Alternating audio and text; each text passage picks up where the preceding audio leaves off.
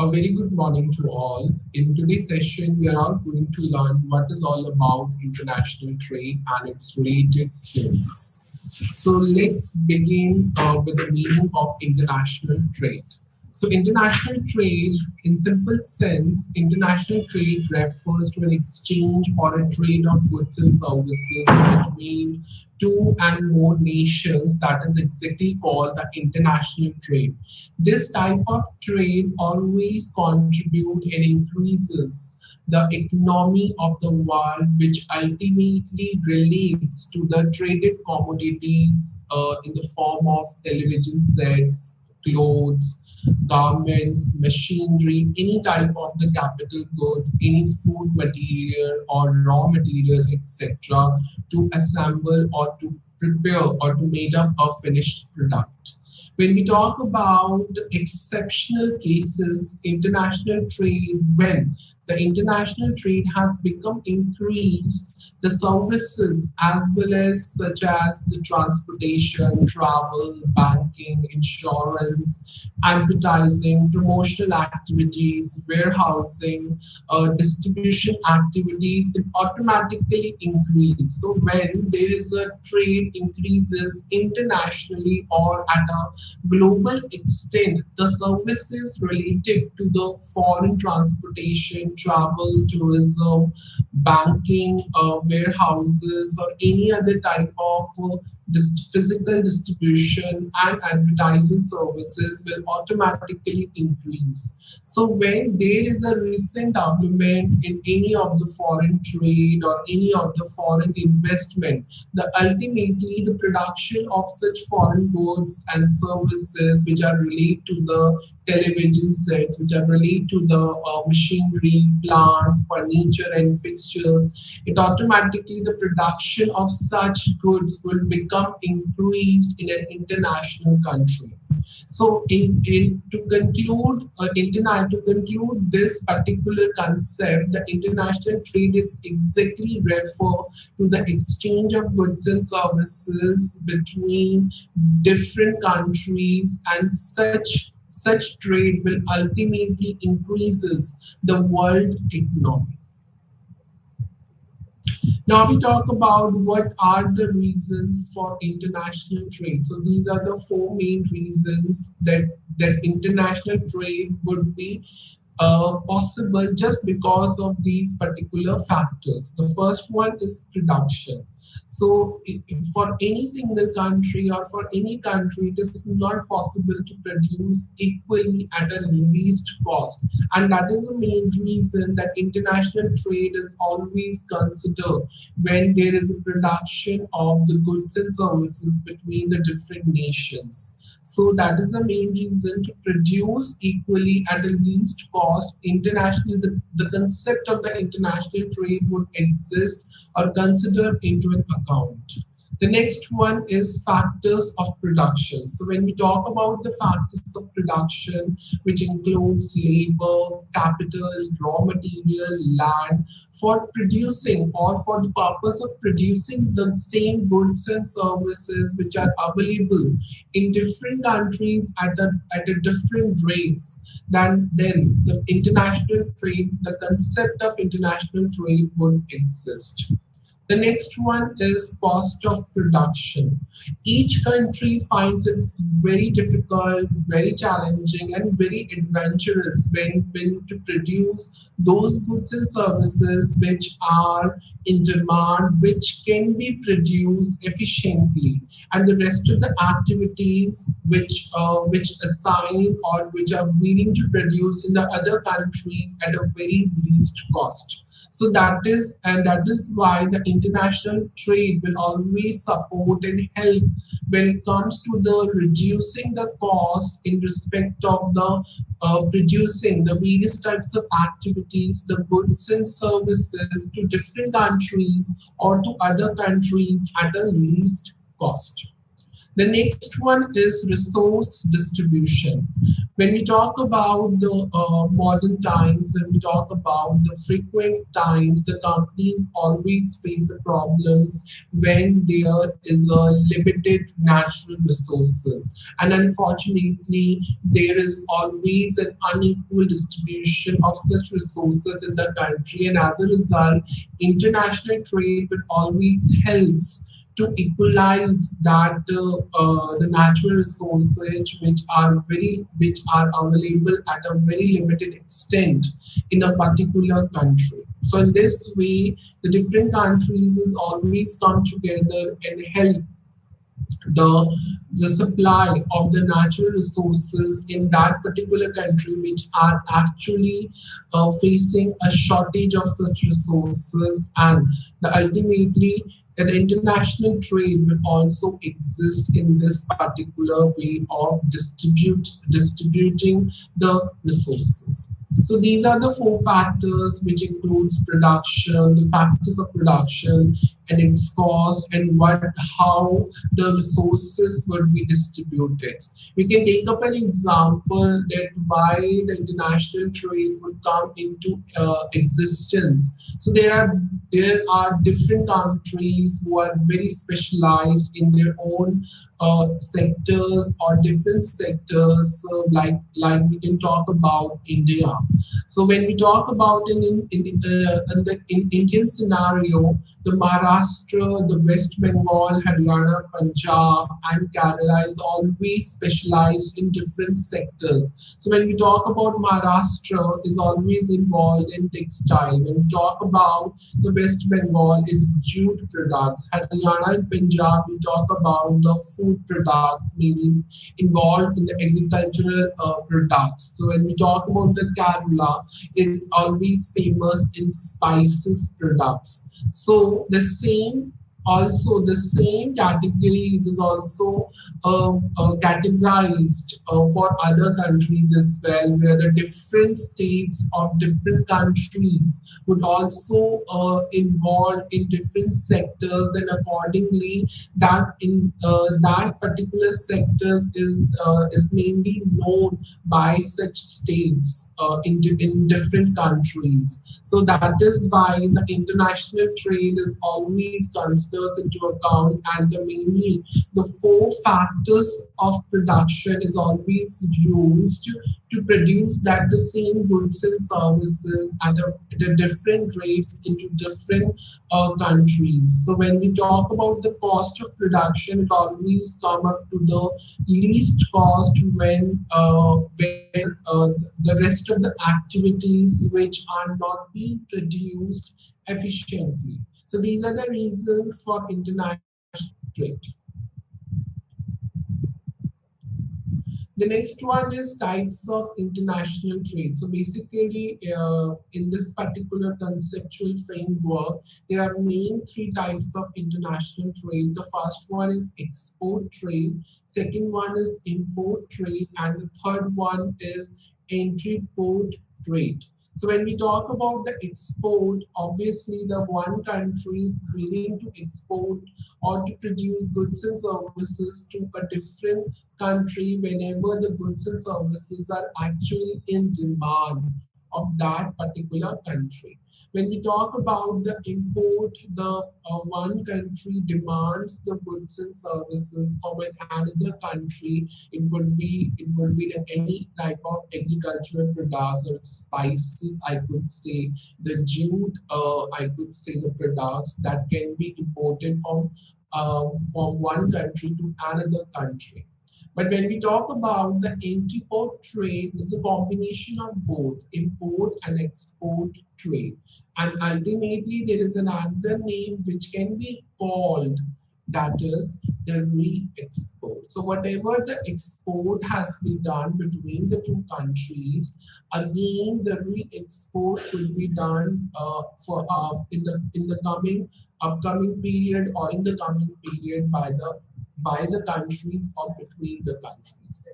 So basically, import trade means importing goods from one country to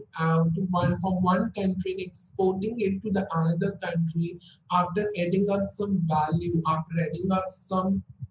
units, or we can say, and automatically while adding up some units it will add some value in it, and that is actually called import trade. So when we talk about the international business, so automatically when any trade exists between the two countries, business is always involved internationally when such business is counted from one country to another country, and that actually called the international business. Because when we talk about international business, it refers a trade of goods and services, technology, capital, knowledge, skills across the national boundaries, and it reach to the global extent, or we can say the transnational scale. So automatically it involves the national boundaries where the transactions of goods and services always exist between the two or more countries. And ultimately such international business, in other words, it is also called globalization, where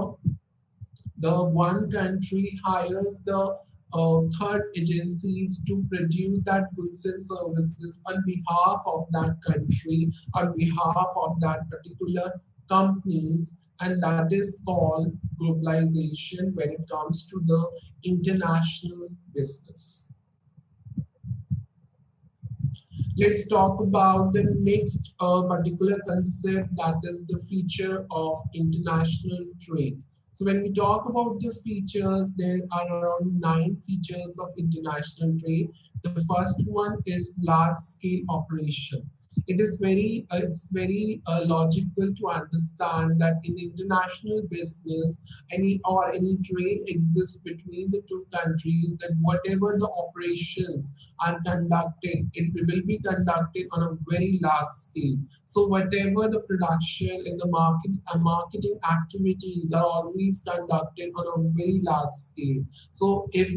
any of the firm or any of the company sell its goods in the local market, then whatever the surplus goods are available, that will be exported to the another country. So automatically, whatever the transactions deal from domestic to international market, that will be done on a very large scale if the production and the marketing activities are being conducted at a large scale. So that is also one of the feature, that is large scale operation. The next one is immobility of factors. So when we talk about immobility, so we are talking about the main factors of production, that is the capital and the labor. And automatically, when we talk about the capital and labor, they are actually the less mobile between the countries than within a country. Why? Because it is a less mobility of capital and labor between the two countries, because there are legal restrictions, there are legal prohibition of their movements between the two countries, and it always due to the various factors or differences in the cultural and the social environment, economic condition, what could be the geographical factors are always involved in that. And that's the main reason the capital and the labor are actually less mobile between the two countries due to the legal restriction. It could be a social, it could be cultural, it would be legal, it would be economic, it would be geographical factors, and that is the main reason it is relatively less mobile or less,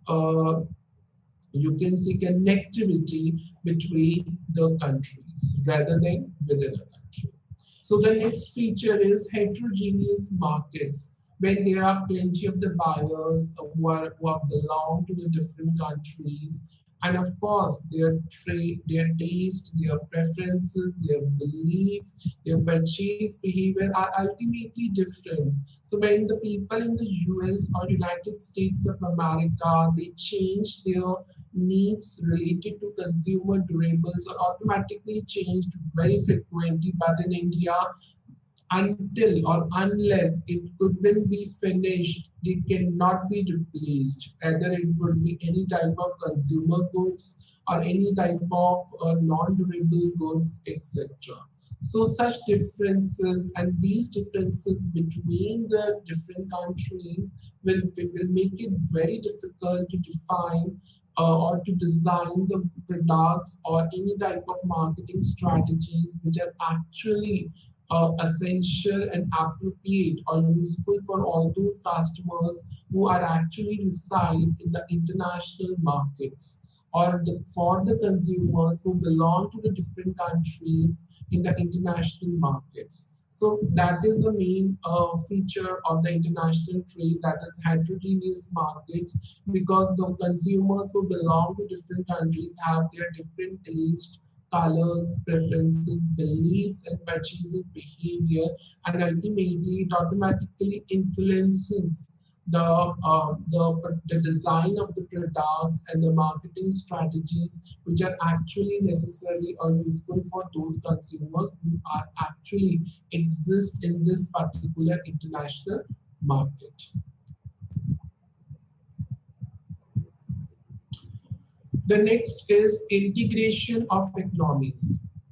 When we talk about the integration, we talk about the combination of all those economies, whether it would be the communist economy, capitalist economy, socialist economies of many countries. So let's combine these economies of many countries. It could be combined when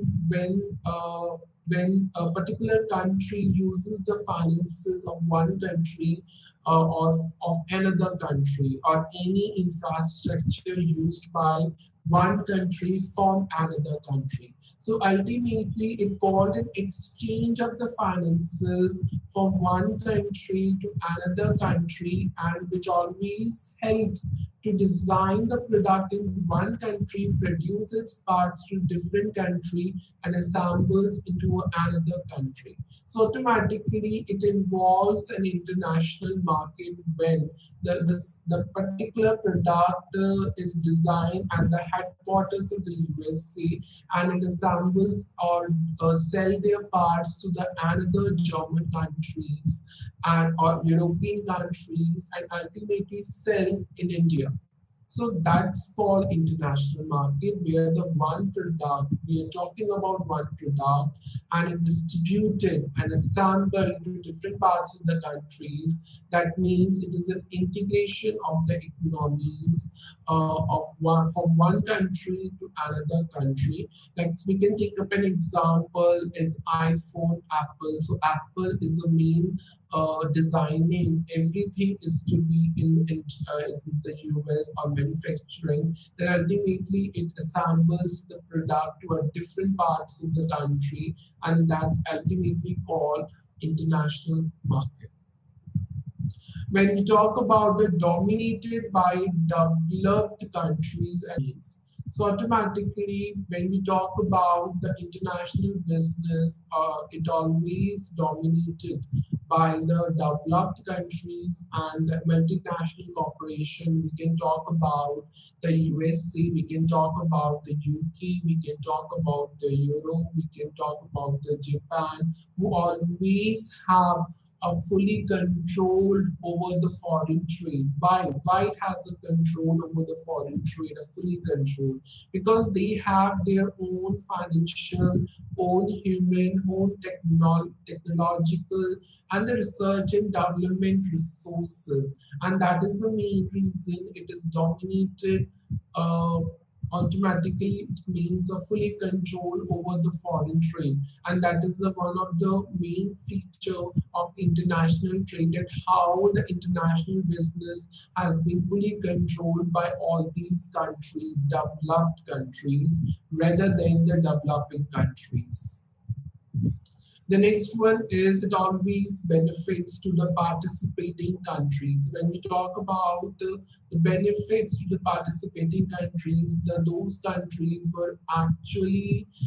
help them to get involved into technological development, to get involved into industrial development, which automatically generates the employment opportunities. That means those countries are actually called participating countries, and whatever the international trade would exist in these countries will always adventurous and it always advantageous to all those countries. So ultimately, the developed countries gets the maximum benefit, and the developing countries is also getting some benefits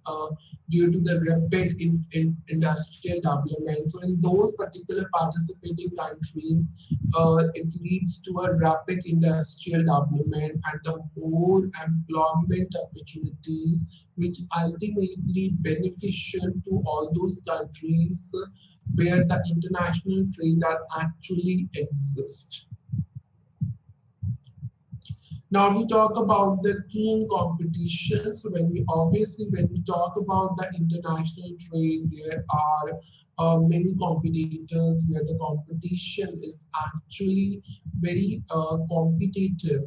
between the unequal partners, either in developed countries or developing countries. And when we talk about in the world market, the developed countries and the multinational companies or the corporations has already achieved so much favorable position that they can able to provide the quality products and services at a very least cost into their own country or into a different parts of the countries. So when we talk about the developed countries, they have many contacts in the world market, but when as compared to the developing country, it is very difficult for them to face off the competition from the developed countries due to some lack of resources. It could be the human resource, it could be a marketing resources or skills, or it could be a technological resources. So sometimes it would be very difficult to face the competition when a particular competition is compared from the developed countries. The next one is increased investment opportunities. So with the help of the globalizations trend, the companies can able to move their capital to whomsoever the country offers the most attractive investment opportunities. And this ultimately helps to build up their capital and you can say earn the maximum to maximum returns on an international perspective. So it also prevents the capital where will be used in domestic countries or will be used in domestic economies, which are actually earnings the poor returns. So the economies were actually earnings the poor returns due to such globalization and with the help of the companies who have moved their capital, and automatically this particular capital which is about being trapped in such domestic economies, it can prevent to earn poor returns and it ultimately leads to the better returns or higher returns. The next one is earn foreign exchange. So it could be when the international trade would exist or where the countries export their goods and services all over the world. And ultimately, this helps to earn the valuable foreign exchanges. And where the foreign exchange transactions would exist to pay for imports or export. And in this particular way, and in these particular transactions, the foreign exchange which always build up the economy of the country. So it automatically depends that how much the export of goods and services all over the world has been earned, and which automatically helps to earn the valuable foreign exchanges which build up the economy of its own country. The next one is optimum utilization of resources. So when we talk about the optimum utilization of resources, it always produces those goods and services on a very large scale which are actually demanded for in an international market. So the international trade is actually utilizes all those resources from all over the world to fulfill that gap of demand in these or between in these countries or developed or developing or between the countries. So whenever there is international trade exists, that means the optimum utilization of resources will be used to produce the goods and services at a very large scale for such international market.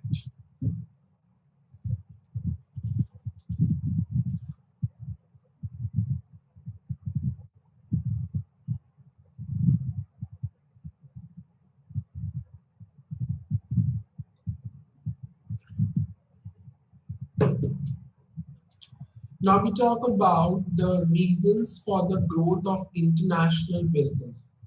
What are the reasons when why there is a growth or in you can say the international business? What would be the reason? These are the five reasons. So when the international business has gone advanced due to the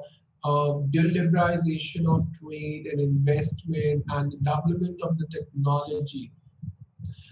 due to such reasons, the international business has increased significantly during the last period of the 12th centuries. And these are the main reasons where the international business has been increased very significantly during the past many years or plenty of years. So the first reason is the formation of the WTO, that is the World Trade Organization, in 1995. So during the formation or after the formation of World Trade Organization, their main purpose to have the international trade is to be safe and secure between the two countries or more countries. The next one is inspection of electronic funds transfer. There should be a prior security when the any of the when or any of the electronic funds transfer transactions has been done between the two countries for imports. So there should be proper inspection when such transfer would exist or would going to happen between the two countries or more countries. The next one is the introduction of the euro to the European Union. So it is very important point when it comes to the growth of international business that when we talk about the European Union nations, there should be the concept of the euro has been introduced in such nations where the international business would exist. Technological innovation that facilitates the global communication and transportation. As one of the most important reasons is the technological innovation, which always facilitate the communication and how the transportation is to be done, that always facilitate by the international trade or business.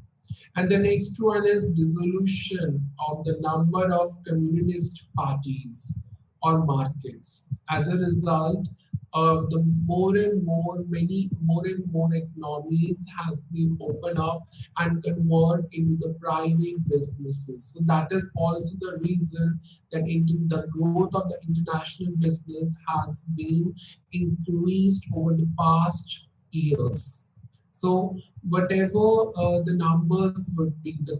communist market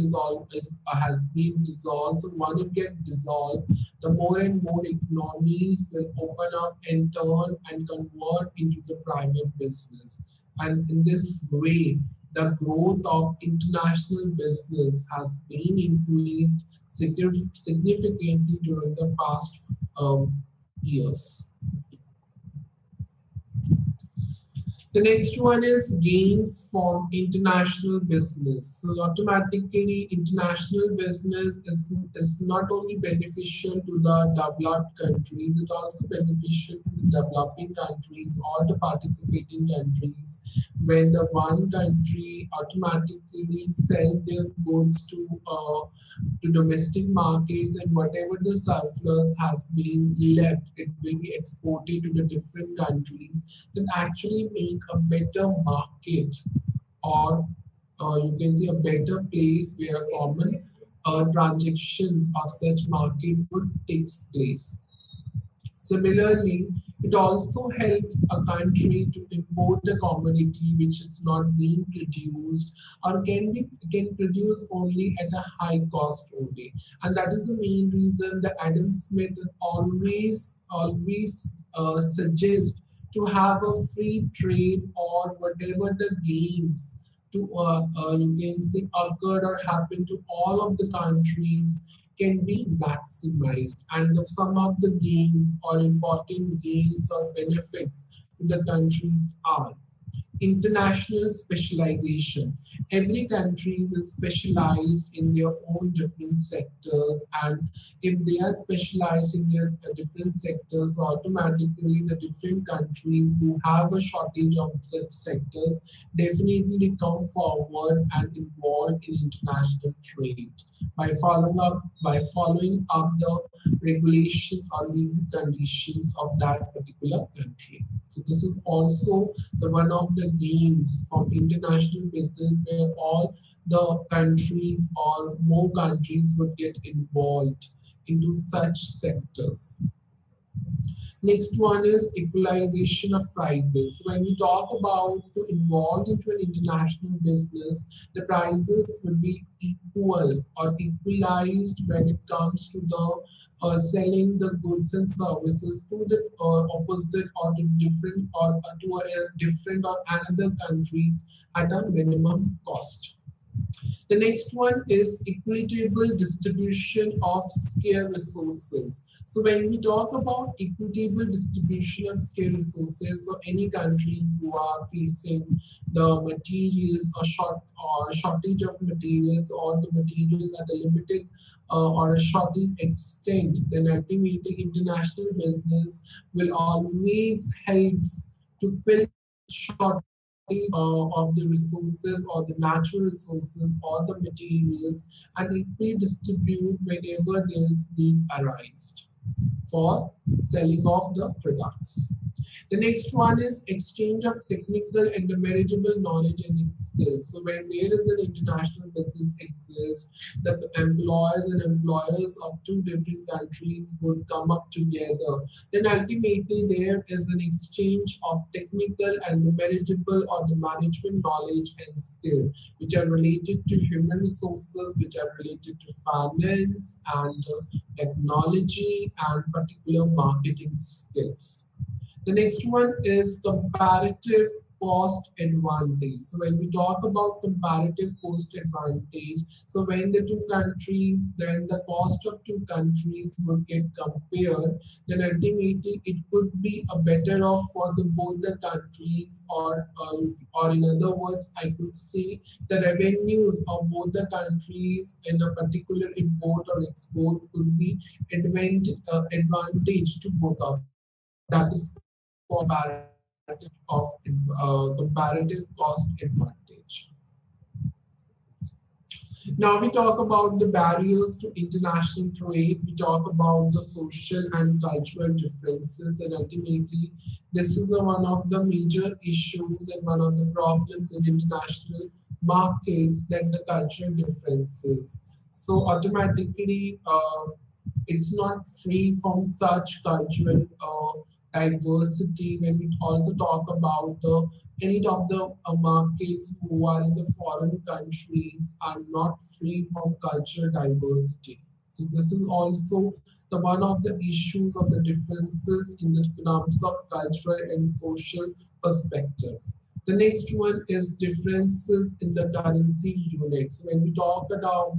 the differences in the currency unit, it depends or it varies from nation to nation, and ultimately the currency convertibility issues always exist. Why? Because the exchange rate is always fluctuates. And ultimately, the monetary system and the regulations and the monetary regulation or the financial regulation may also depends from country to country. The next one is differences in the languages. So when we talk about in an international markets, the language is also the one of the barrier, and it automatically the language of one nation cannot be used into another country. So the words and their meanings is automatically different, and the essence is also different to different countries. So when we talk about in India, the multiplicity of languages in India is also the one of the major issue in terms of international trade.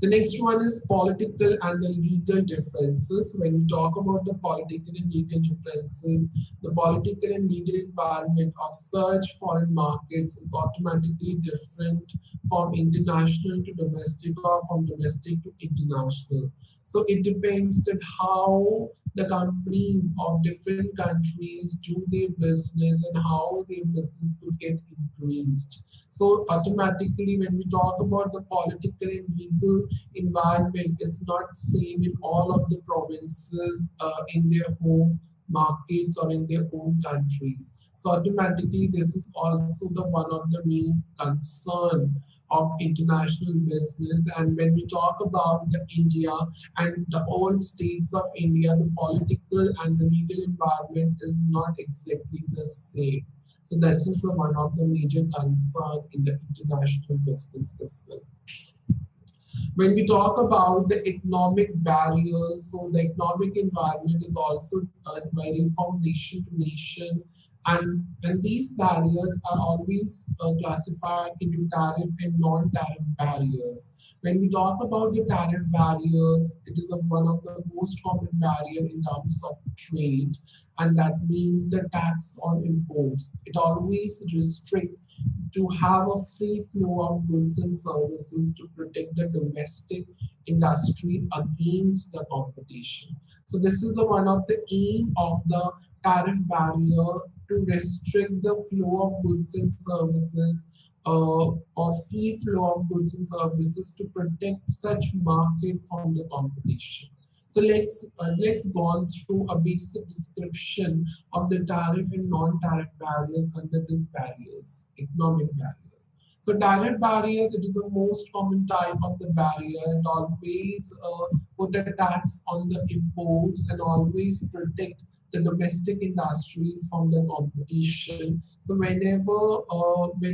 this particular barriers could exist, the various different tariffs could always or you can say taxed on that particular import of goods and services. So tariff always increase the price of imported goods which are relative to the domestic goods. Specific tariffs and voluntary tariffs, protected tariffs, anti-dumping duties, whatever the counteracting tariffs or any voluntary export restrictions is always called the tariff barriers. So this particular these are the examples of the tariffs. It is not in detail in your particular course. Non-tariff barriers is also called a trade restrictions, which always imports a control on that imports, and it always are one of the most important issue which an international marketer faces when we talk about the quantity restriction. Quantity restriction in these particular country, there is restrictions of the quantity that only a limited quantities will be exported and import. So import quotas and licensing on such good will always imposed. Then we talk about the forex restrictions. We can talk about the exchange control like FEMA. There is a foreign exchange management agencies where the forex transactions would be restricted. The next one is technical and administrative regulation will be imposed. Consular formalities, any preferential arrangements has to be done on imports to control over it at a full extent. So these are the barriers, whether tariff or non-tariff, which always exist when it comes to the international business. Now we talk about the foreign trade and economic growth. So there are different ways where the foreign trade or international trade has contributed to the economic growth of the economy. So the one of the primary function of such foreign trade is to how to explore the procurement of goods and services without any further development is going to begin. So this is how it contributes to economic growth when there is more and more import of capital goods where no further development is actually required. Next one is capital. It always makes capital available through international investment. So when the investment would get increased at an international extent, the capital would also get increased. The next one is foreign trade. It always enables to a flow of modern technology, which ultimately increases the productivity. Foreign trade, it always generates pressure for a time being, or for to have or to adapt some changes from time to time. It could be through the competitive pressure from imports, a pressure from an export market, or to allocate the resources at a better scale, So these are the particular four main reasons where the foreign trade has more contributed to the economic growth of the country. Next one is always exports, full utilization of the capacity when it comes to the economies of scale, how they separate the production pattern from the productive or domestic demand. Foreign trade will always increases the workers' welfare at a larger scale. So it means that more and more exports would exist. So definitely it leads to the higher wages, and the workers are become more and more productive, and they are ready to produce more and more, which ultimately increases its own value. And it also increases the technology transfer from industrial to developing countries as well. Next one is it always increase the openness to trade, which ultimately reduces the poverty, reduces the unemployment in most of the developing countries. The next point is making the use of the comparative advantage or competitive advantage, which enables the production of the more and more unique products would exist, and it always helps to increase the profits of the domestic industries in a particular country. Now we talk about the main theories of the international trade. The first one is absolute advantage theory of international trade. So when we talk about this theory always based on an assumption that whatever the country is specialized in, they can export those goods and services in which they are specialized, or in which they are specialized in one or different sectors which have an absolute cost advantage over other nations. Absolute cost advantage means so whatever the cost involved of that particular good, in that cost only, the particular good could be exported to different nations. That means at a lower cost when it reached to the other nation. So when it reached to the other nation, that particular goods at a lower cost, that means it increases the more and more facilities or open opportunities to its own nation. So a particular nation who has an absolute advantage in such making up a good at a lower absolute cost when it reaches to the other nation, that is actually related to the absolute advantage theory. So there are various causes that why the nation may have an absolute cost advantage is just due to the more technology, more skilled labor, more efficient production methods, better access to natural resources or capital. When these particular integrants are always available to a one nation, so automatically that nation will produce or export the good at a least advantage cost as compared to the other nations. So these are the particular parameters that a particular nation is actually required. So if any of the nation will already have these parameters at a large scale, and of course they can export the goods at a lower absolute cost when it reaches to the other nations. So if any country who are specializing in such goods, whether in the jute, in the agriculture, food products, or any other category of the product like consumer durable goods, definitely they would have that nation would have an absolute advantage in trading. And according to this theory, the ultimately the main advantage is of this theory is that whatever whoever the nation is, they must that nation would gain from something or some profits and revenue from the international trade, and both trading, whether it would be services or whether it would be goods relate to, and whoever the trading partners involved in such export of goods and services, it would be beneficial to both of their partners belong to the different countries. And that is actually called the absolute advantage theory, where the advantage is always given to the one of the condition, but on the other side, that advantage would also get to the another nation in terms of the quality goods which has been exported at a lower cost. This theory ignores the opportunity cost to display. So if any one nation has an absolute advantage in making up all goods and they are gaining huge profits from specializing in all of the goods, comparatively they have you can see automatically they have a non absolute cost advantage. That means such nations will not able to sell their goods at a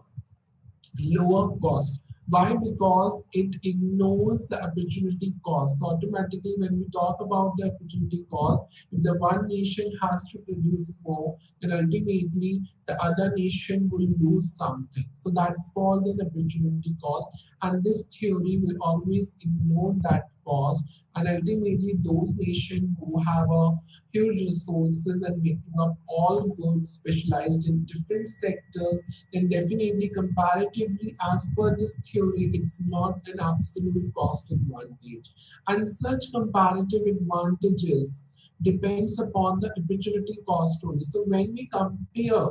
the cost advantage between the two countries, it always depends on the opportunity cost of making up of one good over the another within the nation. That actually this theory ignores that. And it's not just an absolute cost advantage. So when there is an opportunity cost, so then we can compare the absolute cost advantages between the countries or between the goods of one country over the another or within the nation. But if this theory is always ignores opportunity cost, then such when it comes to the comparative advantages of the cost of one good over the another, then it could not be called an absolute cost advantage. So the absolute cost advantage theories always focus how the productivity would turn into a gain from trade, and of course it always ignores the opportunity cost fully. So whatever the comparative advantage theory provides a complete. So when we talk about the comparative advantage theories, it always provides a complete base from an optimal field and trade. And this particular theory, absolute advantage cost theory, which actually ignores such opportunity cost concept, and of course when it missed and ignored, then there is no comparative advantage theories exist in this particular framework and which always provide a complete base for optimum field and trade. The next theory is mercantilism theory of international trade.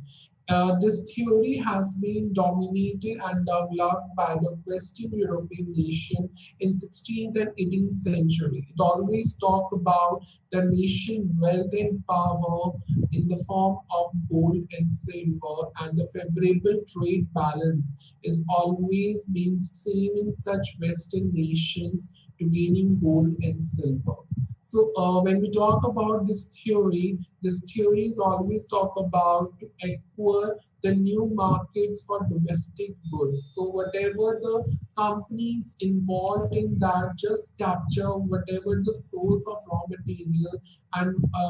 activate a captive market for such finished goods. Mercantilists, the people who are actually belong and feels the nature or nation power, wealth and power, they always ignore the government interference and control of the economy, which always ensures a positive trade balance. That means whatever the policies is being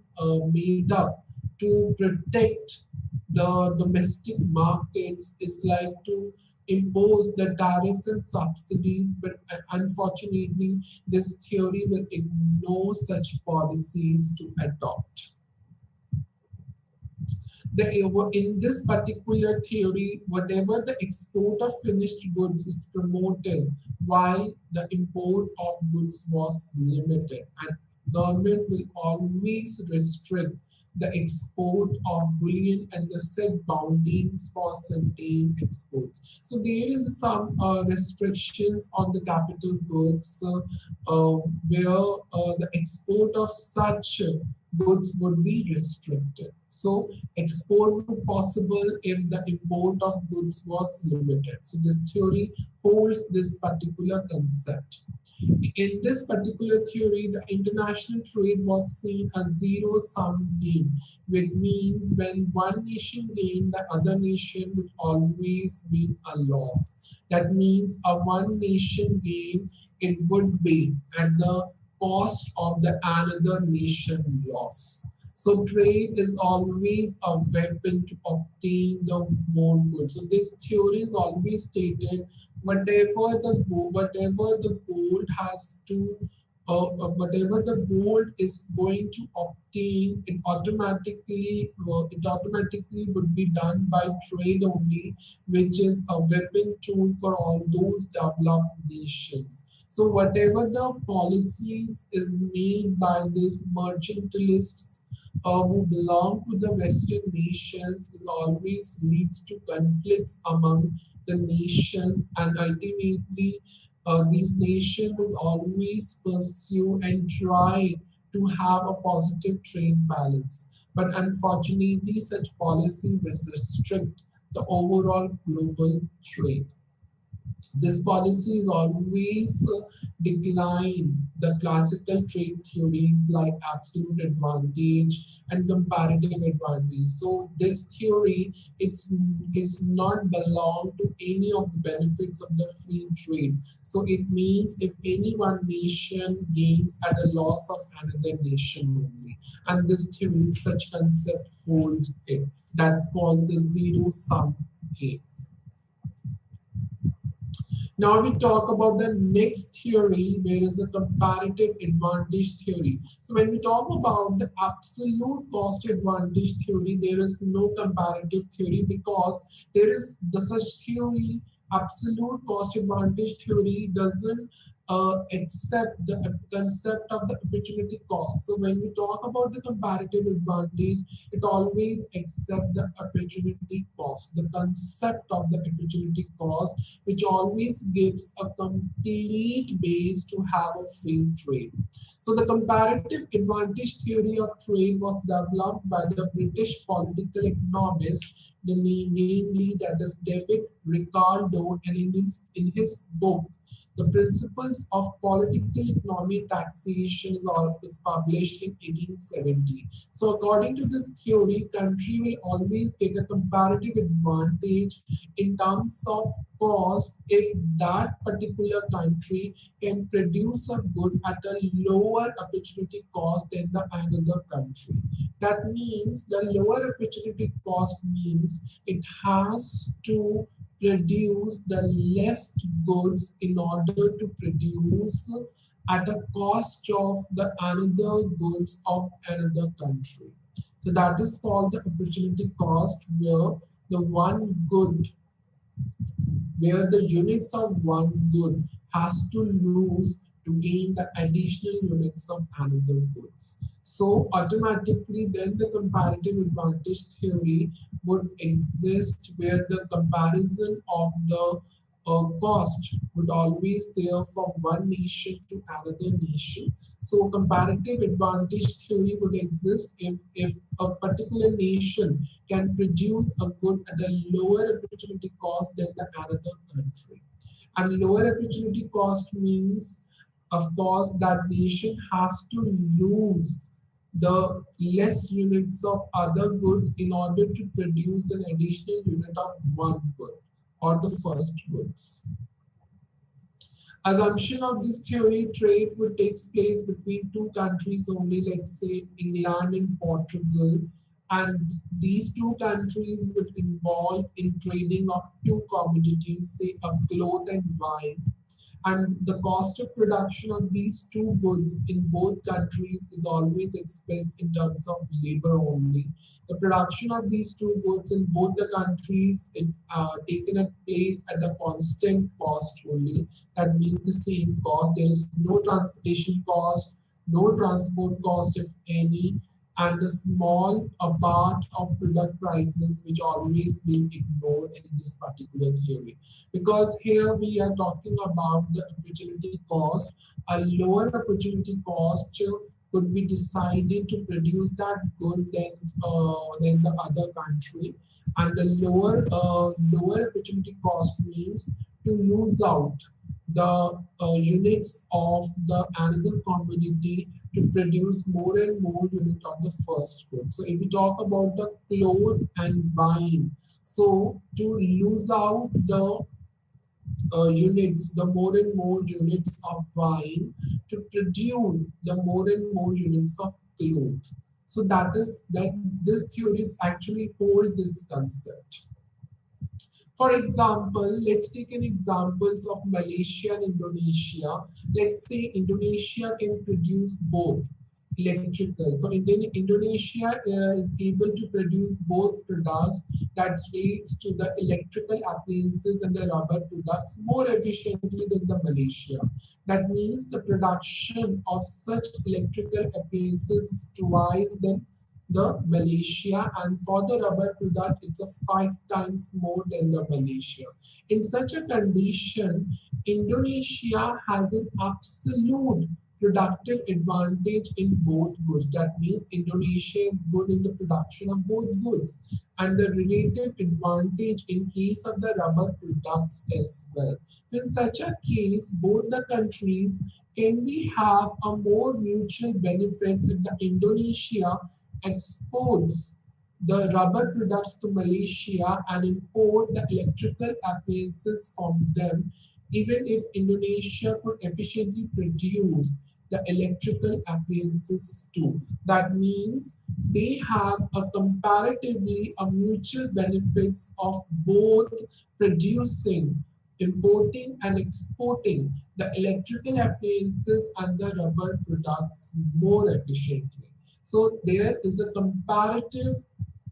you can say, advantage theory where the two countries which belongs to the two products have a mutual benefits to both of the countries, where the Indonesia were always expertise and specialized in two commodities or two products. So in this such particular scenario, the Indonesia export the rubber products to Malaysia and import electrical appliances from them, even if the Indonesia produces such electrical products efficiently. So this is called a comparative advantage, the advantage which belongs or mutually benefit to both of them in case of two products and two countries. Now, the last theory is a Hexlister-Onchian theory, which called, in other words, we call the factor proportions theory. This theory is founded by and formulated by Smith and Ricardo, which is not efficient enough for the countries, and they could not help the countries to formulated this theory where the actually the whatever the product has been determined and formed would benefit the country or not. In this particular theory, the absolute advantage and a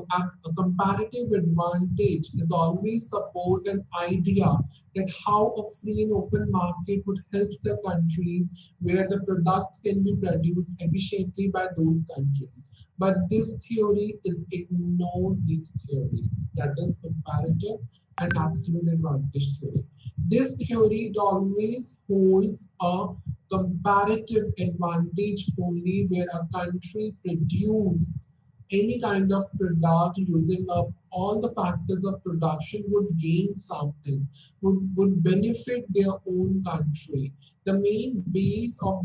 in this particular theory, which includes the country production factors like land, labor, and capital. Basically, this theory only holds that whatever the product has been made would benefit their own country,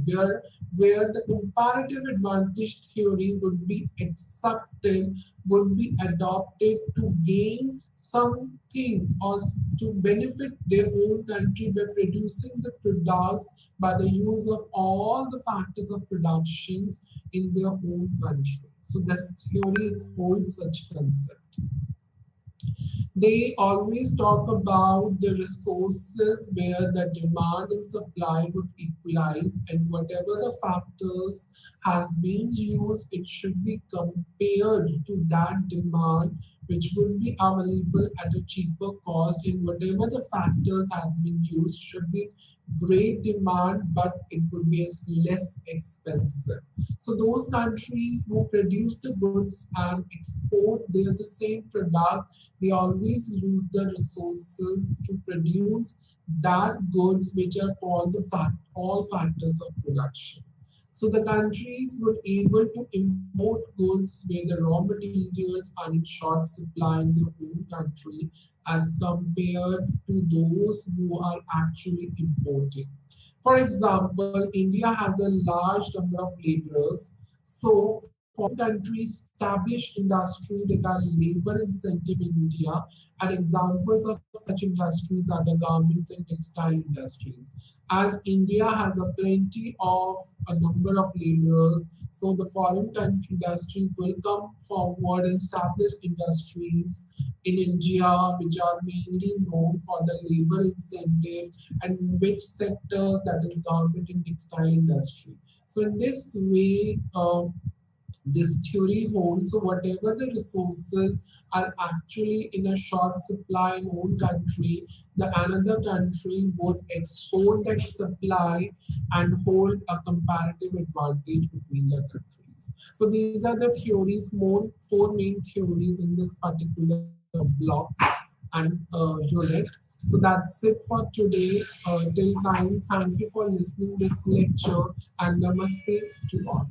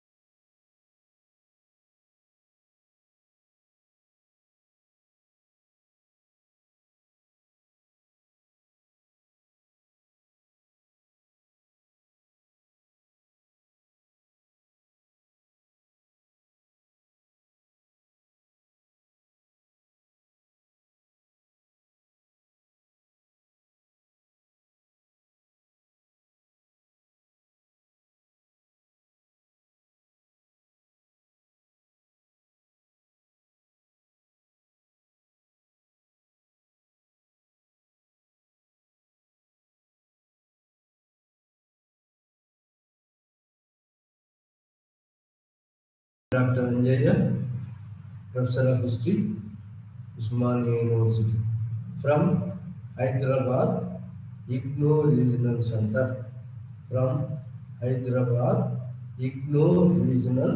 Center. ఈ రోజు మన live ఛానల్లో history of China 1868 to 1945 అనేటువంటి history of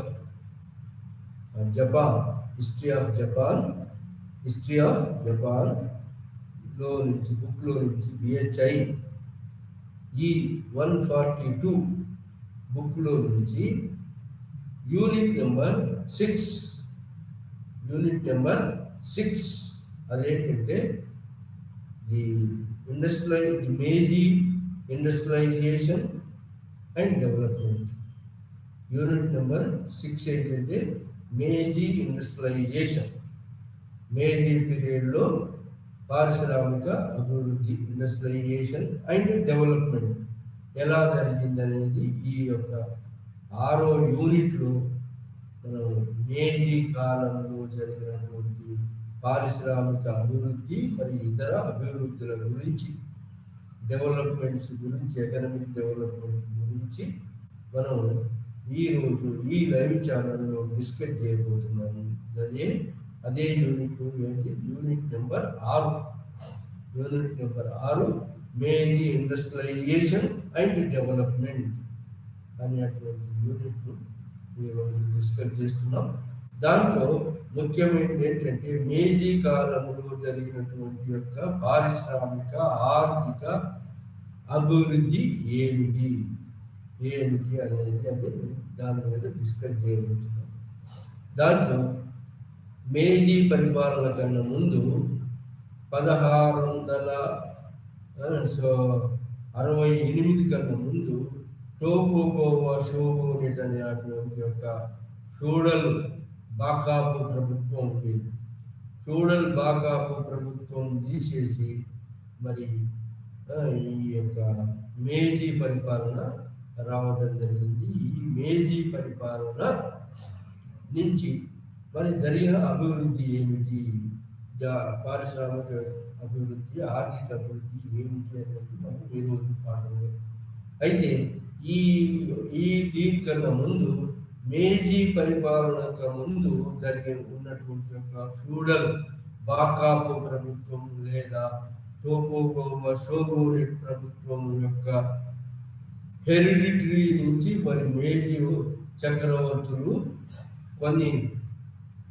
వారసత్వంగా పొందారు. ఏంటి అంటే వారసత్వం అంటే వాళ్ళు హెవీ డెబ్ట్స్ అంటే ఫైనాన్షియల్ క్రైసిస్,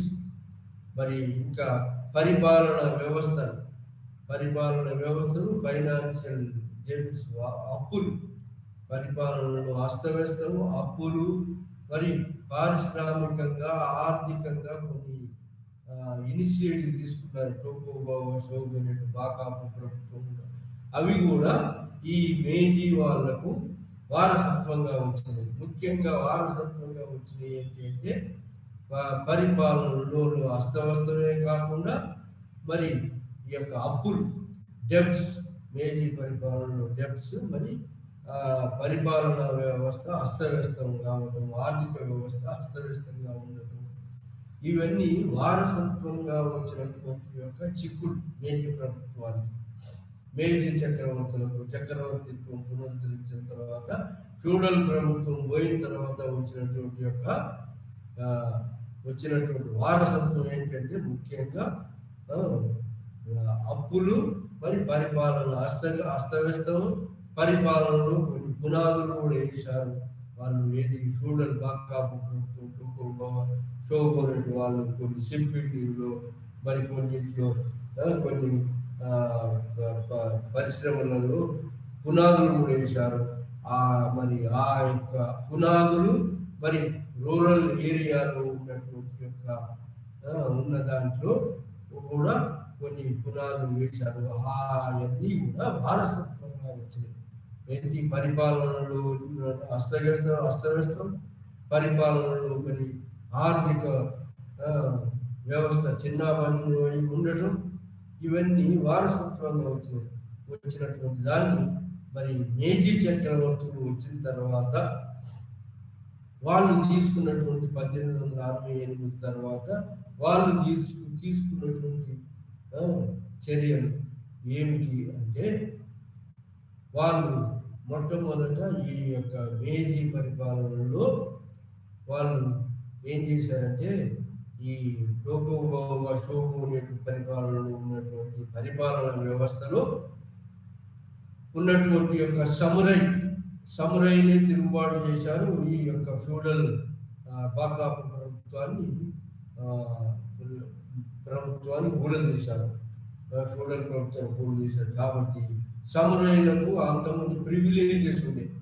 మరి వాళ్ళే ఆయుధాలు ధరించేది, వాళ్ళకే కొన్ని ఏది డబ్బులు ప్రివిలేజ్ ద్వారా డబ్బులు చెల్లించాల్సి వచ్చేది, కమ్యూటేషన్ ఫీజు అని, భూముల మీద బాగా పెద్ద ఆర్థిక వ్యవస్థ మొత్తం సమురై చేతుల్లో, ప్రాంతాల వాళ్ళ సమురై పరిపాలకులలో మరి ఈ గవర్నర్స్ వ్యవస్థ కూడా ఉంది. ఇది ప్రాంతాలకు వినిపించినటువంటి గవర్నర్లు గవర్నర్లు ఏమంటారంటే వీళ్ళను. సో ఈ సమురైలో రూరల్ యోధులు వాళ్ళు కాకుండా వీళ్ళు ఎవరు, ఈ గవర్నర్ల వ్యవస్థ కూడా ఉండేది. ఆ గవర్నర్ల వ్యవస్థలో 2 వ్యవస్థలు ఉండేవి, గవర్నర్ల వ్యవస్థ, రూరల్ ఏరియాలో సమురై వ్యవస్థ, డైమో వ్యవస్థ. దాన్ని గవర్నర్ల వ్యవస్థను డైమో వ్యవస్థ. ఆ విధంగా వీళ్ళు పెద్దనం చేసి వీళ్ళ ఆధిపత్యంలో ఎంతో ప్రివిలేజ్ పొందుతూ వాళ్ళ ఆధిపత్యంలో, ల్యాండ్ అంతా వాళ్ళ ఆధిపత్యంలో ఉంది. సో ఆ విధంగా మొట్టమొదటిసారి మేజీ ప్రభుత్వం వచ్చిన తర్వాత చేసినటువంటి రిఫార్మ్స్ ఏంటంటే, మొట్టమొదటి రిఫార్మ్ సమురై చేతుల్లో ఉన్నటువంటి పవర్ను, ప్రివిలేజెస్ అన్నింటినీ అబాలిష్ చేసి సమురైలకు వాళ్ళ ల్యాండ్ మీద కానీ వాళ్ళకు అంతకుముందు వచ్చేటువంటి వారసత్వంలో వచ్చేటువంటి పేమెంట్స్ కూడా ఒక బాండ్స్ క్రియేట్ చేసి ప్రభుత్వ పరంగా ఆ బాండ్స్ ద్వారా చెల్లింపులు కానీ లేదా బాండ్స్ క్రియేట్ చేసి మరి ఎవ్రీ ఇయర్ ఇంత వచ్చేటట్టుగా సమురైలకు చేయడం జరిగింది. ఆ విధంగా సమురైలకు మరి రూరల్ జెంట్రీల మీద పెట్టి ఫైనాన్స్ బర్డెన్ అంతా రూరల్ జెంట్రీ వాళ్ళకు పోయేటువంటి బర్డెన్ తగ్గించుకుంది గవర్నమెంట్, ఏది మేజర్ ప్రభుత్వం. ఆ విధంగా వాళ్ళకు ఎంత పోయేదంటే దాదాపు 30% పోయేది. ఆర్థిక వ్యవస్థలో ఎకానమీలో 30% పోతే ఆ 30% వాళ్ళకి ఇచ్చేటువంటి 30% బాండ్స్ క్రియేట్ చేసి ఆ యొక్క బాండ్స్ను మరి ఎవ్రీ ఇయర్ ఇంత పే చేసేటట్టుగా, ఎవ్రీ ఇయర్ పే చేసేటట్టుగా ఆ బాండ్స్ క్రియేట్ చేసి వాళ్ళ మీద ఫైనాన్స్ చిక్కుల్లో నుంచి కొత్త ప్రభుత్వాన్ని బయటపడేశారు మేజీ చక్రవర్తులు, మేజీ పరిపాలనలు. అదే కాకుండా ఇంకా ఈ సమురై వర్గమే కాకుండా ఇంకా డైమో వర్గం కూడా ప్రాంతీయ గవర్నర్లు కూడా ఆల్టర్నేటివ్ సిస్టమ్, ఆల్టర్నేటివ్ అటెండెన్స్ అనేది దానికి 20% ఖర్చు అయ్యింది. 30% వీళ్ళకి సమురై వాళ్ళకు, 20% వీళ్ళకి, మొత్తం 50% ఫైనాన్స్ బడ్జెట్లో 50% వీళ్ళకే పోయేది. ఆ 50% పోయేదాన్ని వీళ్ళకు కూడా ఒక బాండ్స్ క్రియేట్ చేసి వాళ్ళకు కూడా ఎవ్రీ ఇయర్ ఇంత బాండ్స్ రూపంలో, నగల రూపంలో వచ్చేటట్టు చేయడం. ఆ విధంగా ఫైనాన్షియల్ బర్డెన్, ప్రభుత్వం ఎదుర్కొనేటువంటి ఫైనాన్షియల్ క్రైసిస్ని తగ్గించింది. ఆ క్రైసిస్ తగ్గించడం కాకుండా సమురై వర్గానికి ఇచ్చినటువంటి కంపెన్సేషన్, మరి డైమోలకు ఇచ్చిన కంపెన్సేషన్, వాళ్ళు ఏం చేశారంటే వాళ్ళు ఈ ఫిక్స్డ్ డిపాజిట్ పెట్టారు. ఇది Bank of Japan, banking first రాగానే banking, central bank of Japan or Imperial bank of Japan ఎన్నో బ్యాంకింగ్ వ్యవస్థను మరి పటిష్టం చేశారు. అక్కడ 150 పైన బ్యాంకులు, ప్రైవేట్ ప్రభుత్వ బ్యాంకులు అన్నీ, ఇంపీరియల్ బ్యాంక్ ఆఫ్ జపాన్ బ్యాంకులు 150 పైన బ్యాంకులు వచ్చి ఈ సమరయ్యల దగ్గర నుంచి, డైమోల దగ్గర నుంచి వచ్చినటువంటి డబ్బులు ఈ బ్యాంకులలో పెట్టుబడి పెట్టడం జరిగింది. ఆ విధంగా బ్యాంకులు ఏం చేసినాయంటే వాళ్ళు రుణాలు ఇవ్వటం. బ్యాంకు రుణాలు ఎంత 7%, 7 నుంచి 8 డిపాజిట్ తీసుకొని 12 నుంచి 18% వడ్డీ రేటు తోటి రుణాలు ఎవరైతే పెట్టుబడి పెడతారో, ఎంటర్‌ప్రెన్యూర్‌గా ముందుకు వస్తారో వీళ్ళే ముందుకు వచ్చారు. ఎవరు? ఈ సముదాయ వర్గము, డైమో వర్గం వాళ్ళు ఈ ఇంతకుముందు తీసుకున్న డబ్బులు డిపాజిట్ పెట్టడం కాబట్టి కొంతమంది ఎంటర్‌ప్రెన్యూర్స్‌గా మారి వాళ్ళే ఫైనాన్షియర్స్‌గా మరి కమర్షియల్ ఇండస్ట్రీస్ ఓపెన్ చేసినట్టుగా వాళ్ళే ముందుకు రావడం జరిగింది వాళ్ళ యొక్క పెట్టుబడుతుంది. ఆ విధంగా రూరల్ ఏరియాలో ఉన్నటువంటి వాళ్ళ కాన్సన్ట్రేషన్ పోయి మరి ఈ యొక్క ఫైనాన్షియల్ మనీ లెండర్స్గా లేదా ఎంటర్‌ప్రెన్యూర్ క్లాస్గా వాళ్ళు ఎదగడం జరిగింది. ఆ విధంగా వాళ్ళకి ఇచ్చినటువంటి కమ్యూటేషన్ ఫీజు అనేది, కమ్యూటేషన్ అనేటువంటి డబ్బులు ఈ యొక్క ఆర్థిక వ్యవస్థను మరి ఇండస్ట్రియల్ డెవలప్మెంట్కు, ఆర్థిక అభివృద్ధికి మరి కమర్షియల్ అభివృద్ధికి, ఇండస్ట్రీస్ ఓపెన్ చేయడానికి వాళ్ళే ముందుకు రావటం, వాళ్ళ యొక్క డబ్బులు ఇన్వెస్ట్మెంట్గా మారినాయి కాబట్టి వాటితోటి అభివృద్ధి జరగడం మొదలుపెట్టింది. ఈ విధంగా ఒకవైపు గవర్నమెంట్ డబ్బుని ఇమీడియట్గా క్రైసిస్ను లేకుండా చేసి అభివృద్ధి కోసం డబ్బు మళ్లించింది. ఇంకా అదే కాకుండా రూరల్ ఏరియాలు ఇది మరి ఈ రూరల్ ఏరియాలో ఉన్న సమరయ వర్గము మరి ప్రాంతీయ గవర్నర్ల తోటి ఇన్వెస్ట్మెంట్ను ప్రభుత్వానికి ప్రైవేట్ వాళ్ళకు టర్న్ ఓవర్ చేయటం మొదలుపెట్టింది. సో అది కాకుండా రూరల్ ఏరియాలో ఇంకా ఏం చేసిందంటే అగ్రికల్చర్ వ్యవస్థ మీద కూడా కొన్ని రీఫార్మ్స్ తీసుకొచ్చింది. అగ్రికల్చర్ వ్యవస్థలో రీఫార్మ్స్ ఏంటంటే అంతకుముందున్నటువంటి ల్యాండ్ను ఈల్డ్ బేస్ మీద, రైస్ అంటే ప్యాడీ ఈల్డ్ బేస్ మీద మరి ఆ రైస్ ఫామ్, అది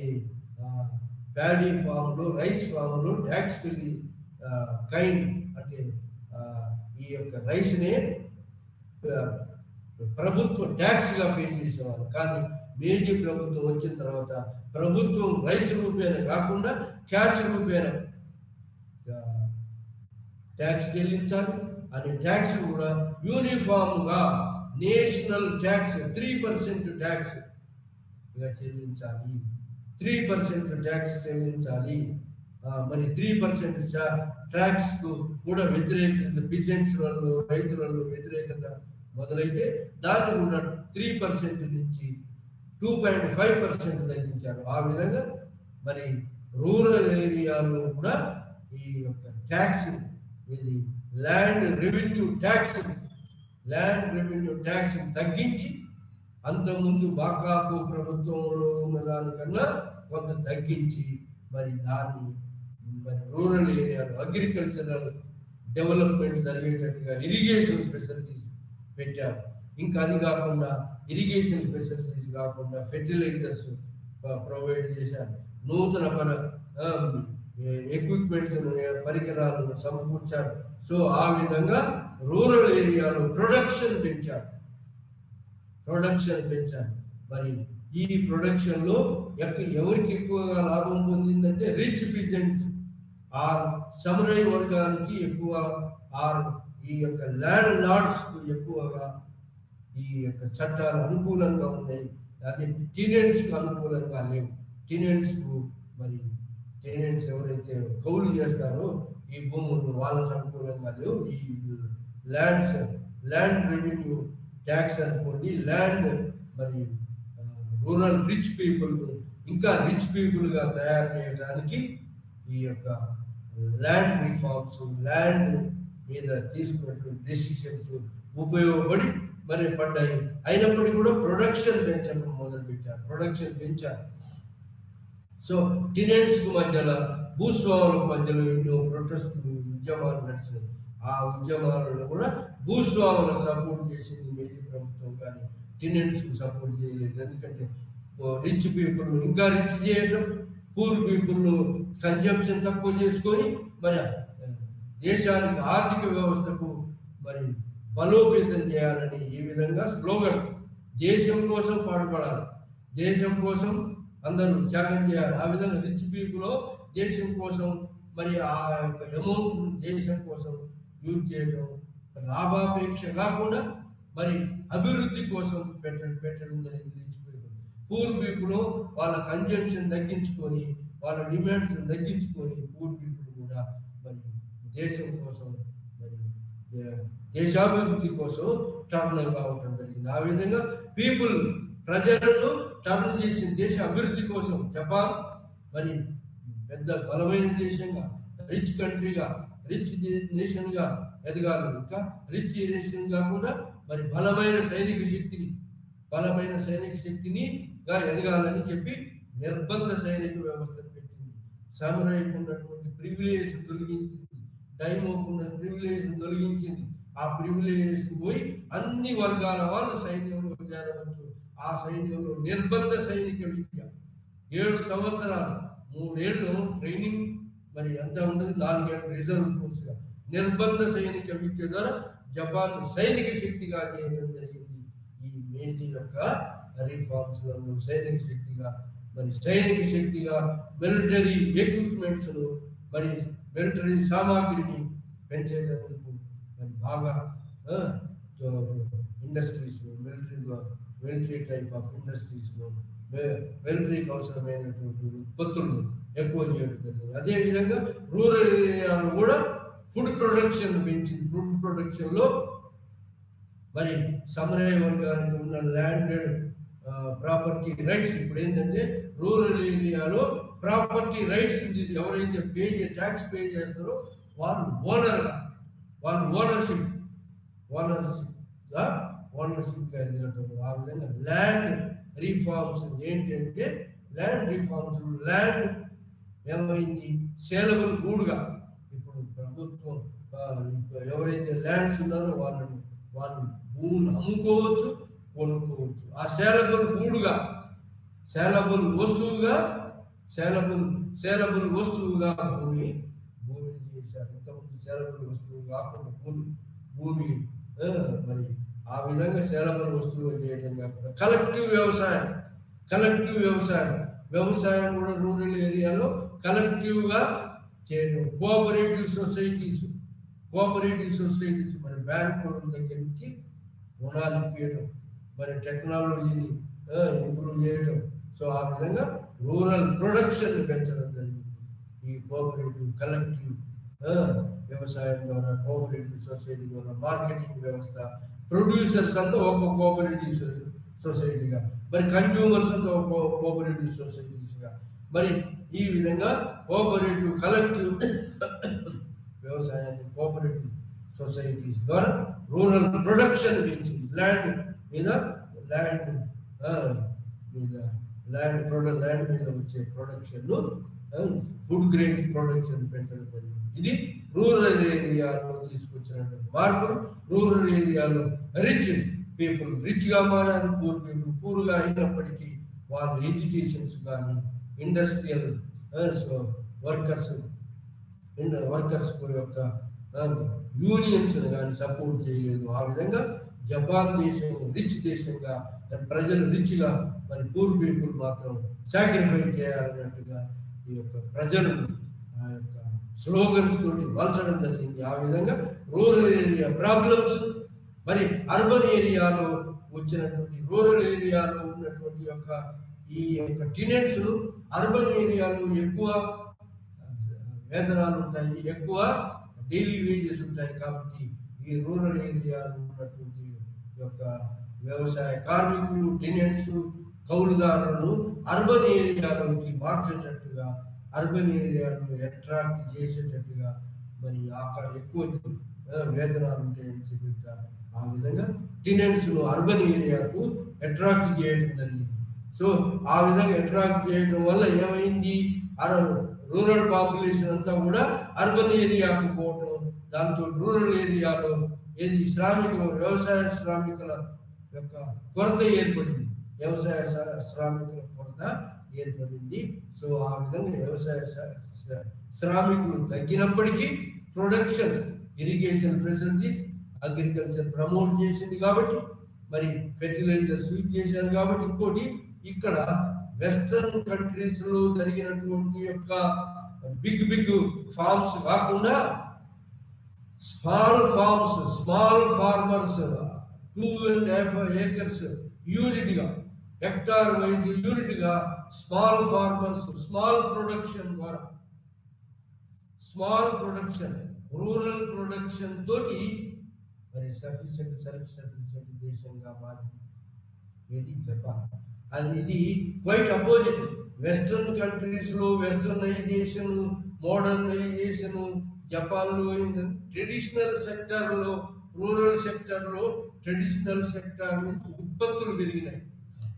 ఉత్పత్తులు పెరిగి ఆ ఉత్పత్తులు ట్రెడిషనల్ సెక్టర్ లో జరిగినటువంటి వ్యవసాయ ఉత్పత్తులను ఎక్స్పోర్ట్స్ గా సిల్క్ ఇండస్ట్రీ, కాటన్ ఇండస్ట్రీస్, మరి ఆ ఇండస్ట్రీస్ ఎక్స్పోర్ట్స్ గా మరి మలుచుకొని మరి యొక్క జపాన్ ఆర్థిక వ్యవస్థ బులియన్ జపాన్ యొక్క ఆర్థిక వ్యవస్థ మనీ క్రైసిస్ వచ్చింది. ఆర్థిక మాంద్యాన్ని అధిగమించింది ఈ ఎక్స్పోర్ట్స్, అంటే రూరల్ ప్రొడక్షన్ పెంచి ఎక్స్పోర్ట్స్ ఎక్కువగా చేసుకొని మనీ ఆర్థిక వ్యవస్థను చిన్నాభిన్నం కాకుండా దాన్ని బలోపేతం కావడానికి చేయడం జరిగింది. ఆ విధంగా మరి రూరల్ ఏరియాను స్టెబిలైజ్ చేసింది. అర్బన్ ఏరియాలో ఏంటి అంటే, అర్బన్ ఏరియాలో మరి రూరల్ ఇండస్ట్రీస్ కూడా ఒకే దగ్గర కేంద్రీకరించబడలేదు. అవి ఎక్కడ ఐసో అక్కడక్కడ రూరల్ ఏరియాలో స్ప్రెడ్ అయి ఉన్నాయి. అవి ఎక్కడ ఎప్పుడున్నాయి అంటే బకాపు ప్రభుత్వంలో, ఇది టోకోగావా షోగోన ప్రభుత్వంలోనే అలా ఈ రూరల్ ఇండస్ట్రీస్ పునాది ఏర్పడింది. మరి ఇంకా ముఖ్యమైనది ఏంటంటే, అప్పుడున్నటువంటి యొక్క ఇండస్ట్రియలైజేషన్, బొగ్గు అవసరం, బాగా బొగ్గు అవసరం. జపాన్ లో సమృద్ధిగా బొగ్గు దొరుకుతుంది కాబట్టి సమృద్ధిగా దొరికేటువంటి బొగ్గును రూరల్ ఏరియాలో బాకాపు ప్రభుత్వం షోగో అనే పీరియడ్ లో వేసినటువంటి యొక్క పరిశ్రమలను పునాదుల మీద మరి ఆ పునాదులను బాగా బలోపేతం చేసి మరి ఆ పునాదు ఐరన్ అండ్ స్టీల్ ఇండస్ట్రీ పెట్టారు. ఐరన్ అండ్ స్టీల్ ఇండస్ట్రీని ఎంకరేజ్ చేశారు. మరి అదేవిధంగా మరి ఈ కాటన్ ఇండస్ట్రీస్ ఎంకరేజ్ చేశారు, సిల్క్ ఇండస్ట్రీస్ ఎంకరేజ్ చేశారు. మరి అది silk, cotton, iron and steel కాకుండా ఇంకా షిప్ బిల్డింగ్ ఇండస్ట్రీ, షిప్పులు మోడర్న్ వెస్టర్న్ పీపుల్ నావికా దళానికి సరిపోయేటువంటి యొక్క ధీటైన షిప్స్, పెద్ద ships, steel iron and steel ఉపయోగించి స్టీల్ షిప్స్ తయారు చేయడం మొదలుపెట్టారు. స్టీల్ షిప్ ఇండస్ట్రీస్ కు నావను తయారు చేయడానికి కమ్యూనికేషన్ వ్యవస్థను ముఖ్యంగా రైల్వేస్ 1880s లో రైల్వేస్ నిర్మాణానికి ముఖ్యంగా రైల్వేస్ మీద ఎవరైతే పెట్టుబడి పెడతారో ఆ పెట్టుబడికి గ్యారంటీ ఇచ్చింది. షిప్ ఇండస్ట్రీస్ మీద ఎవరైతే పెట్టుబడులు పెడతారో వాళ్ళకి గ్యారంటీ ఇచ్చింది, సబ్సిడీ ఇచ్చింది. ఇండస్ట్రీస్ మీద సబ్సిడీస్, గ్యారంటీస్, కమ్యూనికేషన్ వ్యవస్థను బాగా బలోపేతం చేసి కమ్యూనికేషన్ లో ముఖ్యంగా రైల్వేస్, రోడ్వేస్, అదేవిధంగా షిప్ ఇండస్ట్రీస్ సబ్సిడీస్, ఇన్వెస్ట్మెంట్, మరి ఇతోధికంగా ఈ బ్యాంక్ ఆఫ్ జపాన్ 150 పైన బ్యాంకులు, ప్రైవేట్ ప్రభుత్వ బ్యాంకులు 150 పైన బ్యాంకులు, ఈ బ్యాంకులలో సమ్రైల్ దగ్గర నుంచి, డైమోల దగ్గర నుంచి, రూరల్ రిచ్ పీపుల్ దగ్గర నుంచి చేసిన ఈ టర్న్ ఓవర్ ను ఇక్కడ డిపాజిట్ చేయటం, డిపాజిట్ మీద 7-8% ఇంట్రెస్ట్ రేటు, మరి బ్యాంకులో ఇచ్చిన అప్పుల మీద 17-18%, మరి 12-18% ఇంట్రెస్ట్ వేసి ఆ విధంగా బ్యాంకింగ్ వ్యవస్థను బలోపేతం చేసింది. ఆ విధంగా బ్యాంకింగ్ వ్యవస్థ ద్వారా డిపాజిట్స్ కలెక్ట్ చేయడం, మరి డిపాజిట్స్ ను పెట్టుబడికి కమర్షియల్ ఇండస్ట్రీస్ ను bank of commerce, bank of commercial boards ను ఈ డైమో వర్గము, సమరయ వర్గము,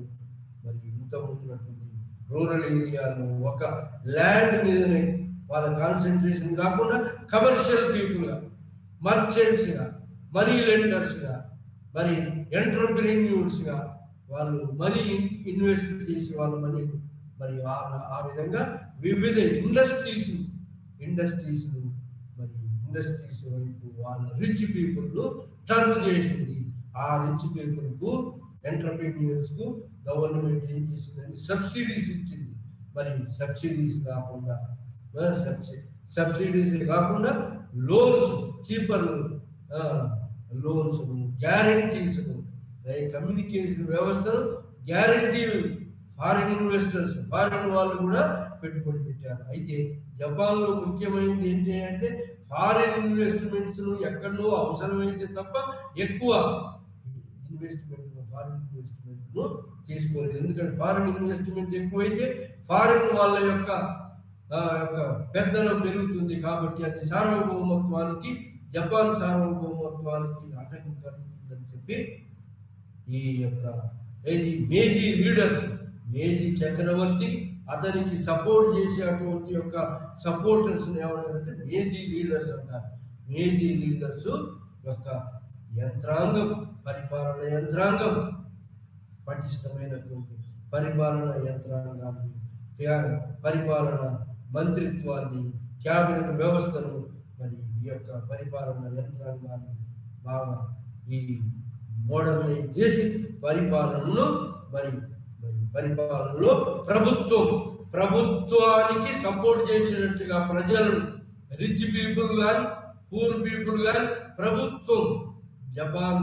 జపాన్ దేశం రిచ్ దేశంగా మారాలి. జపాన్ దేశం మిలిటరీ పెద్ద బాగా ధనిక దేశంగా మారాలి. ధనిక దేశం కాకుండా మరి రిచ్ ఇండస్ట్రియలైజేషన్ దేశంగా మారాలి. ఆర్థికంగా మరి పారిశ్రామికంగా మరి బాగా సైనిక శక్తిగా మారేటట్టుగా ప్రజలలో వివిధ సొసైటీస్ ద్వారా, వివిధ సంస్థల ద్వారా ప్రజలలో దేశభక్తిని ప్రేరేపించింది. దేశభక్తిని ప్రజలలో, పెట్టుబడిదారులలో, కామన్ పీపుల్లో, ఈ టెనెంట్స్లలో, లేబర్లలో కన్జంప్షన్ తక్కువ చేసుకొని వాళ్ళు మనీ సేవింగ్స్ మరి ఎక్కువ ఎడ్యుకేషన్స్ కు, స్ట్రైక్స్ కు, మరి ఈ లాక్డౌన్స్ కు, ఎడ్యుకేషన్ డిమాండ్స్ తీరలేదని ఎడ్యుకేషన్ పోకుండా ఒక వ్యవస్థను, బోర్డ్స్ ఏర్పాటు చేసి ఆ బోర్డ్స్ ద్వారా ఈ ఇండస్ట్రియల్ ఓనర్స్ మరి ఇండస్ట్రియల్ వర్కర్స్ మధ్య జరిగేటువంటి కాన్ఫ్లిక్ట్ తీర్చడం, ఇంకా కమ్యూనికేషన్ వ్యవస్థను సబ్సిడీస్, గ్యారంటీ ఇస్తూ ప్రైవేటు వ్యక్తులను ప్రోత్సహించి మరి జపాన్ మొత్తాన్ని ఒక ఏరియా ఇంకో ఏరియా కనెక్ట్ చేస్తూ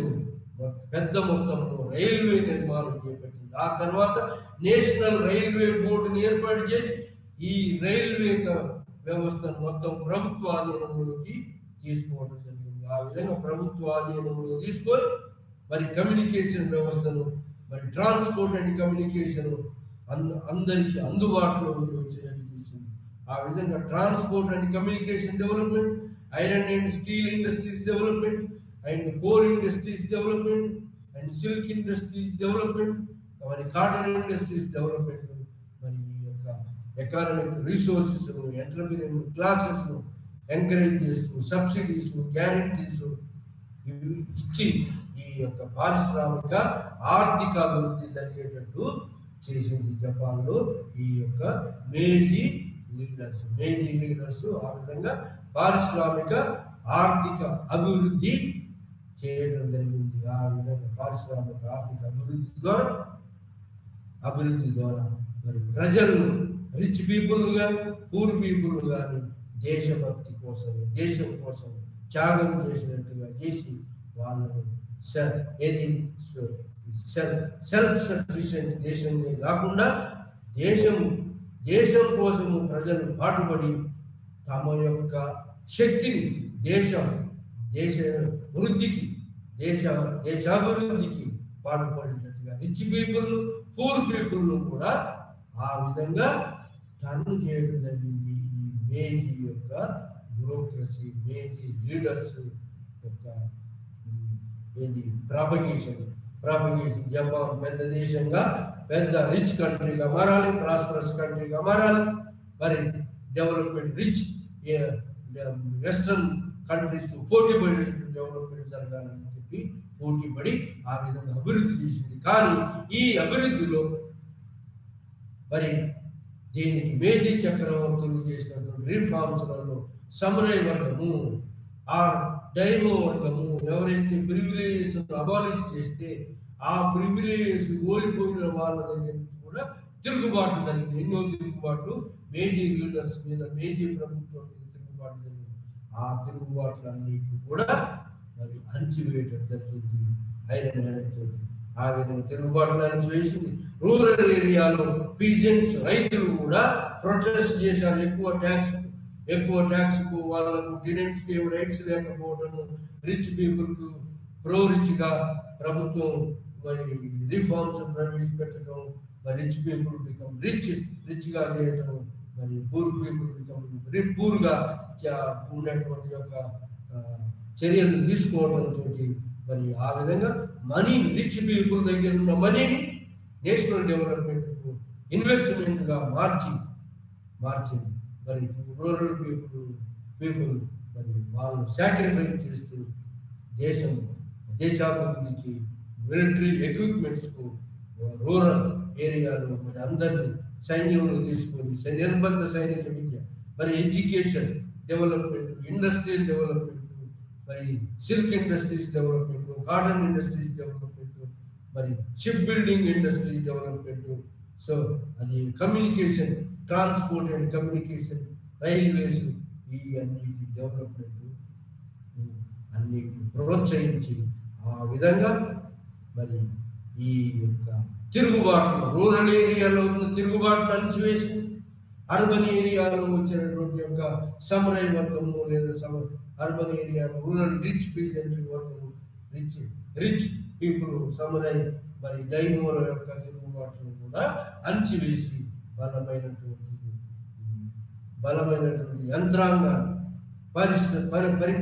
యంత్రాంగాన్ని, పరిపాలన యంత్రాంగం జపాన్ దేశాన్ని పారిశ్రామికంగా, ఆర్థికంగా, మరి అగ్రికల్చరల్ గా అభివృద్ధి చేసి జపాన్ దేశంలో ఈ విధంగా జపాన్ దేశం వెస్టర్నైజ్డ్ మోడల్లో కాకుండా ట్రెడిషనల్ మోడల్లో ట్రెడిషనల్ ప్రొడక్ట్స్, రూరల్ కుటీర పరిశ్రమ, ఎక్కువగా కుటీర పరిశ్రమలు, పెద్ద ఇండస్ట్రీస్ కాకుండా కుటీర పరిశ్రమలు, ruralization of industries, rural agricultural production. ఆ విధంగా ఈ ట్రెడిషనల్ వెస్టర్న్ మోడల్ లాంటి అభివృద్ధి కాకుండా జపాన్లో ట్రెడిషనల్ మోడల్లో అభివృద్ధి, ఇండస్ట్రియలైజేషన్ కానీ, రూరల్ రిచ్నెస్ కానీ, రూరల్ అగ్రికల్చర్ ప్రొడక్షన్ ఇంక్రీజ్ చేయడం కానీ, traditional methods, traditional products, ruralization products అంటే స్మాల్ స్కేల్ ఇండస్ట్రీస్ ఎంకరేజ్ చేసి ప్రజలకు అందరికీ ఇది పని దొరికేటట్టుగా జపాన్ వెస్ట్రన్ మోడల్ అభివృద్ధి కాకుండా జపాన్ రూరలైజేషన్ మోడల్లో అభివృద్ధి జరిగింది జపాన్లో. అది చాలా ముఖ్యమైనటువంటి పాయింట్. ఈ వెస్టర్న్ కంట్రీస్ పెద్ద పరిశ్రమల ద్వారా అభివృద్ధి కాకుండా, పెద్ద టెక్నాలజీ కాకుండా రూరల్ టెక్నాలజీ, రూరల్ కలెక్టివ్ వ్యవసాయం, రూరల్ ఇరిగేషన్ ఫెసిలిటీస్, మరి రూరల్ ఏరియాలో ఉన్నటువంటి వనరులు సక్రమంగా ఉపయోగించుకొని రూరల్ ఏరియాలో లభించేటువంటి యొక్క finances, commercial money lenders, rural ఏరియాలో దొరికేటువంటి యొక్క పనిముట్లను మరి ఆ విధంగా స్మాల్ స్కేల్ ఇండస్ట్రీస్ డెవలప్ చేస్తూ జపాన్ను ఆర్థికంగా, సైనిక శక్తిగా, మరి పారిశ్రామిక శక్తిగా, ఆర్థిక శక్తిగా అభివృద్ధి చేయడం జరిగింది. ఆ విధంగా మేజీ చక్రవర్తుల కాలంలో industrialisation, economic development, industrialisation, economic development జరిగింది. ఈ విధమైనటువంటి economic, rural industrialisation, economic development వ్యతిరేకంగా తిరుగుబాటు ఏది కొంత ఎవరైతే వాళ్ళ యొక్క సొంత ప్రివిలేజ్ కోల్పోయిందో, సమరై వర్గం, మరి డైమో వర్గం, మరి అర్బన్ ఏరియాలో కొన్ని ప్రొటెస్టులు, తిరుగుబాట్లు జరిగింది. ఆ తిరుగుబాట్లు అణచివేయడం జరిగింది. అదేవిధంగా రూరల్ ఏరియాలో టెనెంట్స్ మధ్యలో, మరి భూస్వాముల మధ్యలో, కౌలుదారుల మధ్యలో, భూస్వాముల మధ్యలో ఎన్నో కొట్లాటలు జరిగింది. ఆ యొక్క తిరుగుబాట్లను, రూరల్ ఏరియాలో వచ్చినటువంటి తిరుగుబాట్లను కూడా అణచివేసింది. సో ఈ విధంగా జపాన్లో మిలిటరీ ఎక్విప్మెంట్స్, మరి జపాన్ స్వయం సమృద్ధి అభివృద్ధికి, మరి రూరల్ అగ్రికల్చర్ ప్రోడక్ట్స్ ఇంక్రీజ్ చేస్తూ, ఎక్స్పోర్ట్స్ ఇంక్రీజ్ చేస్తూ, మరి ఇంపోర్ట్స్ డిక్రీజ్ చేసుకుంటూ ఆర్థిక శక్తిగా, సైనిక శక్తిగా, పారిశ్రామిక శక్తిగా జపాన్ మార్చడం జరిగింది. ఇది ఈ యొక్క మేజీ లీడర్షిప్ ఆధ్వర్యంలో జరిగినది. కానీ ఇదే పీరియడ్లో జపాన్లో ఎప్పుడైతే ఇండస్ట్రియలైజేషన్ మరి ఈ యొక్క ఇండస్ట్రియలైజేషన్ జరిగిందో, ఇండస్ట్రియల్ వర్కర్స్ కూడా యూనియన్స్ గా తయారయ్యారు. First union, industrial workers unions ఎక్కడ అంటే first union San Francisco, America మోడల్లో, మరి వెస్టర్న్ మోడల్లో ఇండస్ట్రియల్ వర్కర్స్ ఆర్గనైజేషన్స్ రావడం మొదలైంది. మొట్టమొదటి ఆర్గనైజేషన్ శాన్ ఫ్రాన్సిస్కోలో, అంటే జపాన్ అవతల స్టార్ట్ అయింది. తర్వాత రెండో ఆర్గనైజేషన్ జపాన్లో ఉన్న టోక్యోలో మరి ఇండస్ట్రియల్ వర్కర్స్ ఆర్గనైజ్డ్ గా ఒక organisation, association, industrial workers associations రావడం జరిగింది. ఎందుకోసం వచ్చిందంటే వాళ్ళ కండిషన్స్ మెరుగుపడటం కోసం ఇండస్ట్రియల్స్ వర్కర్స్ ఒక యూనియన్స్ గా trade unions, industrial workers trade unions societies రావడం జరిగింది. కానీ ట్రేడ్ యూనియన్ సొసైటీస్ వచ్చి ఈక్వాలిటీ, సమానత్వం, షేర్ ఇది ఎంటర్ప్రీనియర్స్ తోటి, పెట్టుబడిదారులతో షేర్ చేసుకోవాలి, స్ట్రైక్స్ చేయాలి, ఇండస్ట్రీలో వాళ్ళ డిమాండ్స్ పెట్టి వాళ్ళ డిమాండ్స్ సాధించుకోవాలి. అలాంటి యొక్క ట్రేడ్ యూనియన్ వ్యవస్థ టోక్యోలో, వాళ్ళ తర్వాత ట్రేడ్ యూనియన్ ఆర్గనైజేషన్స్ వచ్చినాయి. కానీ జపాన్లో ఈ trade union organisations, industrial workers organisation ప్రభుత్వం డిస్కరేజ్ చేయడం జరిగింది, బ్యాన్ చేయడం జరిగింది. కొంతమంది ఏంటంటే సోషలిజం వస్తుంది అంటే, కొంతమంది జపాన్లో ఉన్నటువంటి ఇంటలెక్చువల్స్ ఏం చెప్పారంటే, జపాన్లో రిచ్ పూర్ ఎప్పుడైనా ఉంటారు, రిచ్ పూర్ ఉన్నటువంటి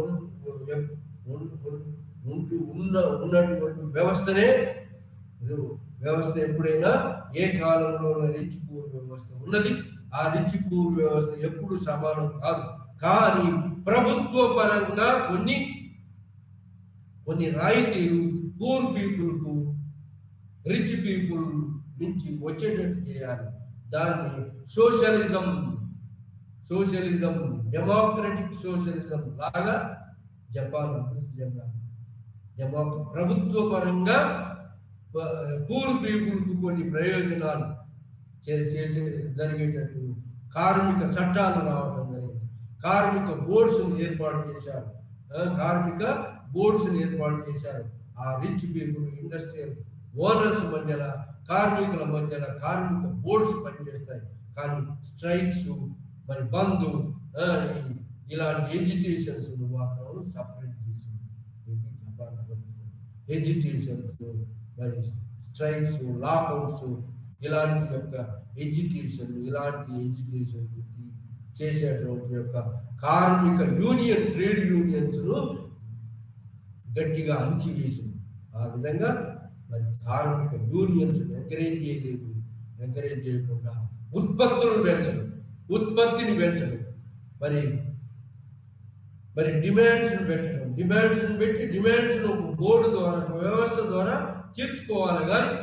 ఎడ్యుకేషన్, ధర్నాలు, స్ట్రైక్స్, లాకౌట్స్, మరి డిమాండ్స్ అయిపోయిన దాకా పని చేయకపోవడం, పని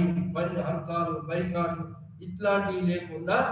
మరి సామరస్యంగా వాళ్ళ కోరికలు పరిష్కరించేటువంటి బోర్డును మరి ఏర్పాటు చేసి రిచ్ పీపుల్, పూర్ పీపుల్ కంబైన్డ్గా ఒక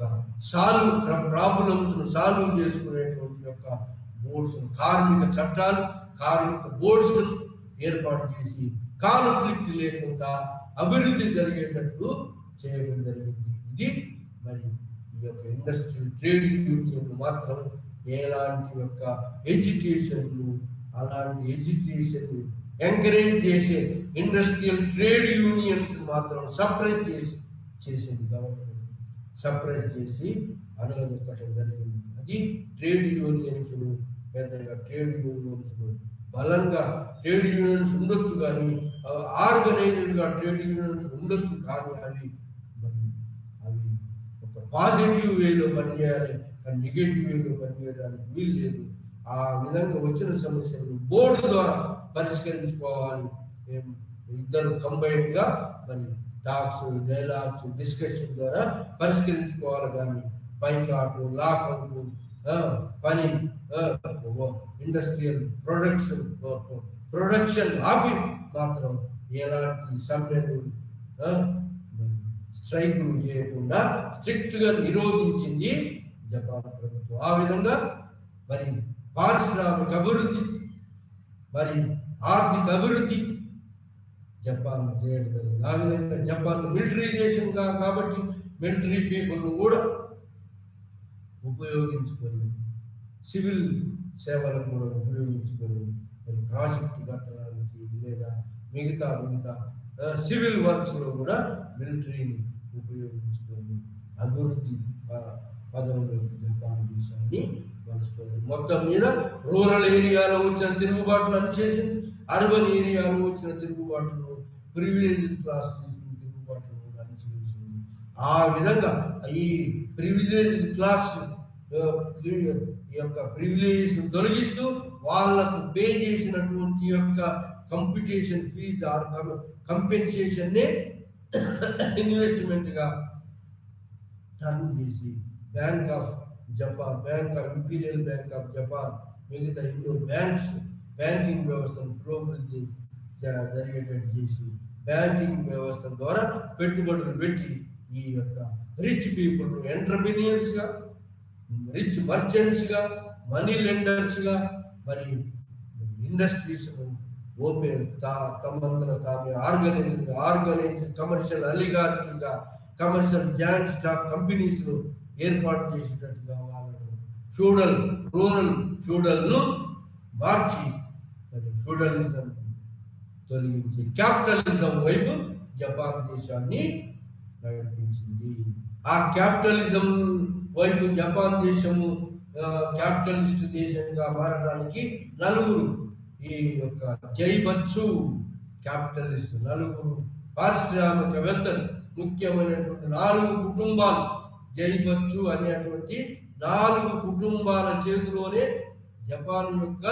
ఆర్థికాభివృద్ధి జరిగింది. ఎకనామిక్ డెవలప్మెంట్ ఆఫ్ జపాన్ జైబచ్చు చేతిలో. అంటే జైబచ్చు అంటే పారిశ్రామిక 4 కుటుంబాల పారిశ్రామికవేత్తల యొక్క చేతులలో జపాన్ పారిశ్రామిక ఆర్థిక మరి అభివృద్ధి జరిగింది. ఆ ఆ విధంగా జయించవచ్చు. అంటే పారిశ్రామిక ఆర్థిక అభివృద్ధి చేసినటువంటి యొక్క సంస్థలు, వాళ్ళని 4 కుటుంబాల సంస్థలను ఉమ్మడిగా కలిపి వాటిని జైబచ్చు అంటారు. జైబచ్చు అంటే పారిశ్రామికవేత్తలు, 4 కుటుంబాల యొక్క పారిశ్రామికవేత్తల సమూహము,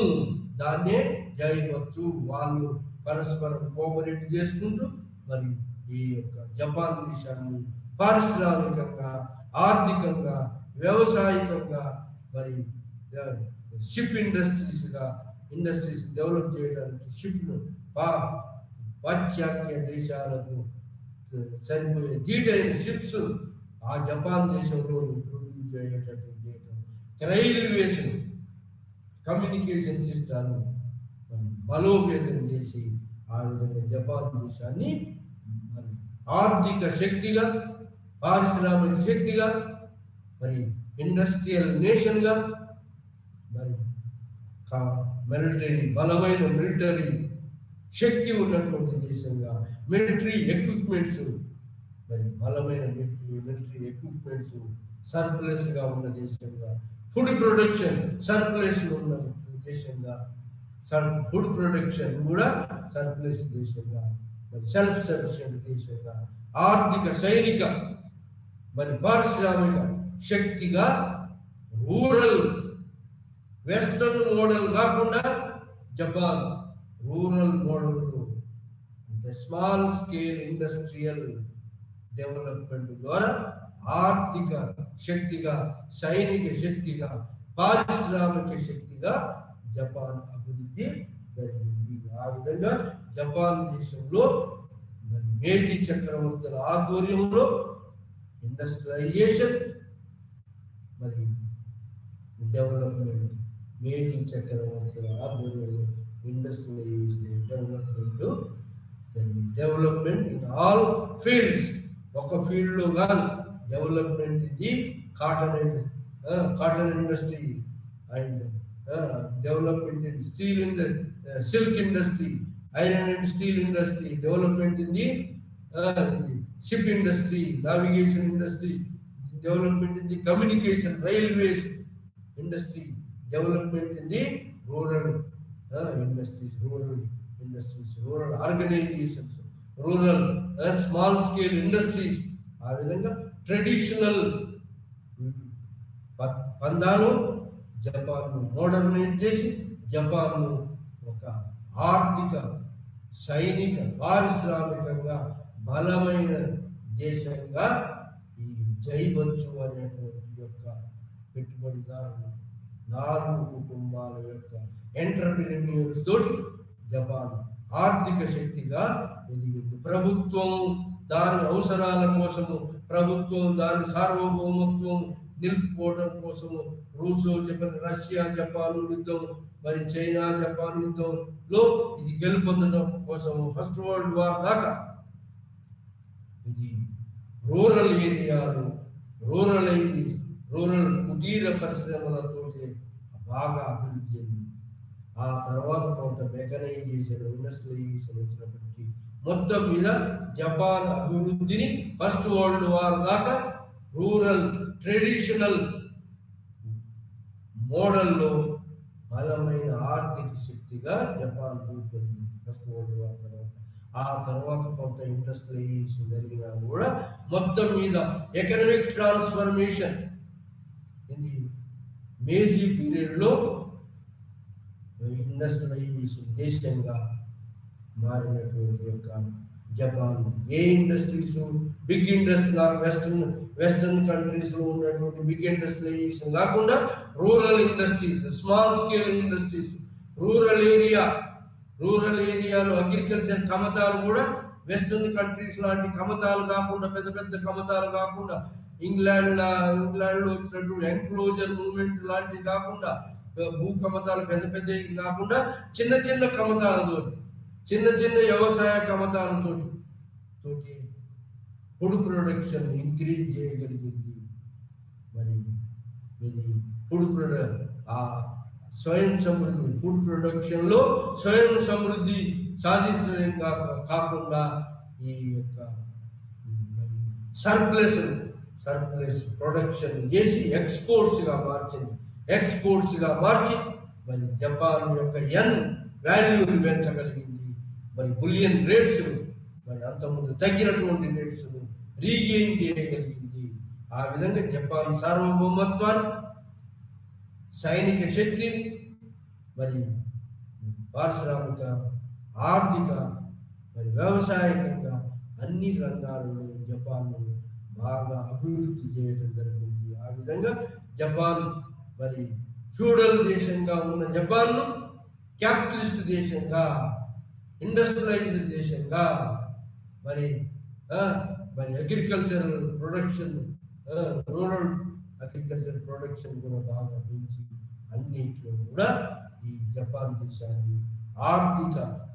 పారిశ్రామిక, సైనిక శక్తిగా జపాన్ను రూపొందించగలిగింది. ఈ యొక్క మేజీ లీడర్స్ యొక్క రీఫార్మ్స్ ద్వారా మేజీ లీడర్స్ రీఫార్మ్స్ పునియాది ఏంటి అంటే బాకాపు ఆర్ టోకుగావా షోగోనేటు వాళ్ళ యొక్క పునాదుల మీద ఇంకా బలమైనటువంటి పునాదులు వేయగలిగింది. కొన్ని కొత్త పద్ధతులను రూరల్ ఏరియాలు, కొత్త పద్ధతులను అర్బన్ ఏరియాలు అలవర్చుకొని జపాన్ రూరల్ ఏరియాలో ఏంటి అంటే సముదాయ వర్గానికి ఉన్నటువంటి ఒక ప్రివిలేజ్ తీసేసింది,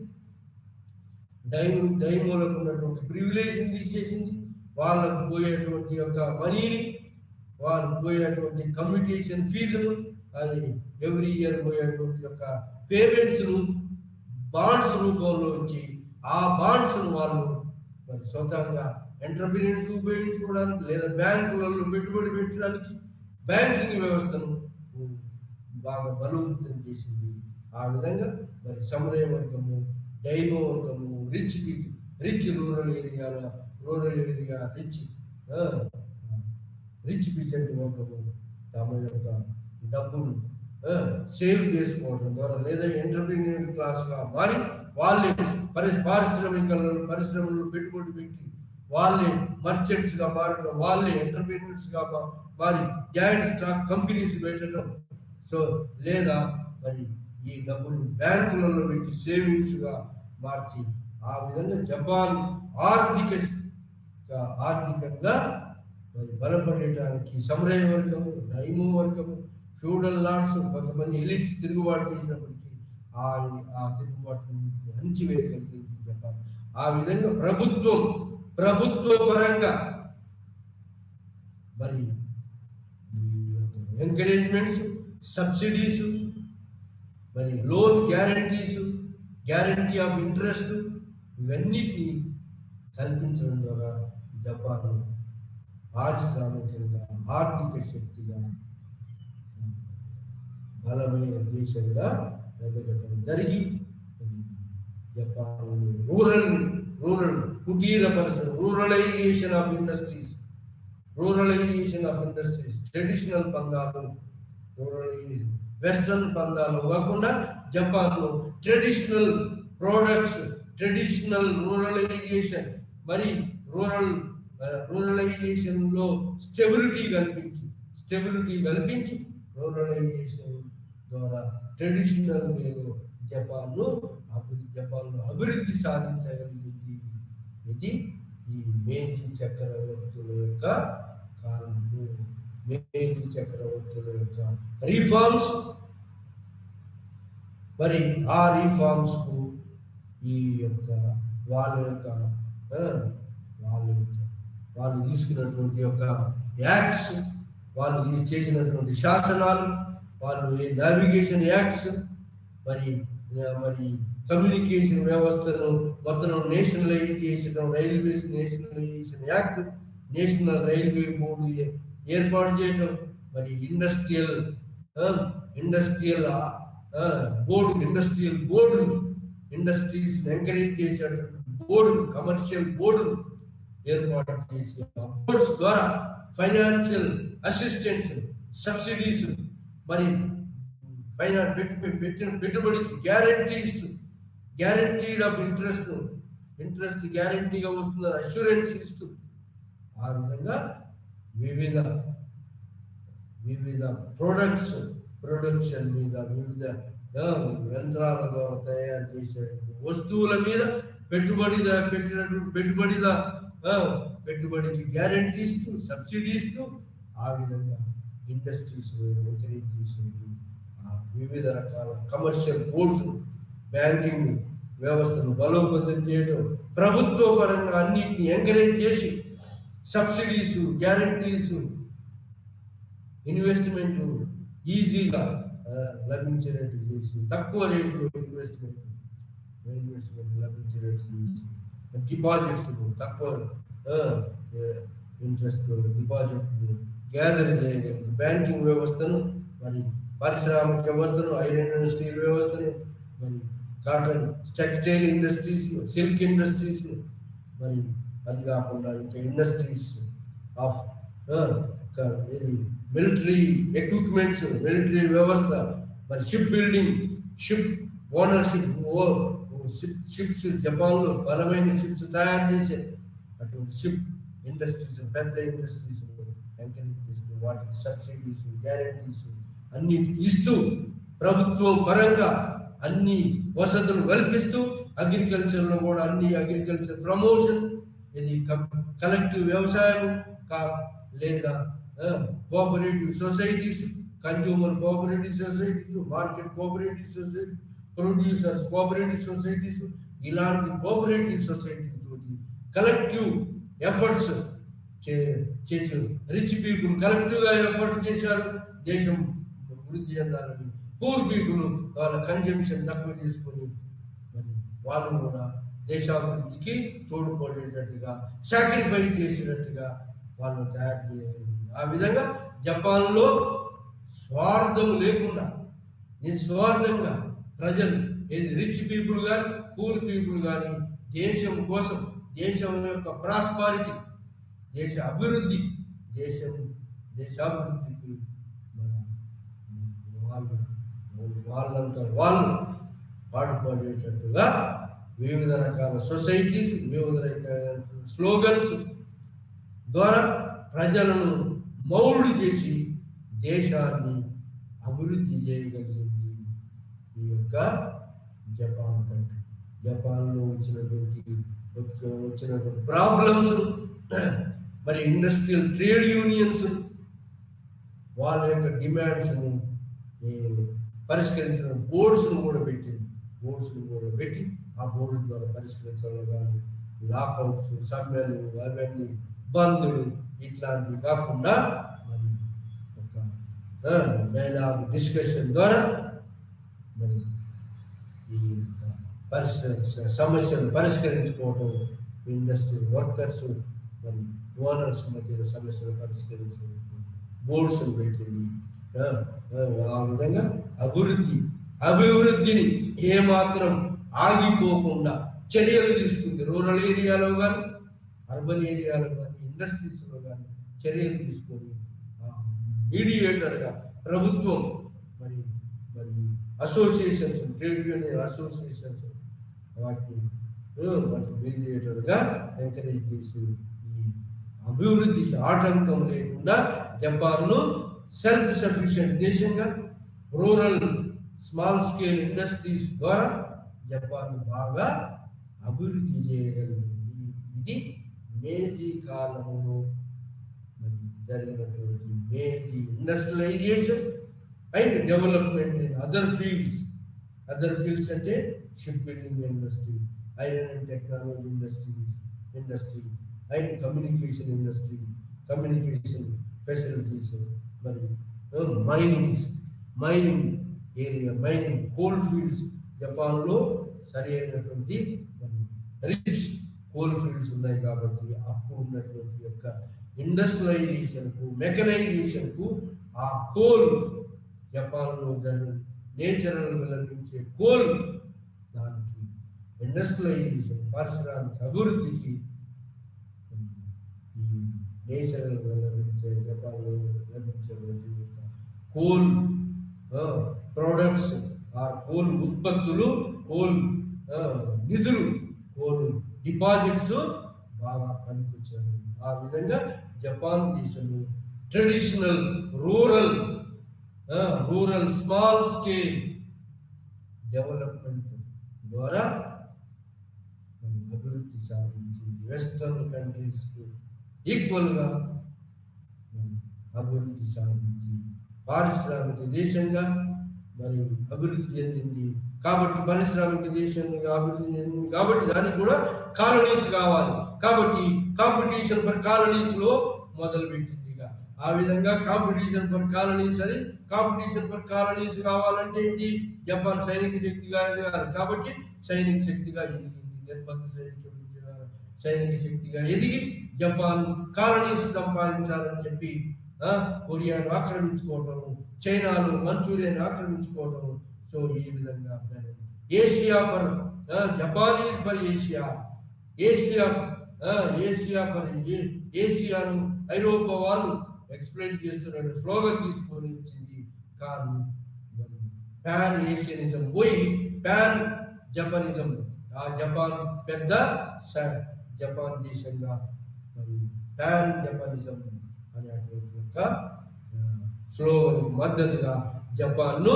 మార్చడం జరిగింది. ఇది జపాన్లో జరిగినటువంటి యొక్క ఇండస్ట్రియలైజేషన్ మేజీ కాలంలో అండ్ డెవలప్ వివిధ రంగాల్లో జరిగిన గురించి మనం ఈరోజు ఈ లైవ్ ఛానల్లో డిస్కస్ చేసినాము.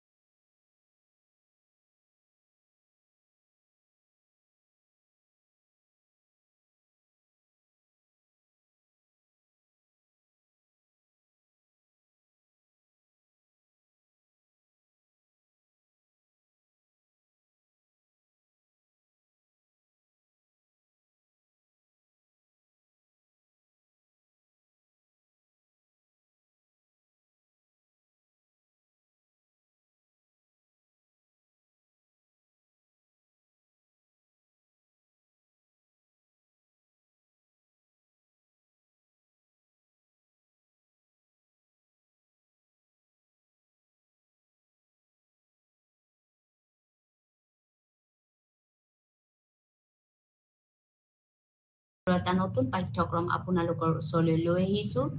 এই পেপাৰখন BESC 132 ব্লক 4ৰ ইউনিট নম্বৰ 11-8ত আছে আৰু এই বিষয়বস্তুটো হৈছে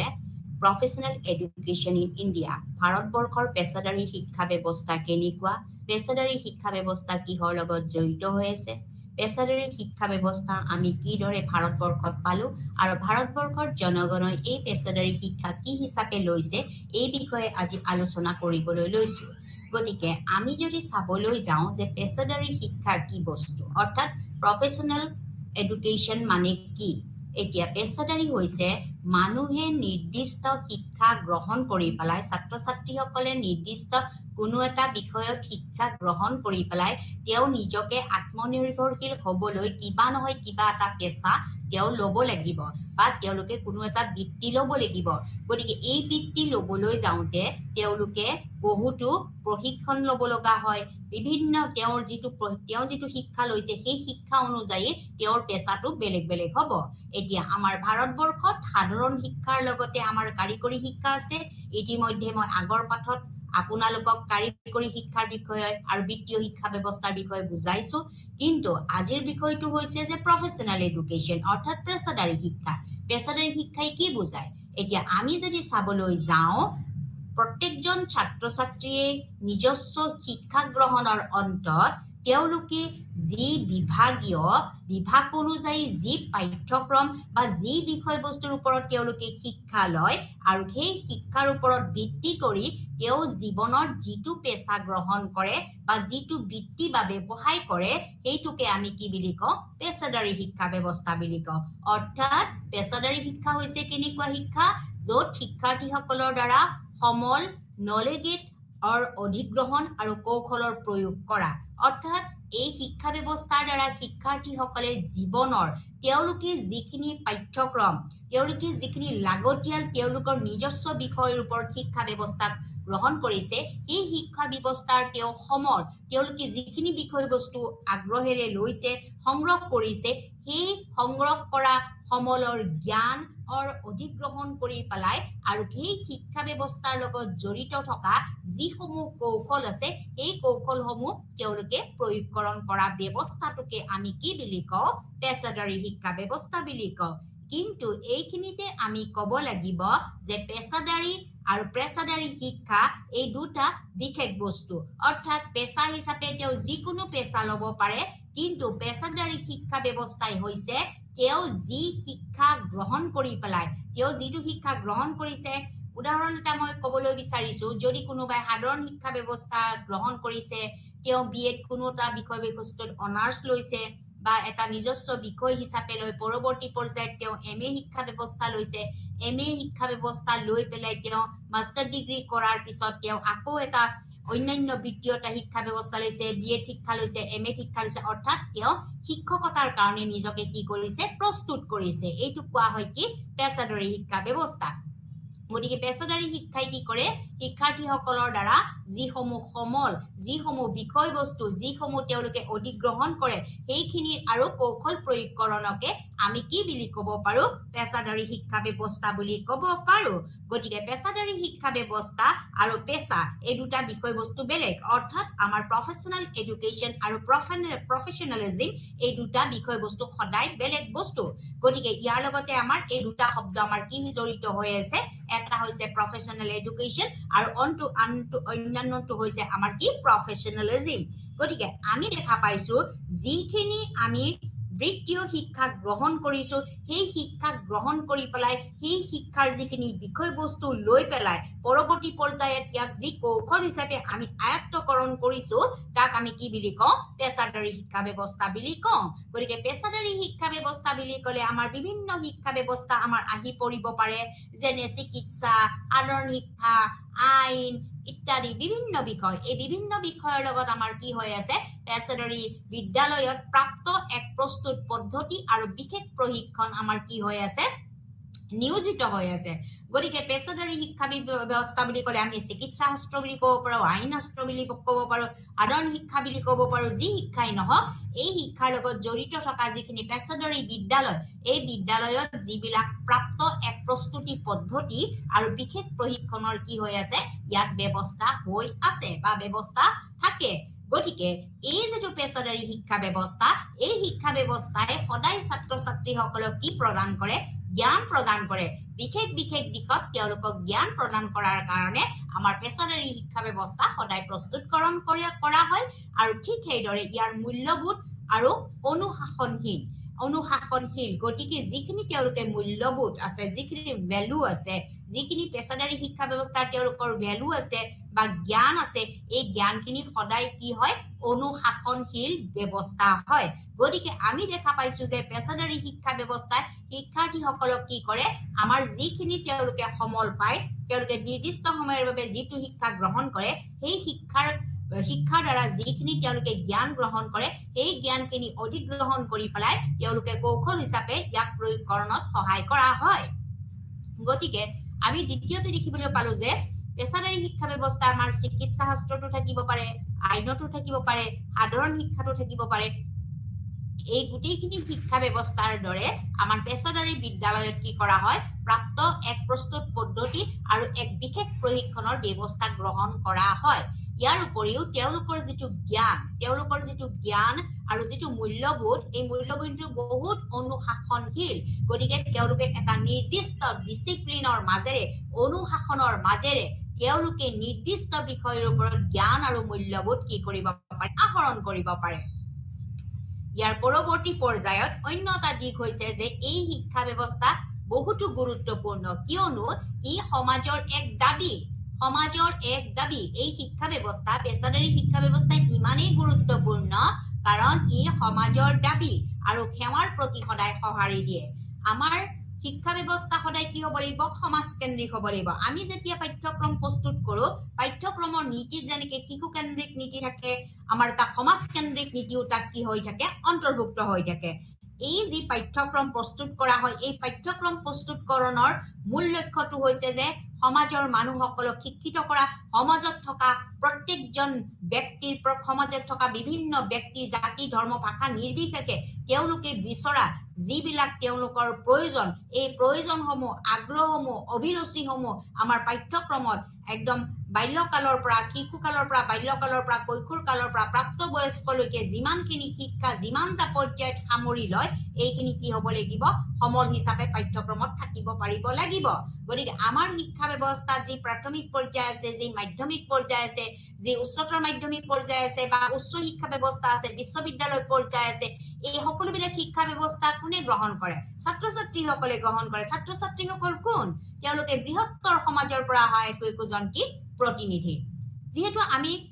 আগতেও পাইছো যে আৰু ইতিমধ্যে আমাৰ বিখ্যাত শিক্ষাবিদ জন ডিউয়ে উল্লেখ কৰিছে যে আমাৰ বিদ্যালয় হৈছে এখন কি ক্ষুদ্ৰ সমাজ the school is a miniature society ইতিমধ্যে মই আপোনালোকক বহুতো ক্ষেত্ৰত এই কোটেশনটোৰ বিষয়ে আপোনালোকক বুজাইছো কিয় ক্ষুদ্ৰ সমাজ বুলি কোৱা হৈছে এই বিদ্যালয় বুলি ক'লে প্ৰত্যেকটো শৈক্ষিক অনুষ্ঠানক আমি একোখন কি বুলি ক'ব পাৰো ক্ষুদ্ৰ সমাজ বুলি ক'ব পাৰো কিয় কাৰণে ক'ব পাৰো এই ক্ষুদ্ৰ সমাজখনতে আমাৰ কি হয় যিসকল ছাত্ৰ ছাত্ৰী আহে তেওঁলোকে সমাজৰ একোজন বৃহত্তৰ প্ৰতিনিধি তেওঁলোকে বিভিন্ন সমাজৰ পৰা আহিব পাৰে বিভিন্ন ধৰ্মৰ ছাত্ৰ ছাত্ৰী থাকিব পাৰে আৰু এই প্ৰতিনিধিত্ব যিখিনি প্ৰতিনিধি আহে তাক প্ৰতিনিধিত্ব কৰে কোনে শিক্ষকজনে আৰু লগতে থাকিব কি তেওঁলোকৰ বিষয়বস্তু হিচাপে বা সমল হিচাপে থাকিব নিজস্ব এখন পাঠ্যক্ৰম গতিকে প্ৰত্যেকটো শিক্ষা ব্যৱস্থাৰে আমাৰ এটা কি আছে গুৰুত্বপূৰ্ণ ভূমিকা আছে গতিকে পেছাদাৰী শিক্ষা ব্যৱস্থা গতিকে তেওঁ যেহেতু এটা পেছা হিচাপে ল'ব তেওঁ পেছা হিচাপে লৈ নিজকে আত্মনিৰ্ভৰশীল কৰিব আত্মনিৰ্ভৰশীল হোৱাৰ উপৰিও তেওঁ নিজকে আত্মনিৰ্ভৰশীল হ'ল তেওঁ ঘৰখনকো পৰিচালনা কৰাৰ লগতে তেওঁ সমাজখনৰো এজন শিক্ষিত আৰু এজন পৰিচালিত ব্যক্তি হিচাপে পৰিগণিত হ'ল গতিকে আমি দেখিবলৈ পাইছো যি এই পেছাদাৰী শিক্ষা ব্যৱস্থা এই শিক্ষা ব্যৱস্থা বহুতো গুৰুত্বপূৰ্ণ কিয়নো ই সমাজৰ দাবী আৰু সেৱাৰ প্ৰতি সঁহাৰি দিয়ে ই সমাজৰ দাবী আৰু সেৱাৰ প্ৰতি সঁহাৰি দিয়ে আৰু ই যি এনে বৃত্তিত প্ৰশিক্ষিত লোকসকলে বিশেষজ্ঞৰ সহায় প্ৰদান কৰে গতিকে এই শিক্ষা ব্যৱস্থা বহুতো গুৰুত্বপূৰ্ণ কিয়নো ই সমাজৰ দাবীসমূহ আমাৰ কি হয় দাবীসমূহ সংগ্ৰহ কৰে দাবীসমূহৰ জৰিয়তে এই শিক্ষা ব্যৱস্থা বহুতো গুৰুত্বপূৰ্ণ কৰি তোলা হৈছে আৰু যিটো সেৱা এই ৰাইজক সেৱা কৰাটোৱে হৈছে আমাৰ পেছাদাৰী শিক্ষা ব্যৱস্থাৰ এটা বিশেষ লক্ষ্য কাৰণ আমি যদি চাওঁ এজন চিকিৎসকে কাৰ বাবে সেৱা কৰে গতিকে ৰাইজে যদি কয় যে আমাৰ এইখিনি মানুহক আমাক বিনামূলীয়া আমাক চিকিৎসা দিব লাগে এইটো এটা ৰাইজৰ দাবী এইটো এটা সমাজৰ দাবী লগতে তেওঁ যি চিকিৎসা শাস্ত্ৰ তেওঁ বিভিন্ন মহাবিদ্যালয় চিকিৎসা মহাবিদ্যালয়ৰ লগতে প্ৰাইভেট নাৰ্ছিং হোম অন্যান্য বিভিন্ন ক্ষেত্ৰত যি ৰাইজক আমাক যি সেৱা কৰি আছে চিকিৎসা এটা সেৱা শিক্ষকতা এটা কি সেৱা গতিকে এনেকুৱা ধৰণৰ আমাৰ আইন এটা সেৱা বিভিন্ন ধৰণৰ যদি তেওঁৰ জটিলতা তেওঁলোকৰ জীৱনত জটিলতা দেখা পায় পাৰিবাৰিক জীৱনত হওক ব্যক্তিগত জীৱনত হওক বিভিন্ন ধৰণৰ যিবিলাক গোচৰসমূহ কোনে তদন্ত কৰিব আইন বিষয়ে কৰিব গতিকে এইটো এটা কি সমাজৰ দাবী আৰু সেৱাৰ প্ৰতি থকা এটা সঁহাৰি আৰু এনে বৃত্তিত আমাৰ কি হৈ থাকে প্ৰশিক্ষিত লোকসকলে বিশেষজ্ঞৰ সহায় প্ৰদান কৰে গতিকে মানুহৰ যদি এটা বেমাৰ হয় মানুহ যদি অসুস্থ হয় প্ৰথমতে কি কৰিব কোনো এজন বিশেষজ্ঞ ভাল ডক্টৰৰ ওচৰলৈ গৈ তেওঁ পৰামৰ্শ গ্ৰহণ কৰিব যে মোৰ এনেকুৱা কি বেমাৰ হৈছে মোৰ এনেকুৱা হৈছে কিয় কাৰণে হৈছে আপুনি চাই দিয়ক এইটো এটা কি তেওঁৰ দাবী গতিকে আমি কি কৰো পেছাদাৰী শিক্ষা ব্যৱস্থা আমাৰ কি হৈছে এটা সমাজৰ দাবী আৰু লগতে ই সেৱাৰ প্ৰতি থকা এটা সঁহাৰি আৰু এনে বৃত্তিত কি কৰা হয় প্ৰশিক্ষিত লোকসকলে সদায় বিশেষজ্ঞৰ বিশেষ সহায় প্ৰদান কৰি আহিছে গতিকে আমি কি গম পালো যে পেছাদাৰী শিক্ষা ব্যৱস্থা হৈছে শিক্ষাৰ্থীসকলৰ দ্বাৰা সমল প্ৰদান কৰা এটা বিশেষ শিক্ষা ব্যৱস্থা ইয়াত কি কৰা হয় যিখিনি আমাৰ জ্ঞান অধিগ্ৰহণ কৰি পেলাই বিভিন্ন কৌশল প্ৰয়োগকৰণৰ বাবে ইয়াত ব্যৱস্থা কৰা হয় দ্বিতীয়তে এই শিক্ষা ব্যৱস্থা চিকিৎসা হওক আইন হওক শিক্ষকতা হওক বিভিন্ন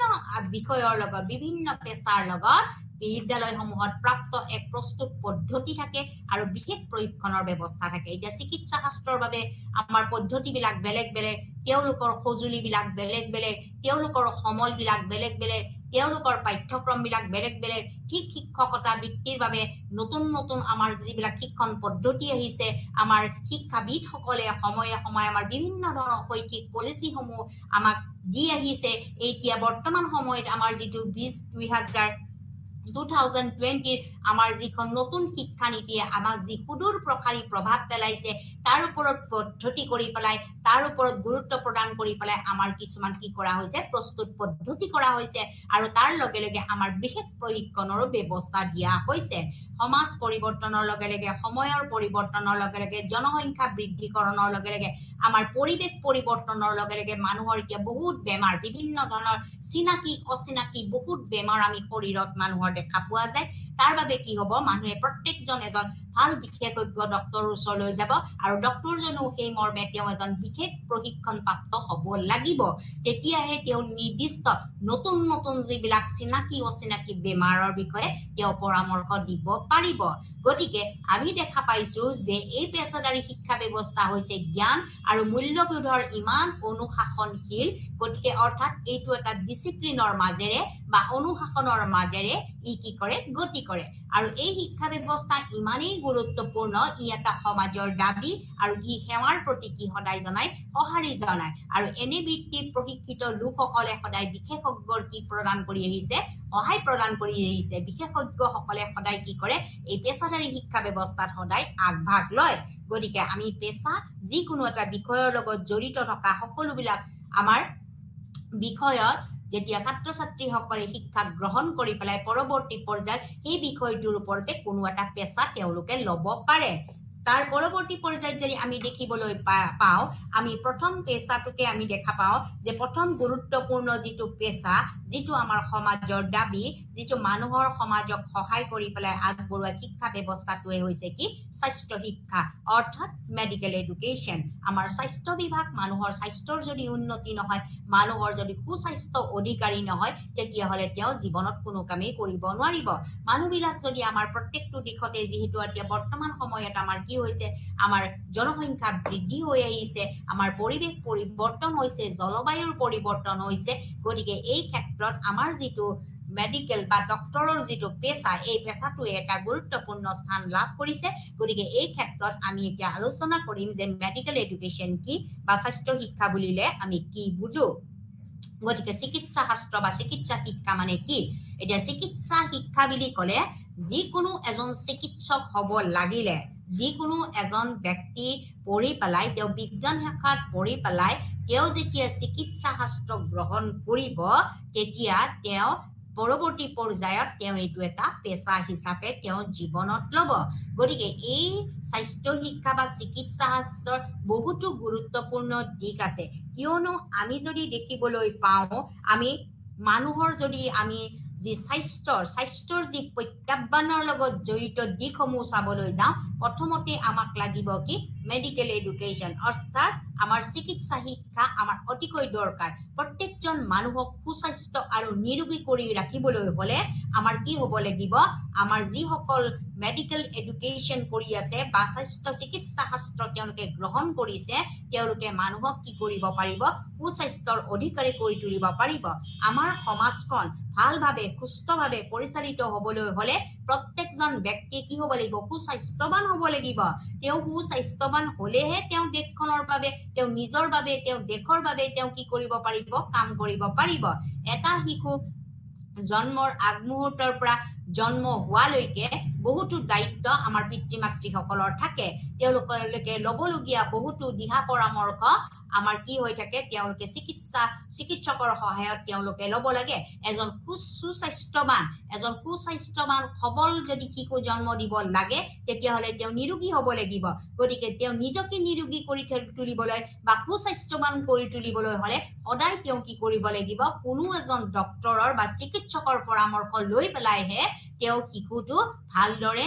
9 মাহ গৰ্ভত ৰাখি পেলাই তেওঁ সুস্বাস্থ্য এজন শিশু জন্ম দিব পাৰিব গতিকে সেই শিশুটোৰ ভৱিষ্যত জীৱনৰ যিটো গতি বা ভৱিষ্যত তেওঁৰ যিটো বিকাশ সাধনৰ গতি এই বিকাশ সাধনৰ গতিটো সম্পূৰ্ণৰূপে নিৰ্ভুলভাৱে যদি কোনো তেওঁৰ যেন জীৱনত কোনো ধৰণৰ বেমাৰ আজাৰ নহয় এই শিশুটোক ভালদৰে পৰিচালিত কৰিবলৈ হ'লে এজন ভালদৰে পৰিচালিত কৰি নিৰোগী সুস্বাস্থ্যৱান কৰি তুলিবলৈ হ'লে আমি কি কৰিব লাগিব আমি যিকোনো এজন চিকিৎসকৰ পৰামৰ্শ ল'ব লাগিব গতিকে এই ক্ষেত্ৰত আমাৰ যি বৰ্তমান সময়ৰ যি জলবায়ুৰ পৰিৱৰ্তন যি পৰিৱেশীয় পৰিৱৰ্তন যি বিশ্বায়নৰ যুগ যি গোলকীয় বিশ্বায়নৰ যুগ এইখিনি ক্ষেত্ৰত আমি দেখা পাইছো আমাৰ গোটেই পৃথিৱীখনতে আমাৰ এটা কি হৈছে বৃহত্তৰ যি জনসংখ্যা বৃদ্ধিৰ ফলস্বৰূপে আমাৰ নতুন কিছুমান অচিনাকি বেমাৰে মানুহক কি কৰিছে গ্ৰাস কৰি তুলিছে গতিকে আমাৰ যিটো জলবায়ু পৰিৱৰ্তনৰ লগে লগে আমাৰ কি হৈ আছে বহুতো বেমাৰ আহিছে এই বেমাৰসমূহ আমি নিৰ্মূল কৰিবলৈ বা ধ্বংস কৰিবলৈ আমি সদায় চিকিৎসকৰ পৰামৰ্শ ল'ব লাগিব গতিকে আমাৰ যি এই চিকিৎসা শাস্ত্ৰৰ বাবে সদায় যিসকল ছাত্ৰ ছাত্ৰীয়ে চিকিৎসক হ'ম বুলি ভাবে তেওঁলোকে কোনো এখন মেডিকেল কলেজত বা চিকিৎসা মহাবিদ্যালয়ত তেওঁলোকে নামভৰ্তিকৰণ কৰিব লাগিব গতিকে এই যিবিলাক চিকিৎসা মহাবিদ্যালয় আছে এই মহাবিদ্যালয়সমূহে সদায় কি কৰি আহিছে মহাবিদ্যালয়সমূহৰ জৰিয়তে তেওঁলোকে স্বাস্থ্য সেৱা প্ৰণালীৰ গুৰুত্বপূৰ্ণ উপাদান হোৱাৰ বাবে খুবেই কমেই গুৰুত্ব দি আহিছে গতিকে যিসমূহ তেওঁলোকৰ চিকিৎসা মহাবিদ্যালয় আছে এই মহাবিদ্যালয়সমূহে সদায় কি কৰিছে এটা গুৰুত্বপূৰ্ণ পদ্ধতি আমাৰ স্বাস্থ্য সম্পৰ্কীয় গুৰুত্বপূৰ্ণ পদ্ধতি ছাত্ৰ ছাত্ৰীসকলক দি আহিছে যে কোনটো পদ্ধতিৰে গ'লে কোনটো আমাৰ যি শৰীৰৰ বিভিন্ন ধৰণৰ অংশ বিভিন্ন ধৰণৰ পাৰ্টছ আছে এই পাৰ্টসমূহ যেতিয়া আমাৰ বিভিন্ন ক্ষেত্ৰত আমাৰ অসুবিধা বা আমাৰ সমস্যা আমি জড়িত হওঁ আমাৰ স্বাস্থ্যৰ দিশ যদি অৱনতি ঘটে তেতিয়া আমি কি কৰিব লাগে চিকিৎসকৰ ওচৰ চাপিব লাগে গতিকে এজন চিকিৎসকে ক'ৰ পৰা চিকিৎসা শাস্ত্ৰ তেওঁ গ্ৰহণ কৰিব কোনো এখন মেডিকেল কলেজৰ পৰা তেওঁলোকে গ্ৰহণ কৰিব অৰ্থাৎ চিকিৎসা মহাবিদ্যালয়ৰ পৰা তেওঁ নিৰ্দিষ্ট শিক্ষা ব্যৱস্থা ল'ব গতিকে যে তেওঁ চিকিৎসা মহাবিদ্যালয়ৰ পৰা চিকিৎসা ল'ব এই চিকিৎসাৰ যিটো স্বাস্থ্য সেৱা যিটো প্ৰণালী এই প্ৰণালীৰ গুৰুত্বপূৰ্ণ উপাদান হোৱা বাবে খুবেই কম গুৰুত্ব দিব পৰা বিষয়বস্তুটো আমি কি কৰিব লাগিব উত্থাপন কৰিব লাগিব আৰু এই যিটো শিক্ষা এই শিক্ষাই আমাৰ যিটো চিকিৎসা শাস্ত্ৰৰ শিক্ষা এই শিক্ষাই অকল চিকিৎসক প্ৰস্তুত কৰাই নহয় চিকিৎসকে যে প্ৰস্তুত কৰে এনেকুৱা নহয় কিন্তু যোগ্য চিকিৎসক চিকিৎসা শিক্ষণ শিক্ষক আৰু প্যাৰামেডিকেল কৰ্মচাৰীকো তেওঁলোকে নিযুক্তিকৰণৰ ব্যৱস্থা আছে অৰ্থাৎ এজন মেডিকেল কলেজত এজন ছাত্ৰ বা ছাত্ৰীয়ে তেওঁ চিকিৎসা মহাবিদ্যালয়ৰ পৰা নিৰ্দিষ্ট ডিগ্ৰী এটা সংগ্ৰহ কৰিলেই তেওঁ চিকিৎসক হিচাপে পৰিগণিত হ'ব এইটো নিশ্চিত কিন্তু এই চিকিৎসক প্ৰস্তুত কৰাই যে মেডিকেল কলেজৰ বা চিকিৎসা বিদ্যালয় বা মহাবিদ্যালয়ৰ যে দায়িত্ব এইটো নহয় কিন্তু এই মহাবিদ্যালয়খনৰ জৰিয়তে এজন যোগ্য চিকিৎসকে কিদৰে শিক্ষণ ল'ব এটা সৰু উদাহৰণ দিছো এজন যদি কৌশলপূৰ্ণ শিক্ষক হ'ব লাগে তেতিয়াহ'লে তেওঁ যিটো ডিগ্ৰী লৈছে সাপোজ উদাহৰণ স্বৰূপে তেওঁ এমএ এটা মাষ্টাৰ ডিগ্ৰী এটা তেওঁ নিৰ্দিষ্ট বিষয় হিচাপে লৈছে তেওঁ যেনিবা পলিটিকেল সায়েন্স হওক তেওঁ যেনিবা এডুকেশ্যন হওক সায়েন্সৰ যেনিবা কেমিষ্ট্ৰি হওক ফিজিক্স হওক এনেকুৱা এটা সাবজেক্ট লৈ পেলাই তেওঁ মাষ্টাৰ ডিগ্ৰী কৰিছে মাষ্টাৰ ডিগ্ৰী কৰি পেলাই তেওঁ কি কৰিছে এখন স্কুলত তেওঁ কাম কৰি আছে অৰ্থাৎ তেওঁ শিক্ষক কিন্তু তেওঁ যদি প্ৰশিক্ষণপ্ৰাপ্ত শিক্ষক হ'ব লাগে তেওঁ যদি কৌশলপূৰ্ণ শিক্ষক হ'ব লাগে স্কিলফুল টিচাৰ হ'ব লাগে তেতিয়াহ'লে তেওঁ কি ল'ব লাগিব প্ৰশিক্ষণ ল'ব লাগিব প্ৰশিক্ষণ কেনেকৈ পাব হয়তো তেওঁ ডিপ্লোমা কোৰ্স ডিএলএড কৰিব লাগিব নহলে তেওঁ বিএড কৰিব লাগিব বেচেলৰ অফ এডুকেশ্যন নহলে তেওঁ এমএড কৰিব লাগিব গতিকে এইখিনি হৈছে এই যিখিনি তেওঁ প্ৰফেচনেল ডিগ্ৰী থাকিলে এই ডিগ্ৰীখিনিয়ে তেওঁ কি সহায় কৰিব এজন স্কিলফুল শিক্ষক হোৱাত সহায় কৰিব ঠিক সেইদৰে এজন চিকিৎসককো সদায় কি কৰে চিকিৎসক যিবিলাক আমাৰ চিকিৎসা মহাবিদ্যালয় আছে এই চিকিৎসা মহাবিদ্যালয়বিলাকে প্ৰত্যেকজন চিকিৎসা শাস্ত্ৰ গ্ৰহণ কৰা ছাত্ৰ ছাত্ৰীক তেওঁলোকে ডিগ্ৰী প্ৰদান কৰিব নিশ্চয় আৰু লগে লগে তেওঁলোকে এই ডিগ্ৰী প্ৰদান কৰাৰ পিছতে তেওঁলোকে এজন ডক্টৰ হিচাপে স্বীকৃতি হ'ব কিন্তু এই চিকিৎসা মহাবিদ্যালয়বিলাকে যে অকল ডক্টৰেই প্ৰস্তুত কৰিব এনেকুৱা নহয় যিবিলাক যোগ্য চিকিৎসা শিক্ষক শিক্ষণ আছে আৰু লগতে প্যাৰামেডিকেল অৰ্থাৎ আমাৰ মেডিকেল শিক্ষাৰ লগতে অন্য কিছুমান আমাৰ শিক্ষা ব্যৱস্থা আছে যি শিক্ষা ব্যৱস্থাই ছাত্ৰ ছাত্ৰীসকলে যিখিনি চিকিৎসা শাস্ত্ৰ গ্ৰহণ কৰিব নোৱাৰিলে তেওঁলোকে মেডিকেল বা চিকিৎসা শাস্ত্ৰৰ লগত জড়িত ক্ষুদ্ৰ ক্ষুদ্ৰ কিছুমান বিষয় লৈ পেলাই তেওঁলোকে কি কৰিব পাৰে আমাৰ প্যাৰামেডিকেল কোৰ্স পঢ়িব পাৰে আৰু এই প্যাৰামেডিকেল কৰ্মচাৰীসকলকো নিযুক্তিকৰণৰ দায়িত্ব হৈছে আমাৰ চিকিৎসা মহাবিদ্যালয়ৰ তাৰ পৰৱৰ্তী পৰ্যায়ত আমাৰ যিবিলাক মেডিচিন আছে মানুহে সুস্বাস্থ্য বা নিৰোগী হৈ থাকিবলৈ যেতিয়া ডক্টৰৰ পৰামৰ্শ ল'ব ডক্টৰে যেতিয়া নিৰ্দিষ্ট বেমাৰ অনুযায়ী তেওঁক ঔষধৰ বাবে প্ৰেছক্ৰিপশ্যন লিখি দিব এই প্ৰেছক্ৰিপশ্যনখনৰ যিখিনি ঔষধ তেওঁলোকে ল'ব গতিকে প্ৰত্যেক মানুহে নিৰোগী হৈ থাকিবলৈ তেওঁ ঔষধ সেৱন কৰিব গতিকে এই ঔষধসমূহ কিমান যুক্তিযুক্ততা আছে এই ঔষধসমূহ কিমান বৈধতা আছে নিৰ্ভৰযোগ্যতা আছে এইখিনিৰ কাৰণে আমাৰ কি আছে বৈজ্ঞানিক গৱেষণা কৰাৰো এটা দিহা পৰামৰ্শ আমাৰ চিকিৎসা মহাবিদ্যালয়বিলাকত আছে অৰ্থাৎ ঔষধৰ যিটো বৈজ্ঞানিক গৱেষণা এই বৈজ্ঞানিক গৱেষণাই এক পৰিৱেশ সমৰ্থন সৃষ্টি কৰাত সহায় কৰে বৈজ্ঞানিক গৱেষণাই আমাৰ কি কৰিব পাৰে এটা পৰিৱেশ সৃষ্টি কৰিব পাৰে আৰু এই পৰিৱেশে আমাক সদায় আগবাঢ়ি যোৱাত সহায় কৰে নতুন নতুন আমাৰ বেমাৰ চিনাকি অচিনাকি বেমাৰবিলাকত আমাৰ নতুন নতুন আমাৰ মেডিচিনৰ দৰকাৰ হয় কেতিয়াবা কোনোটো মেডিচিনৰ সদায় আমাৰ কি হৈ থাকে ভ্যালিডিটি বা বৈধতা নোহোৱা হৈ থাকে নিৰ্ভৰযোগ্যতা নোহোৱা হৈ থাকে বিভিন্ন অলেখ বেমাৰৰ কাৰণে আৰু অলেখ ঔষধৰ আমাৰ কি হ'ব লাগিব বিষয়বস্তুৰ জ্ঞান থাকিব লাগিব আৰু এই যিখিনি ঔষধ এই ঔষধৰ এটা বৈজ্ঞানিক গৱেষণা থাকিব লাগিব এটা সাইন্টিফিক ৰিসাৰ্চ থাকিব লাগিব যে এই ঔষধখিনিয়ে কিমান সময়ৰ বা কিমানটো বয়সৰ সময়সীমা নিৰ্ধাৰিত কৰি লোৱা হয় আমাৰ শিশুসকলকো নিৰোগী বা সুস্বাস্থ্যৱান কৰি তুলিবলৈ হ'লে আমি কি কৰিব নোৱাৰো প্ৰাপ্তবয়স্কৰ ঔষধ আমি খুৱাব নোৱাৰো সাপোজ আমাৰ শিশু এটাৰ জ্বৰ হৈছে আৰু ঠিক সেইদৰে এটা 10 বছৰীয়া বাচ্চাৰ জ্বৰ হৈছে 2 বছৰীয়া বাচ্চাটাৰ জ্বৰ হৈছে লগে লগে তাৰ ককায়েক 10 বছৰীয়া বাচ্চাটোৰ জ্বৰ হৈছে কিন্তু দুইটাৰে ঔষধৰ লিমিটেশনস কিটো আমাৰ কি হ'ব বেলেগ বেলেগ হ'ব আমি 2 বছৰীয়া ছাত্ৰজনক যিখিনি ঔষধ সেৱন কৰি 10 বছৰীয়া ছাত্ৰজনৰ ঔষধ সেৱনৰ প্ৰক্ৰিয়াটো সম্পূৰ্ণৰূপে বেলেগ গতিকে কেনেকুৱা ধৰণৰ ঔষধ আমি ব্যৱহাৰ কৰিম কেনেকুৱা ধৰণৰ ঔষধবিলাকৰ বৈজ্ঞানিক গৱেষণা আছে এই কৰিবলৈ আমাৰ পৰিৱেশ সমৰ্থন সৃষ্টি কৰাটো অতিকৈ দৰকাৰ ইয়াৰ উপৰিও আমাৰ যিবিলাক চিকিৎসা মহাবিদ্যালয় আছে এই চিকিৎসা মহাবিদ্যালয়বিলাকত কি হয় ডাঙৰ চিকিৎসালয় আৰু চিকিৎসা বিদ্যালয়ৰ লগত সংযোজিত কিছুমান শৈক্ষিক প্ৰতিষ্ঠান আমাৰ সৃষ্টি কৰাটো তেওঁলোকৰ দায়িত্ব অকল আমাৰ যিখিনি চিকিৎসা মহাবিদ্যালয় আছে এই চিকিৎসা মহাবিদ্যালয়বিলাকত সদায় কি হয় চিকিৎসা বিদ্যালয়ৰ সৈতে সংযোজিত হৈ থাকে অৱশ্যে আমাৰ ভাৰতবৰ্ষত চিকিৎসা বিদ্যালয় নাই কিন্তু ভাৰতবৰ্ষৰ বাহিৰে আমাৰ জাপান সুইজাৰলেণ্ড ফিনল্যান্ড এনেকুৱা ঠাইবোৰত কিন্তু আমাৰ চিকিৎসা বিদ্যালয় আছে গতিকে ডাঙৰ যিবিলাক চিকিৎসা মহাবিদ্যালয় আছে এই চিকিৎসালয়সমূহে সদায় চিকিৎসা বিদ্যালয়ৰ সৈতে সংযোজিত হৈ থাকিব লাগে আৰু কিছুমান শৈক্ষিক প্ৰতিষ্ঠান সৃষ্টি কৰাৰ বাবে সদায় চিকিৎসা শিক্ষা বা আমাৰ মেডিকেল এডুকেশ্যনে দায়িত্ব ল'ব লাগে গতিকে আমাৰ যিখিনি ডাঙৰ চিকিৎসা মহাবিদ্যালয় আছে এই মহাবিদ্যালয়সমূহে চিকিৎসা বিদ্যালয়সমূহৰ লগত সংযোজিত হ'ব লাগে গতিকে সংযোজিত হৈ পেলাই কিছুমান শৈক্ষিক প্ৰতিষ্ঠান তেওঁলোকে সৃষ্টি কৰিব লাগে যি স্থানীয় স্বাস্থ্য সেৱা প্ৰণালী স্থানীয় জনসংখ্যাৰ স্বাস্থ্য আৰু স্থানীয় অৰ্থনীতিৰ কল্যাণত প্ৰভাৱিত কৰে এইটো আটাইতকৈ গুৰুত্বপূৰ্ণ এটা বিষয়বস্তু আমাৰ চিকিৎসা শিক্ষাৰ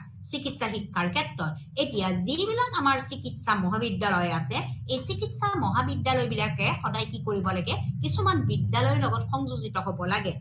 যদিও আমাৰ ভাৰতবৰ্ষত নাই আমি চিকিৎসা মহাবিদ্যালয়সমূহৰ লগত সংযোজিত হৈ পেলাই কিছুমান শৈক্ষিক প্ৰতিষ্ঠান স্থাপন কৰিব লাগে যিবিলাক শৈক্ষিক প্ৰতিষ্ঠান স্থাপন কৰি পেলাই আমাৰ যিটো স্থানীয় সেৱা প্ৰণালী নিজ স্থানত বা নিজ এলেকাত আমাৰ কিছুমান কি থাকিব লাগিব স্বাস্থ্য কেন্দ্ৰ থাকিব লাগে যাতে তেওঁলোকে সহজভাৱে সুফলভাৱে এজন ডক্টৰৰ যদি এটা জৰুৰীকালীন অৱস্থাত তেওঁ ডক্টৰজনৰ পৰা পৰামৰ্শ ল'ব পাৰে ইয়াৰ উপৰিও স্থানীয় জনসংখ্যাৰ স্বাস্থ্য গতিকে আমাৰ গোটেই অঞ্চলত আমাৰ একোটা অঞ্চলৰ যিমানখিনি মানুহৰ বেমাৰ আজাৰ হ'ব প্ৰত্যেকখিনি মানুহে এই বেমাৰৰ সুস্বাস্থ্যৰ বাবে তেওঁ এখন চিকিৎসা মহাবিদ্যালয়লৈকে যাতে দৌৰিব নালাগে গতিকে তেওঁলোকৰ স্বাস্থ্যৰ বাবে আমাৰ সদায় কি হ'ব লাগে স্থানীয় স্বাস্থ্য সেৱা প্ৰণালী সদায় জৰুৰীকালীন অৱস্থাত তেওঁলোকক সেৱা আগবঢ়াব লাগে আৰু এইটোৱে কি কৰিব পাৰে আমাৰ যি স্থানীয় অৰ্থনৈতিক কল্যাণক প্ৰভাৱিত কৰে আৰু এইখিনিয়ে কিন্তু আমাৰ দেশৰো আমাৰ কি কৰিব পাৰে অৰ্থনীতিত এক বৃহৎ প্ৰভাৱ বিস্তাৰ কৰিব পাৰে যদিও ভাৰতবৰ্ষ এখন অৰ্থনৈতিকভাৱে পিছপৰা দেশ এখন কৃষি প্ৰধান দেশ কিন্তু ভাৰতৰ বাহিৰৰ অন্যান্য যিসমূহ দেশ প্ৰগতিৰ পথত বহুত আগবাঢ়ি যোৱা আন্তঃৰাষ্ট্ৰীয় ক্ষেত্ৰত তেওঁলোকৰ এটা বিশেষ নাম আছে এই সকল দেশত আমাৰ বিশেষভাৱে কিছুমান চিকিৎসা যিবিলাক আমাৰ বিদ্যালয় আছে চিকিৎসা মহাবিদ্যালয় আছে তেওঁলোকে সংযোজিত হৈ পেলাই কি কৰে কিছুমান শৈক্ষিক প্ৰতিষ্ঠান স্থাপন কৰে আৰু শৈক্ষিক প্ৰতিষ্ঠান স্থাপন কৰে অৰ্থাৎ মিনি চেণ্টাৰ সৰু চেণ্টাৰ কিছুমান তেওঁলোকে কি কৰে স্থানীয় জাগাবিলাকত তেওঁলোকে প্ৰতিষ্ঠিত কৰি পেলাই এই মানুহখিনিৰ তেওঁলোকে স্বাস্থ্য সেৱা প্ৰণালী সদায় জৰুৰীকালীন অৱস্থাত তেওঁলোকে সহায় কৰি আহে আৰু যাতে তেওঁলোকে দূৰলৈ যাব নালাগে তেওঁলোকে হস্পিটেলৰ কাৰণে দূৰৰ হস্পিটেলত যাব নালাগে ভাল ডাক্তৰ বিচাৰি যাতে তেওঁলোকে দৌৰিব নালাগে এইখিনিৰ বাবে আমাৰ কি কৰা হয় স্থানীয় স্বাস্থ্য সেৱা প্ৰণালী আৰু স্থানীয় জনসংখ্যাৰ স্বাস্থ্য আৰু লগতে এইটো বস্তুৱে অকল যে জনসংখ্যাৰ স্বাস্থ্য বা স্বাস্থ্য সেৱা প্ৰণালীয়ে যে আমাৰ মানে প্ৰস্তুত কৰিব বা স্বাস্থ্য সেৱা প্ৰণালী তেওঁলোকে প্ৰদান কৰিব এনেকুৱা নহয় কিন্তু দেশখনৰ যিটো স্থানীয় অৰ্থনীতি এই স্থানীয় অৰ্থনীতিৰ কল্যাণক কিন্তু যথেষ্ট পৰিমাণে প্ৰভাৱিত কৰি তোলে কাৰণ তেওঁলোকে এটা নিৰ্দিষ্ট ফিজ দি পেলাই তেওঁলোকে কি কৰিব পাৰিব নাম এন্ট্ৰি কৰিব পাৰিব তেওঁ প্ৰৱেশ কৰিব পাৰিব এই স্থানীয় সেৱা প্ৰণালীত আৰু লগতে যিবিলাক ডক্টৰছ থাকিব পৰামৰ্শদাতা থাকিব তেওঁলোকেও এটা নিজস্ব কি ল'ব পাৰিব ফিজ ল'ব পাৰিব গতিকে সেইবাবে এইটোৱে আমাক কি কৰিব পাৰে স্থানীয় অৰ্থনীতিৰ কল্যাণত কিন্তু আমাৰ প্ৰভাৱ বিস্তাৰ কৰিব পাৰে গতিকে আমি দেখা পাইছো পেছাদাৰী শিক্ষা ব্যৱস্থাত আমাৰ চিকিৎসা শিক্ষা ব্যৱস্থাই এটা গুৰুত্বপূৰ্ণ স্থান লাভ কৰিছে গতিকে এই গুৰুত্বপূৰ্ণ স্থান লাভ কৰাৰ মূলতে হৈছে আমাৰ যিবিলাক বৰ্তমান হেল্থ চেলেঞ্জেছ যিটো স্বাস্থ্যৰ সম্বন্ধে যিটো প্ৰত্যাহ্বানৰ মানুহে মুখামুখি হ'ব লগা হৈছে বিভিন্ন জানি অজানি হকে নহকে বিভিন্ন ধৰণৰ বেমাৰৰ তেওঁলোকে মুখামুখি হ'ব লগা হৈছে প্ৰত্যেকজন ব্যক্তিয়ে বৰ্তমান সুস্বাস্থ্য বা নিৰোগী হৈ চলাৰ ক্ষেত্ৰত বহুতো অসুবিধা হৈছে আমাৰ জনসংখ্যা বৃদ্ধিৰ লগতে আমাৰ পৰিৱেশ পৰিৱৰ্তন হৈছে জলবায়ুৰ পৰিৱৰ্তন হৈছে এই বিভিন্ন দিশবিলাক আমাৰ সামৰি লৈ পেলাই মানুহৰ এতিয়া চিনাকি অচিনাকি বহুতো বেমাৰে শৰীৰত গ্ৰাস কৰে গতিকে এই ক্ষেত্ৰত আমাৰ যিটো চিকিৎসা শিক্ষা ব্যৱস্থা এই চিকিৎসা শিক্ষা ব্যৱস্থা এটা সুদূৰ প্ৰসাৰী স্থান লাভ কৰি আহিছে কাৰণ এই শিক্ষা ব্যৱস্থাই যে অকল এজন ডক্টৰে সৃষ্টি কৰিব এজন চিকিৎসকে সৃষ্টি কৰিব এনেকুৱা নহয় এই চিকিৎসাৰ লগতে তেওঁলোকে বিভিন্ন ধৰণৰ স্বাস্থ্য সেৱা প্ৰণালীৰ গুৰুত্বপূৰ্ণ উপাদানসমূহ তেওঁলোকে সংগ্ৰহ কৰিব পাৰিব আৰু খুব কমেও তেওঁলোকে এই বিষয়ত গুৰুত্ব দি পেলাই স্বাস্থ্য সেৱা আগবঢ়াব পাৰিব গতিকে অকল চিকিৎসক প্ৰস্তুত কৰিলেই নহব যোগ্য চিকিৎসকসকলক আমাৰ কি লাগিব প্ৰশিক্ষণৰ দৰকাৰ হ'ব গতিকে আমাৰ যি নতুন নতুন বেমাৰ নতুন নতুন দিশসমূহৰ কি তেওঁলোকে ঔষধ পাতি ল'ব কি মেডিচিন ল'লে মানুহে সোনকালে নিৰোগী হ'ব গতিকে বৰ্তমান সময়ত আমি দেখিবলৈ পাইছো কেঞ্চাৰৰ নিচিনা ভয়াৱহ বেমাৰেও আমাৰ কি কৰিব পাৰিছে বৰ্তমান আমাৰ মেডিচিনৰ প্ৰস্তুত কৰা হৈছে গতিকে আমাৰ এইবিলাক ডাঙৰ ডাঙৰ বেমাৰৰ কাৰণে আমাৰ যোগ্য চিকিৎসকসকলৰ শিক্ষণ প্ৰশিক্ষণৰ ব্যৱস্থা লাগিব আৰু লগতে যিটো পেৰামেডিকেল এই পেৰামেডিকেলৰ কৰ্মচাৰীসকলকো নিযুক্তি দিয়াৰ ব্যৱস্থা কৰিব লাগিব ইয়াৰ উপৰিও যিটো আমাৰ ঔষধৰ বৈজ্ঞানিক গৱেষণা কৰিবলৈ হলে এক পৰিবেশ আমাৰ সমৰ্থন আমি কৰিব লাগিব এটা পৰিবেশ সৃষ্টি কৰিব লাগিব যি পৰিবেশ সৃষ্টি কৰি পেলাই আমাৰ নতুন নতুন বেমাৰৰ কাৰণে যিখিনি ঔষধ এই ঔষধখিনি হল কিদৰে আমাৰ বৈজ্ঞানিক গৱেষণা কৰিব পাৰি ইয়াৰ ওপৰত আমি গুৰুত্ব প্ৰদান কৰিব লাগিব গতিকে বৈজ্ঞানিক গৱেষণা যদি নাথাকে আমি নতুন নতুন ঔষধৰ কথা চিন্তা কৰিব নোৱাৰো এই ঔষধখিনি বৈধতা কিমান এই ঔষধখিনি নিৰ্ভৰযোগ্যতা কিমান এই ঔষধখিনি কিমান বয়স সময়সীমাৰ ভিতৰত তেওঁলোকক লোৱা হৈছে এই বিভিন্ন ধৰণৰ কথা আমাৰ ঔষধত আমাৰ কি হৈ থাকে জড়িত হৈ থাকে গতিকে ঔষধৰ লগত আমাৰ কি আছে বৈজ্ঞানিক এটা গৱেষণা আছে আৰু এই বৈজ্ঞানিক গৱেষণা আমি সদায় প্ৰস্তুত কৰিবলৈ সৃষ্টি কৰিব লাগিব ইয়াৰ উপৰিও যিবিলাক ডাঙৰ ডাঙৰ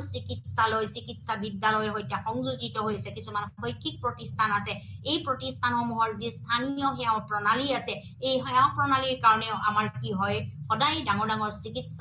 চিকিৎসা মহাবিদ্যালয়বিলাকে চিকিৎসা বিদ্যালয়ৰ লগত সংযোজিত হ'ব লাগে আৰু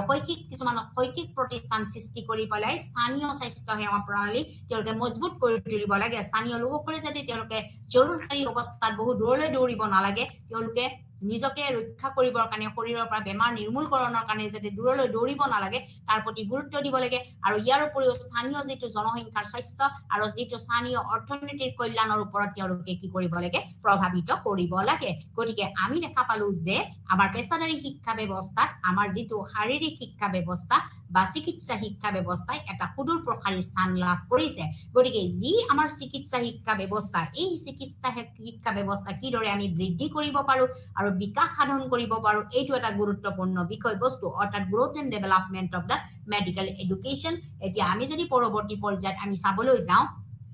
চিকিৎসা শাস্ত্ৰ যেনেকৈ আমাৰ অতিকৈ গুৰুত্বপূৰ্ণ ঠিক সেইদৰে আমাৰ চিকিৎসা শিক্ষা ব্যৱস্থানো কেনেকৈ বৃদ্ধি হ'ব কেনেকৈ বিকাশ সাধন হ'ব the growth and development of the medical education এইটো এটা গুৰুত্বপূৰ্ণ দিশ আমাৰ শিক্ষা ব্যৱস্থাত আহি পৰিছে আমাৰ পেছাদাৰী শিক্ষা ব্যৱস্থাত যিহেতু আমাৰ চিকিৎসা শাস্ত্ৰই এটা গুৰুত্বপূৰ্ণ স্থান লাভ কৰিছে আমি যদি দেখিবলৈ পাওঁ যে আমাৰ ভাৰতবৰ্ষত কিদৰে চিকিৎসা শাস্ত্ৰৰ আমাৰ বৃদ্ধি হল কিদৰে ইয়াৰ বিকাশ সাধন হল কিদৰে ইয়াক আগবঢ়াই নিয়া হল এই বিভিন্ন ক্ষেত্ৰত এতিয়া আমি যদি আলোচনা কৰিবলৈ যাওঁ তেতিয়াহ'লে আমি দেখা পাওঁ যে আমাৰ ভাৰতবৰ্ষত আচলতে 1835 চনতে আমাৰ কি আছিলে চিকিৎসা শাস্ত্ৰৰ কথা প্ৰৱৰ্তন কৰা হৈছিল আমাৰ যি সময়তে ব্ৰিটিছসকল আছিলে এই ব্ৰিটিছসকলে 1835 চনতে কি কৰিছিলে ভাৰতবৰ্ষত চিকিৎসা শাস্ত্ৰৰ আমাৰ বিভিন্ন দিশসমূহ তেওঁলোকে আগবঢ়াই লৈ গৈছিলে আৰু সেই সময়তে তেওঁলোকে বিভিন্ন মেডিকেল কলেজ আমাৰ ভাৰতবৰ্ষত স্থাপন কৰিছিলে আৰু স্থাপন কৰি পেলাই তেওঁলোকে বিভিন্ন ধৰণৰ শিক্ষা আমাৰ চিকিৎসা শাস্ত্ৰ তেওঁলোকে আগবঢ়াইছিলে যিবিলাক তেওঁলোকৰ 5 বছৰীয়া আমাৰ এটা আঁচনি হাতত লোৱা হৈছিলে গতিকে আৰু বিশেষকৈ এই শিক্ষা ব্যৱস্থা আমাৰ এলোপেথিক হিচাপে তেওঁলোকৰ সময়ত স্বীকৃতিপ্ৰাপ্ত হৈছিলে আৰু এই সময়ত সেই সময়তে 1835 চনতে যেতিয়া যিসকল তেওঁলোকে চিকিৎসা শাস্ত্ৰ গ্ৰহণ কৰিছিলে এই চিকিৎসা শাস্ত্ৰ গ্ৰহণ কৰি পেলাই তেওঁলোকে মেডিকেল বেচেলাৰ হিচাপে অৰ্থাৎ তেওঁলোকে MBBS ডক্টৰ হিচাপে স্বীকৃতি পাইছিলে আৰু বেচেলাৰ অফ চাৰ্জাৰী তেওঁলোকে চাৰ্জাৰী কৰিবও পাৰিছিলে আৰু সেই সময়ত তেওঁলোকক MBBS ডিগ্ৰীৰে অন্তত প্ৰদান কৰা হৈছিলে আৰু এলোপেথিক যিবিলাক মেডিচিন তেওঁলোকে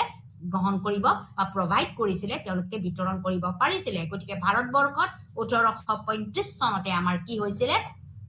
এই চিকিৎসা শাস্ত্ৰ প্ৰৱৰ্তন কৰা হৈছিল তাৰ পৰৱৰ্তী পৰ্যায়ত আমি যদি চাওঁ আমাৰ 1880 চনত আমাৰ 1840 চনত যেতিয়া পৰ্তুগাল সকলৰ প্ৰথম প্ৰৱৰ্তন কৰা এখন চিকিৎসা মহাবিদ্যালয় স্থাপন কৰা হৈছিল গতিকে এই চিকিৎসা মহাবিদ্যালয়খন যেতিয়া স্থাপন কৰা হৈছিল 1840 চনত তেতিয়াৰ পৰাই আমাৰ ভাৰতবৰ্ষত চিকিৎসা শাস্ত্ৰ আগবাঢ়ি গৈছিল ইয়াৰ পৰৱৰ্তী পৰ্যায়ত আমি যদি চাবলৈ যাওঁ 1850 চনত কি কৰা হৈছিল চেন্নাই কলিকতা আৰু মুম্বাই চিকিৎসা মহাবিদ্যালয়ত তিনিখন ভাৰতীয় বিশ্ববিদ্যালয় স্থাপন কৰা হৈছিল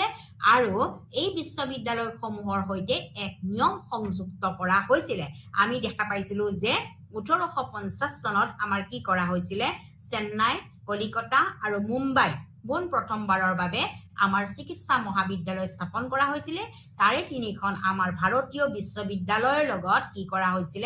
আমাৰ স্থাপন কৰা হৈছিল সংযোজিত কৰা হৈছিল আৰু এই বিদ্যালয়সমূহ স্বীকৃতি লাভ কৰা হৈছিল অৰ্থাৎ স্বীকৃতি দিয়া হৈছিল আৰু এই বিশ্ববিদ্যালয়সমূহৰ এক দিয়া নিয়মৰ জৰিয়তে এই চিকিৎসা মহাবিদ্যালয়সমূহ কি কৰা হৈছিল বিকশিত হৈছিল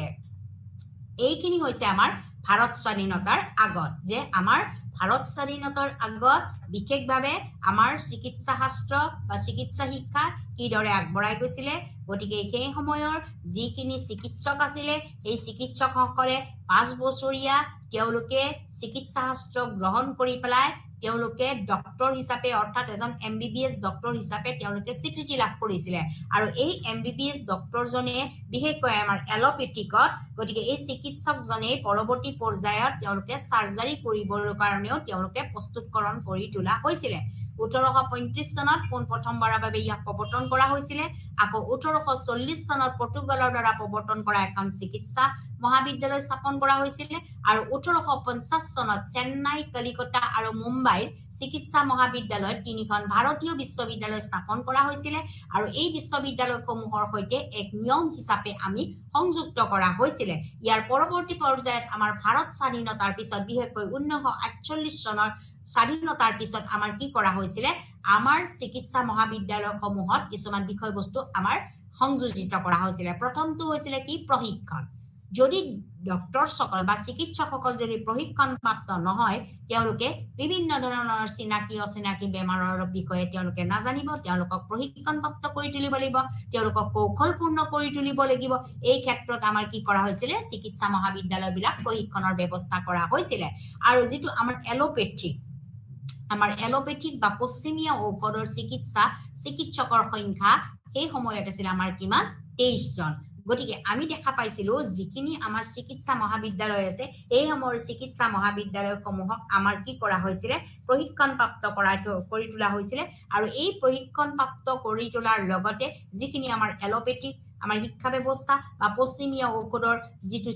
চিকিৎসকৰ সংখ্যা তেতিয়া আছিল আমাৰ মাত্ৰ কিমান 23 আৰু সেই সময়তে কি কৰা হৈছিল ভাৰত স্বাধীনতাৰ পিছৰ সকলো ঠাইতে তেওঁলোকে একেলগে প্ৰস্তুত কৰা স্নাতকোত্তৰ সংখ্যা হলগৈ আমাৰ কিমান 4000তকৈ আমাৰ বেছি আমাৰ কি সেই সময়ত কি নাছিল চিকিৎসক নাছিল ভাৰত স্বাধীনতাৰ পিছত প্ৰথমতে আমাৰ কি কৰা হল আমাৰ চিকিৎসা মহাবিদ্যালয়বিলাকত প্ৰশিক্ষণৰ ব্যৱস্থা কৰা হল আৰু এই প্ৰশিক্ষণ বিশেষকৈ আমাৰ এলোপেথিক ঔষধসমূহত প্ৰস্তুত কৰা হল বা পশ্চিমীয়া ঔষধৰ চিকিৎসকৰ সংখ্যা সেই সময়ত আমাৰ কিমান আছিল সংখ্যা আছিল 23 জন আৰু এই চিকিৎসকসকলৰ একেলগে তেওঁলোকে প্ৰস্তুত কৰা স্নাতকৰ সংখ্যা হলগৈ কিমান 4000তকৈ এই সময়ত আমাৰ বেছি নাছিল আৰু এই সময়ত কি কৰা হৈছিল আমাৰ যিলে ব্যক্তিগত খণ্ডত 30 বছৰৰ চিকিৎসা শিক্ষাৰ সৰ্বব্যাপী প্ৰদানকাৰী হিচাপে নিযুক্তি হৈছিল আৰু সেই সময়তো আমাৰ কিছুমান কি আছিল ব্যক্তিগত খণ্ডৰ চিকিৎসা ব্যৱস্থা আছিল চিকিৎসা আমাৰ কেন্দ্ৰ আছিল বা অনুষ্ঠান আছিল আৰু যি এই ব্যক্তিগত খণ্ডত যিবিলাক অনুষ্ঠান আছিল চিকিৎসা অনুষ্ঠান আছিল যি 30 বছৰত তেওঁলোকে চিকিৎসা শিক্ষাৰ এটা সৰ্বব্যাপী প্ৰদানকাৰী হিচাপে তেওঁলোকে নিযুক্তি হৈছিল আমাৰ যিখিনি চৰকাৰী আছিল চৰকাৰীতকৈ আমাৰ ব্যক্তিগত খণ্ডৰ আমাৰ চিকিৎসা শাস্ত্ৰই কিন্তু এটা সৰ্ববৃহৎ স্থান লাভ কৰি আহিছিল শেহতীয়াকৈ আমি যদি বৰ্তমান সময়লৈকে চাবলৈ যাওঁ 2020 চনত যিখন মই কৈছো যে নতুন শিক্ষা নীতি 2020 এইখন এখন গুৰুত্বপূৰ্ণ শিক্ষা নীতি যিখন শেহতীয়াকৈ আমাৰ কি কৰা হৈছে চিকিৎসা শাস্ত্ৰৰ ক্ষেত্ৰতো এটা প্ৰভাৱ বিস্তাৰ বা আলোড়নৰ সৃষ্টি কৰিছে আমাৰ হেহতীয়াকৈ যিখন 2020 যিখন আমাৰ নতুন শিক্ষানীতি এই শিক্ষানীতিখনে কি কৰিছে আমাৰ সমগ্ৰ দেশত বৰ্তমান 541খন চিকিৎসা মহাবিদ্যালয় তেওঁলোকে প্ৰস্তুত কৰি তুলিছে আৰু চৰকাৰৰ অধীনত আছে 240খন আৰু ব্যক্তিগতভাৱে আছে কিমান 261খন চিকিৎসা মহাবিদ্যালয় আছে যাৰ ক্ষমতা হৈছে বিশেষকে আমাৰ তেওঁলোকৰ যিখিনি ক্ষমতা বা দক্ষতা এই দক্ষতাৰ ভিত্তিত যদি লোৱা যায় এই দক্ষতাৰ ভিত্তিত হৈছে আমাৰ 80,312টা সিট আমাৰ MBBS ৰ কাৰণে ছাত্ৰ ছাত্ৰীসকলৰ কাৰণে প্ৰস্তুত কৰি তোলা হৈছে গতিকে আমি দেখিবলৈ পাইছো যে পেছাদাৰী শিক্ষা ব্যৱস্থাত যেহেতু আমাৰ চিকিৎসা শাস্ত্ৰই এক গুৰুত্বপূৰ্ণ স্থান লাভ কৰিছে এই গুৰুত্বপূৰ্ণ স্থান লাভ কৰা দিকটো বৰ্তমান সময়তেই যে আমাৰ বৰ্তমান চিকিৎসা শাস্ত্ৰ যে আমাৰ বিকশিত হৈছে এনেকুৱা নহয় আমাৰ ভাৰত স্বাধীনতাৰ আগত আৰু ভাৰত স্বাধীনতাৰ পিছতো আমাৰ কি হৈছিল এই চিকিৎসা শাস্ত্ৰই আমাক বহুতো প্ৰভাৱ বিস্তাৰ কৰি আহিছিল গতিকে আমাৰ এই চিকিৎসা শাস্ত্ৰ যেটো আমাৰ মেডিকেল এডুকেশন এই শিক্ষা ব্যৱস্থা আমাৰ ভাৰতবৰ্ষত 1835 চনতে প্ৰৱৰ্তন কৰা হৈছিল যেতিয়া ব্ৰিটিছসকলে আমাৰ ভাৰতবৰ্ষত কি কৰিছিল আমাৰ শাসনভাৰ বা তেওঁলোকৰ দায়িত্বত আছিল ইয়াৰ পৰৱৰ্তী পৰ্যায়ত আমি যদি দেখিবলৈ পাওঁ তেতিয়া হলে আমি দেখা পাম যে 1840 চনত পৰ্তুগালৰ দ্বাৰা প্ৰৱৰ্তন কৰা এখন চিকিৎসা মহাবিদ্যালয় পোন প্ৰথমবাৰৰ বাবে 1840 চনত পৰ্তুগালৰ দ্বাৰা প্ৰৱৰ্তন কৰা হে এখন চিকিৎসা মহাবিদ্যালয় আছিল ইয়াৰ যদি আমি পৰৱৰ্তী পৰ্যায়ত চাওঁ আমাৰ 1850 চনত কি কৰা হৈছিল চেন্নাই কলিকতা আৰু মুম্বাই চিকিৎসা মহাবিদ্যালয়ত 3খন ভাৰতীয় বিশ্ববিদ্যালয় স্থাপন কৰা হৈছিল আৰু এই বিশ্ববিদ্যালয়সমূহৰ সৈতে এক নিয়মৰ সৈতে আমাৰ চিকিৎসা মহাবিদ্যালয়সমূহ কি কৰা হৈছিল সংযুক্ত কৰা হৈছিল গতিকে আমি দেখা পালো যে 1948 চনৰ অৰ্থাৎ স্বাধীনতাৰ পিছত যদি আমি দেখিবলৈ পাওঁ আমাৰ চিকিৎসা মহাবিদ্যালয়ৰ কিছুমান প্ৰশিক্ষণৰ ব্যৱস্থা আছে বিশেষকৈ এলোপেথি বা পশ্চিমীয়া ঔষধৰ চিকিৎসকৰ সংখ্যা সদায় আমাৰ কিমান আছিল এই সময়ত আছিল 23 জন ভাৰত স্বাধীনতাৰ পিছত ইয়াৰ পৰৱৰ্তী পৰ্যায়ত একেলগে কিছুমান স্নাতকৰ সংখ্যা আমাৰ বৃদ্ধি হলেও কিন্তু 4000তকৈ বেছি নাছিল তাৰ পৰৱৰ্তী পৰ্যায়ত কিন্তু আমি দেখিবলৈ পাওঁ আমাৰ যিবিলাক চৰকাৰী চিকিৎসা মহাবিদ্যালয় আছে বা চৰকাৰৰ অধীনত যিবিলাক লোকে বা ছাত্ৰ ছাত্ৰীসকলে তেওঁলোকে চিকিৎসা শিক্ষা গ্ৰহণ কৰিছে তেওঁলোকতকৈ কিন্তু ব্যক্তিগত খণ্ডৰ চিকিৎসা মহাবিদ্যালয়বিলাকে বেছি আগবাঢ়ি গৈছে বা সুদূৰ প্ৰসাৰী স্থান লাভ কৰি আহিছে গতিকে এই যি ব্যক্তিগত খণ্ডত সেই সময়ত 30 বছৰতে আমাৰ কি হৈছিল চিকিৎসা শিক্ষাৰ এটা সৰ্ববৃহৎ প্ৰদানকাৰী হিচাপে এক নিযুক্তি কৰা হৈছিল আৰু শেহতীয়াকৈ আমাৰ যি 2020 চনত 2020 আমাৰ যি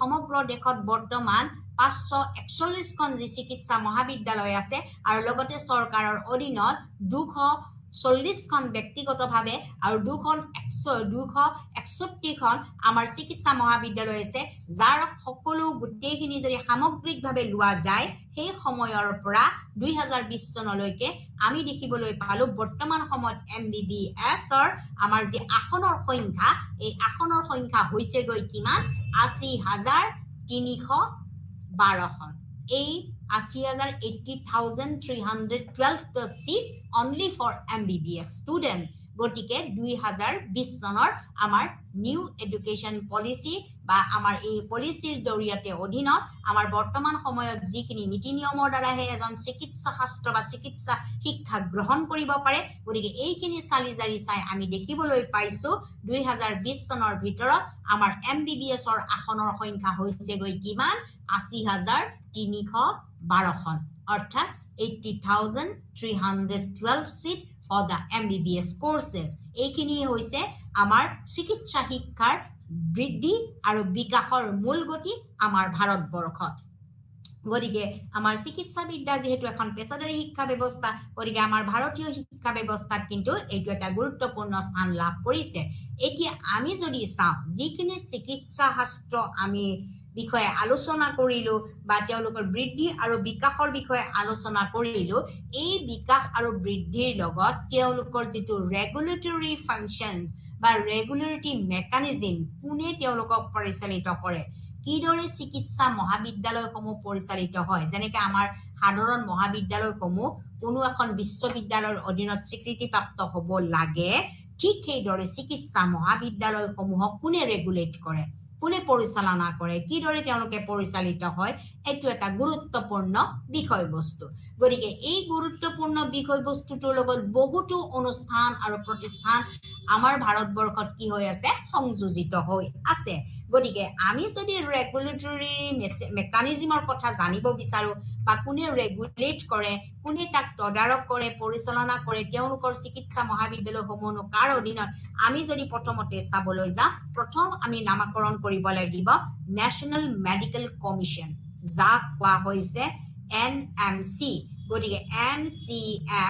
MCI যিখন ভাৰতীয় চিকিৎসা আয়োগ, MCI এখন গুৰুত্বপূৰ্ণ আমাৰ এখন আয়োগ বা যিখন কাউন্সিলে প্ৰথমতেই আমাৰ ভাৰতৰ যি চিকিৎসা শিক্ষা ব্যৱস্থা, এই চিকিৎসা শিক্ষা ব্যৱস্থাৰ ওপৰত তেওঁলোকে এটা গুৰুত্বপূৰ্ণ স্থান লাভ কৰিছে। অৰ্থাৎ এখন চিকিৎসা মহাবিদ্যালয় কাৰ দ্বাৰা পৰিচালিত হ'ব লাগিব, মেডিকেল কাউন্সিল অফ ইণ্ডিয়া,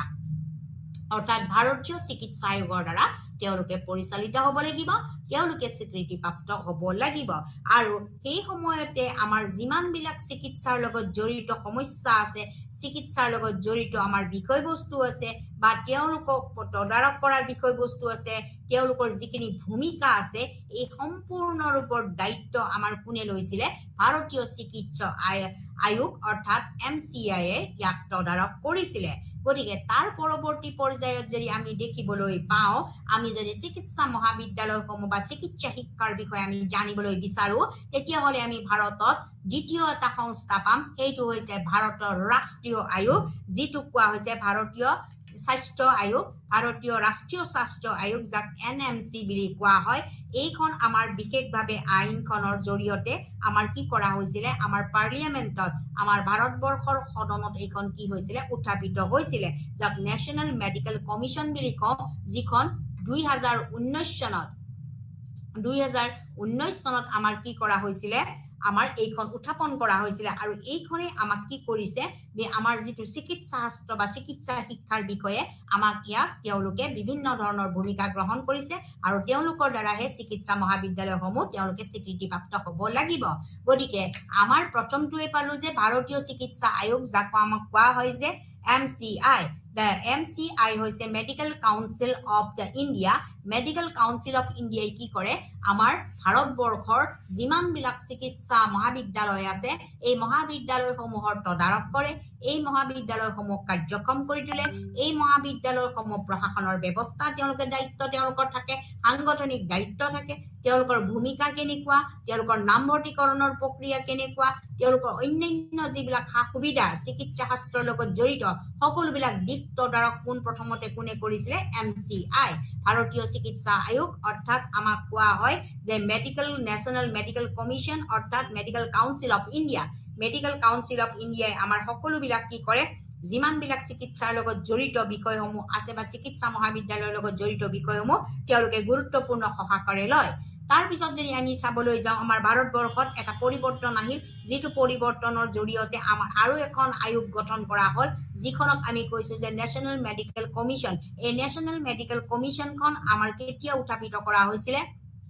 আমাৰ 2019। গতিকে আমাৰ 2019ত আমাৰ কি কৰা হৈছিলে, আমাৰ নেশ্যনেল মেডিকেল কমিশ্যনখন আমাৰ উত্থাপন কৰা হৈছিলে, যিখনে আমাৰ কি কৰিছিলে, তেওঁলোকক অথৰিটি দিয়া হৈছিলে বা কৰ্তৃত্ব দিয়া হৈছিলে যে চিকিৎসা শাস্ত্ৰ বা চিকিৎসা মহাবিদ্যালয়সমূহ কিদৰে তেওঁলোকৰ তদাৰক হ'ব, কিদৰে তেওঁলোকৰ বিভিন্ন ধৰণৰ কাৰ্যক্ৰম কৰি তোলা হ'ব, তেওঁলোকক পুনৰ গঠনৰ ক্ষেত্ৰত, তেওঁলোকৰ আন্তঃগাঁথনিৰ ক্ষেত্ৰত, ইনফ্ৰাষ্ট্ৰাকচাৰৰ ক্ষেত্ৰত, বিভিন্ন ক্ষেত্ৰত তেওঁলোকৰ প্ৰশাসনিক দিশ এটা থাকে, সাংগঠনিক দিশ এটা থাকে, তেওঁলোকৰ পঠনীয় দিশ এটা থাকে, তেওঁলোকৰ এটা মেথডলজি থাকে, পদ্ধতিগতমূলক দিশ থাকে, আৰু তেওঁলোকৰ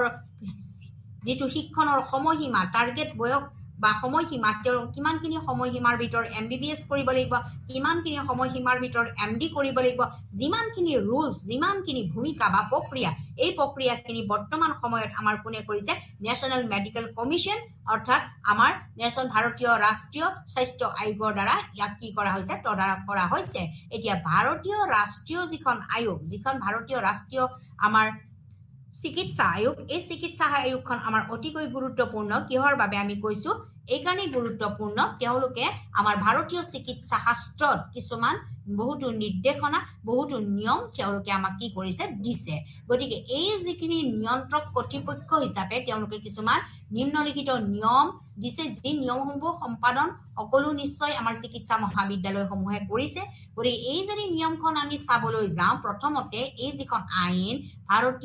ভাৰতৰ ৰাষ্ট্ৰীয় স্বাস্থ্য আয়োগ এই আয়োগখনে আমাৰ কি কৰিছে যিখন আঁচনি এই আঁচনিখনে প্ৰথমবাৰৰ বাবে এটা মহান দায়িত্ব তেওঁলোকে হাতত তুলি লৈছে এই আঁচনিখনে কৈছে আমি উচ্চ মানদণ্ডৰ আৰু তাতকৈ উচ্চ মানদণ্ডৰ আমি চিকিৎসা শাস্ত্ৰ আমি কি কৰিব লাগিব ছাত্ৰ ছাত্ৰীসকলক প্ৰদান কৰিব লাগিব অৰ্থাৎ আমি হাই কোৱালিটি খুব উচ্চ মানদণ্ডৰ আমি শিক্ষা ব্যৱস্থা দিব পাৰিব লাগিব আৰু এই শিক্ষা ব্যৱস্থাৰ বাবে যিমানখিনি তেওঁলোকৰ হেল্থৰ লগত বা স্বাস্থ্যৰ লগত জড়িত আমাৰ বিষয়বস্তু আছে যিমানখিনি ৰুলছ আছে যিমানখিনি ৰেগুলেশ্যন আছে নীতি নিয়ম আছে এই নীতি নিয়মখিনি এই আঁচনিৰ জৰিয়তে তেওঁলোকে কি কৰিব পাৰিব অন্তৰ্ভুক্ত কৰিব পাৰিব গতিকে এই আঁচনিখনে কি কৰিছে আমাৰ উচ্চ মানদণ্ডৰ চিকিৎসা শাস্ত্ৰ প্ৰদান কৰিছে তাতোকৈও আমাৰ উচ্চ মানদণ্ডৰ শিক্ষা প্ৰদান কৰি পেলাই এজন ভাল চিকিৎসক এজন কৌশলপূৰ্ণ চিকিৎসক প্ৰস্তুতকৰণৰ বাবে তেওঁলোকে গুৰুত্ব প্ৰদান কৰিছে আৰু ইয়াৰ লগত জড়িত চিকিৎসা শাস্ত্ৰৰ লগত জড়িত যিমানখিনি ৰুলছ বা ৰেগুলেশ্যন আছে এই ৰুলছ বা ৰেগুলেশ্যনখন আমাৰ নেশ্যনেল মেডিকেল কমিশ্যনৰ দ্বাৰা কি হৈছে নিৰ্ধাৰিত হৈছে দ্বিতীয়তে আমি দেখিবলৈ পাইছো যিবিলাক চিকিৎসা বা নিয়ন্ত্ৰক আছে নিয়ন্ত্ৰক চিকিৎসা প্ৰতিষ্ঠান চিকিৎসা যিবিলাক গৱেষণা আছে এই গৱেষণা আদিৰ বাবে তেওঁলোকে কিছুমান কি কৰিছে নীতি নিৰ্ধাৰণ কৰিছে যে প্ৰত্যেকখন প্ৰতিষ্ঠানৰ বাবে আৰু এই চিকিৎসা শাস্ত্ৰৰ লগত যিখিনি গৱেষণা কৰা হয় যিখিনি গৱেষণা দিয়ে এই গৱেষণাৰ বাবে যিখিনি নীতি প্ৰস্তুত কৰা হয় এই নীতিখিনি তেওঁলোকে কি কৰিছে নিৰ্ধাৰণ কৰি দিছে যে এই নীতিখিনিৰ জৰিয়তে তেওঁলোকে কি কৰিব পাৰিব আমাৰ চিকিৎসা শাস্ত্ৰ ব্যৱস্থা বহুতো উন্নত মানদণ্ডৰ কৰিব পাৰিব সাধাৰণ শিক্ষাৰ ক্ষেত্ৰত এজন ছাত্ৰ বা ছাত্ৰীয়ে হাই ছেকেণ্ডাৰী উচ্চতৰ মাধ্যমিক সমাপ্ত কৰি পেলাই তেওঁ যদি বিজ্ঞান শাখাৰ হয় তেওঁ নিশ্চয় ট্ৰাই কৰিব বা চেষ্টা কৰিব তেওঁ এটা কাৰিকৰী শিক্ষা ব্যৱস্থা ল'বৰ কাৰণে গতিকে কাৰিকৰী শিক্ষা ব্যৱস্থা বুলি ক'লে মেডিকেল ইঞ্জিনিয়াৰিং বিভিন্ন ধৰণৰ আমাৰ কোৰ্চ কিছুমান আছে গতিকে তেওঁ যেতিয়া সেই বস্তুটো ট্ৰাই কৰিব বা তেওঁ ল'বলৈ বিচাৰিব এই ল'বলৈ বিচাৰিবলৈ যাওঁতে তেওঁলোকে কিছুমান ৰুলছ বা ৰেগুলেশ্যনছ তেওঁলোকে কি কৰিব লগা হয় মানি চলিবলগীয়া হয় এই ৰুলছ ৰেগুলেশ্যনত তেওঁলোকে কিমানখিনি নম্বৰ পাব তেওঁ কোনটো পৰীক্ষাত প্ৰৱেশ পৰীক্ষাত অৱতীৰ্ণ হ'ব লাগিব প্ৰৱেশ পৰীক্ষাৰ মানদণ্ড কেনেকুৱা প্ৰৱেশ পৰীক্ষাত কিমানখিনি নম্বৰ থাকিব কিমানখিনি নম্বৰৰ বাবে আমাৰ জেনেৰেল শাখা অৰ্থাৎ জেনেৰেল কেটেগৰী সাধাৰণ শাখাৰ ছাত্ৰ ছাত্ৰী অন্তৰ্ভুক্ত হ'ব পাৰিব কিমানখিনি OBC আদাৰ বেকৱাৰ্ড ক্লাছে কিমানখিনি নম্বৰ পালে এজন চিকিৎসা ছাত্ৰ বা ছাত্ৰী হিচাপে তেওঁ নামভৰ্তিকৰণ কৰিব ST আৰু SC বিভিন্ন কেটেগৰীজ আমাৰ ফ্ৰীডম ফাইটাৰ্ছ সকলৰ ল'ৰা ছোৱালীৰ বাবে চাহ বাগানৰ ল'ৰা ছোৱালীৰ বাবে বিভিন্ন ল'ৰা ছোৱালীৰ কিমানখিনি মানদণ্ড কিমানখিনি ৰুলছ বা ৰেগুলেশ্যন এই সকলোখিনি কিন্তু এই আইনখনে বা এই আঁচনিখনে কি কৰিছে অন্তৰ্ভুক্ত কৰিছে গতিকে আমি সাধাৰণ শিক্ষাৰ ক্ষেত্ৰতো যদি আমি দেখিবলৈ পাওঁ যে এজন ল'ৰা বা ছোৱালীয়ে ইংলিছ বা যিকোনো এটা বিষয়ৰ ওপৰত তেওঁ অনাৰ্ছ বিষয় হিচাপে তেওঁ ল'ব বিচাৰিছে গতিকে তেওঁ সেইটো এটা উচ্চ মানদণ্ডৰ বিষয় হিচাপে ল'ব পাৰিছে আৰু পৰৱৰ্তী পৰ্যায়ত তেওঁ মাষ্টাৰ ডিগ্ৰী কৰিবৰ কাৰণে সেই বিষয়টো ল'ব তাৰ কাৰণেও কিন্তু আমাৰ নিৰ্ধাৰিত কিছুমান কি আছে নম্বৰ আছে আৰু প্ৰৱেশ পৰীক্ষা দিব লাগিব গতিকে ঠিক সেইদৰে আমাৰ মেডিকেল শিক্ষা ব্যৱস্থাটো আমি দেখিবলৈ পাইছো গতিকে এই শিক্ষা ব্যৱস্থাই আমাক কি কৰিছে কিছুমান এই আইনখনে আমাক কিছুমান নীতি নিয়ম দিছে এই নীতি নিয়মৰ জৰিয়তে এখন চিকিৎসা মহাবিদ্যালয়ত এজন ছাত্ৰ বা ছাত্ৰীয়ে প্ৰৱেশ কৰিব পাৰিব বা নামভৰ্তিকৰণ কৰিব পাৰিব গতিকে আমাৰ যিবিলাক নিয়ন্ত্ৰিত চিকিৎসা প্ৰতিষ্ঠান আছে বা চিকিৎসা গৱেষণা আছে তাৰ বাবে আমাৰ কি কৰা হৈছে নীতি নিৰ্ধাৰণ কৰা হৈছে ইয়াৰ উপৰিও আৰু স্বাস্থ্য সেৱা যে প্ৰণালীত তেওঁলোকে প্ৰৱেশ কৰিব লাগিব এজন MBBS কমপ্লিট কৰি পেলাই তেওঁ এটা ডিগ্ৰী লৈ পেলাই যেতিয়া ডক্টৰ হিচাপে স্বীকৃতি হ'ব তেওঁ প্ৰথমতে বৰ্তমান সময়ত তেওঁ ক'ত ছাৰ্ভিচ দিব লাগিব বিভিন্ন গ্ৰাম্য অঞ্চলত গৈ পেলাই যিবিলাক স্বাস্থ্য কেন্দ্ৰ আছে এই স্বাস্থ্য কেন্দ্ৰসমূহত তেওঁ কি কৰিব লাগিব ছাৰ্ভিচ দিব লাগিব নিয়োজিত কৰিব লাগিব স্থানীয় লোকসকলক তেওঁ বেমাৰ তেওঁ চিকিৎসা হিচাপে গ্ৰহণ কৰি পেলাই তেওঁ চিকিৎসা সেৱা আগবঢ়াব লাগিব গতিকে তেওঁ স্বাস্থ্য সেৱা প্ৰণালীত প্ৰৱেশ কৰিব লাগিব বুলি এই আইনখনে কি কৰিছে উল্লেখ কৰিছে গতিকে MBBS ডিগ্ৰী কমপ্লিট কৰাৰ পিছত সমাপ্ত কৰাৰ পিছত তেওঁ স্বাস্থ্য সেৱা প্ৰণালীত কি হ'ব লাগিব প্ৰৱেশ কৰিব লাগিব গতিকে এইটো এটা গুৰুত্বপূৰ্ণ দিশ গতিকে য'ত সোমাই থাকিব মানুহৰ স্বাস্থ্য য'ত সোমাই থাকিব তেওঁলোকৰ বিভিন্ন ধৰণৰ মানৱ সম্পদ গতিকে এজন মানুহক নিৰোগী কৰি ৰখাটো হৈছে আমাৰ এটা মানৱ সম্পদৰ দিশ গতিকে আৰু এইবিলাকে মানুহক আমাক কি কৰিব বিভিন্ন ধৰণৰ আমাৰ দেশৰ বিকাশ সাধনৰ ক্ষেত্ৰত সহায় কৰিব যেতিয়া মানুহ নিৰোগী হৈ থাকিব সুস্বাস্থ্যৱানৰ অধিকাৰী হৈ থাকিব ভূঞে যেতিয়া চিকিৎসা শাস্ত্ৰ পাব বা চিকিৎসা ল'ব পাৰিব বিভিন্ন বেমাৰৰ কাৰণে বিভিন্ন অঞ্চললৈ দিব নালাগে অঞ্চলত পাব সেইখিনিৰ বাবে এই যিখন আমাৰ পালো যে নেশ্যনেল কমিশ্যন এইখনে আমাক কি স্বাস্থ্য সেৱা প্ৰৱেশ তেওঁলোকে পূৰ্ণ ভূমিকা গ্ৰহণ কৰিছে এজন ডক্টৰ MBBS কৰি পেলাই তেওঁ কি কৰিব পাৰিব তেওঁ গ্ৰাম্য যাব লাগিব আৰু তেওঁ গ্ৰহণ কৰিব পাৰে মাষ্টাৰ্ছ অফ মেডিচিন পৰৱৰ্তী এই আইন হৈছে যিবিলাক চিকিৎসা বৃত্তি পেছাদাৰী জবত প্ৰত্যেক মতে পেছাৰে নিৰ্দিষ্ট নৈতিকতা আছে কিন্তু যদি ক'বলৈ চাওঁ চিকিৎসক আৰু শিক্ষক এনেকুৱা এটা বৃত্তি যি বৃত্তিত কিন্তু নৈতিকতা জড়িত হৈ আছে নো ডাউট নিঃসন্দেহে আমি ক'ব পাৰো এজন চিকিৎসকৰ কিন্তু সদায় নৈতিকতা গুণটো সদায় আগত আছে গতিকে তেওঁৰ নৈতিকতাৰ ওপৰতেহে এজন মানুহক সুস্বাস্থ্য কৰিব পাৰি গতিকে চিকিৎসা বৃত্তিৰ লগত আমাৰ পেছাদাৰী নৈতিকতা আমাৰ পৰ্যবেক্ষণকাৰীসকলক নিশ্চিত কৰিবলৈ নীতি আৰু উদ্ধৃতিবোৰ নিৰ্ধাৰণ কৰাৰ বাবে গুৰুত্বপূৰ্ণ ভূমিকা গ্ৰহণ কৰিছে এই আইনখনে কৰিছে কি যিটো তেওঁলোকৰ নৈতিকতা তেওঁলোকে এজন ৰোগী আহিছে এটা সময়তকৈ 2 মিনিট দেৰিও হ'ব পাৰে কিবা বিভিন্ন যাতায়াতৰ কাৰণে কিন্তু তেওঁ নৈতিকতা থাকিব লাগিব সেই মানুহজনক চিকিৎসা সেৱা আগবঢ়াবৰ বাবে এইটো এটা নৈতিক গুণ যেনেকৈ শিক্ষকসকলৰ থাকিব লাগিব law of readiness is ready for teach every time everywhere গতিকে ঠিক সেইদৰে আমাৰ এজন ডক্টৰ পেছাত যদি তেওঁ এজন চিকিৎসক হয় তেতিয়াহ'লে তেওঁৰ কিন্তু নৈতিকতা গুণ থাকিব লাগিব গতিকে এইখিনিৰ কাৰণে এই আইনখনে কৰিছিলে কি চিকিৎসা বৃত্তিত যিখিনি পেছাদাৰী নৈতিকতা এই নৈতিকতাৰ পৰ্যবেক্ষণকাৰীসকলক যে পৰ্যবেক্ষণ কৰাৰ বাবে এটা গুৰুত্বপূৰ্ণ তেওঁলোকে সিদ্ধান্ত গ্ৰহণ কৰিছিলে কিছুমান পৰ্যবেক্ষণকাৰী তেওঁলোকে নিশ্চিত কৰিছিলে আৰু তাৰ বাবে কিছুমান নীতি কিছুমান প্ৰিন্সিপলছ দিছিলে আৰু এই নীতি আৰু উদ্ধৃতিবোৰৰ বাবে এই আইনখনে গুৰুত্বপূৰ্ণ ভূমিকা গ্ৰহণ কৰিছিলে আৰু ইয়াৰ উপৰিও এই যিখন আমাৰ নেশ্যনেল মেডিকেল কমিশ্যন NMC এই আইনখনে আকৌ কি কৰিছিলে যে ব্যক্তিগত যিবিলাক চিকিৎসা শিক্ষা আছে এই ব্যক্তিগত চিকিৎসা শিক্ষাত আমাৰ 50% অৰ্থাৎ 50% আসনৰ সন্দৰ্ভত যিটো মাচুল নিৰ্ধাৰণ আৰু আন সকলোবিলাক মাচুল নিৰ্ধাৰণৰ বাবে নিৰ্দেশনা প্ৰস্তুত কৰিছিলে এতিয়া আমি যদি দেখিবলৈ পাওঁ বহুতো আজিকালি ব্যক্তিগত বিশ্ববিদ্যালয়সমূহে আমাৰ চিকিৎসা শাস্ত্ৰ আগবঢ়াইছে আৰু যাৰ যিটো মাচুল এই মাচুলটো আমি দেখিবলৈ পাওঁ কিছুমানত আমাৰ 1 crore কিছুমানৰ 1 crore 50 লাখ এটা হিউজ এমাউণ্ট এটা সৰ্ববৃহৎ টকা পইচা খৰচ কৰি পেলাই ছাত্ৰ ছাত্ৰীসকলে তেওঁলোকে চিকিৎসা শাস্ত্ৰৰ চিকিৎসা কাৰণে তেওঁলোকে আগবাঢ়ি আহে কিন্তু আমাৰ মেডিকেল কি কৰিছে এই যিবিলাক চিকিৎসা ল'বৰ ক্ষেত্ৰত কি 50% আসন 50 আসন পাব লাগিব আৰু এই যি আসন ল'ব যিটো মাচুলখিনি নিৰ্ধাৰিত এটা নিৰ্দিষ্ট দিশত হ'ব লাগে সকলো মাচুল নিৰ্ধাৰণৰ বাবে এটা নিৰ্দিষ্ট প্ৰস্তুত হৈছে গতিকে প্ৰত্যেকটো আমাৰ যিবিলাক আমাৰ শৈক্ষিক প্ৰতিষ্ঠান আছে শৈক্ষিক আছে ইতিমধ্যে বহু প্ৰাইভেট বিশ্ববিদ্যালয়গত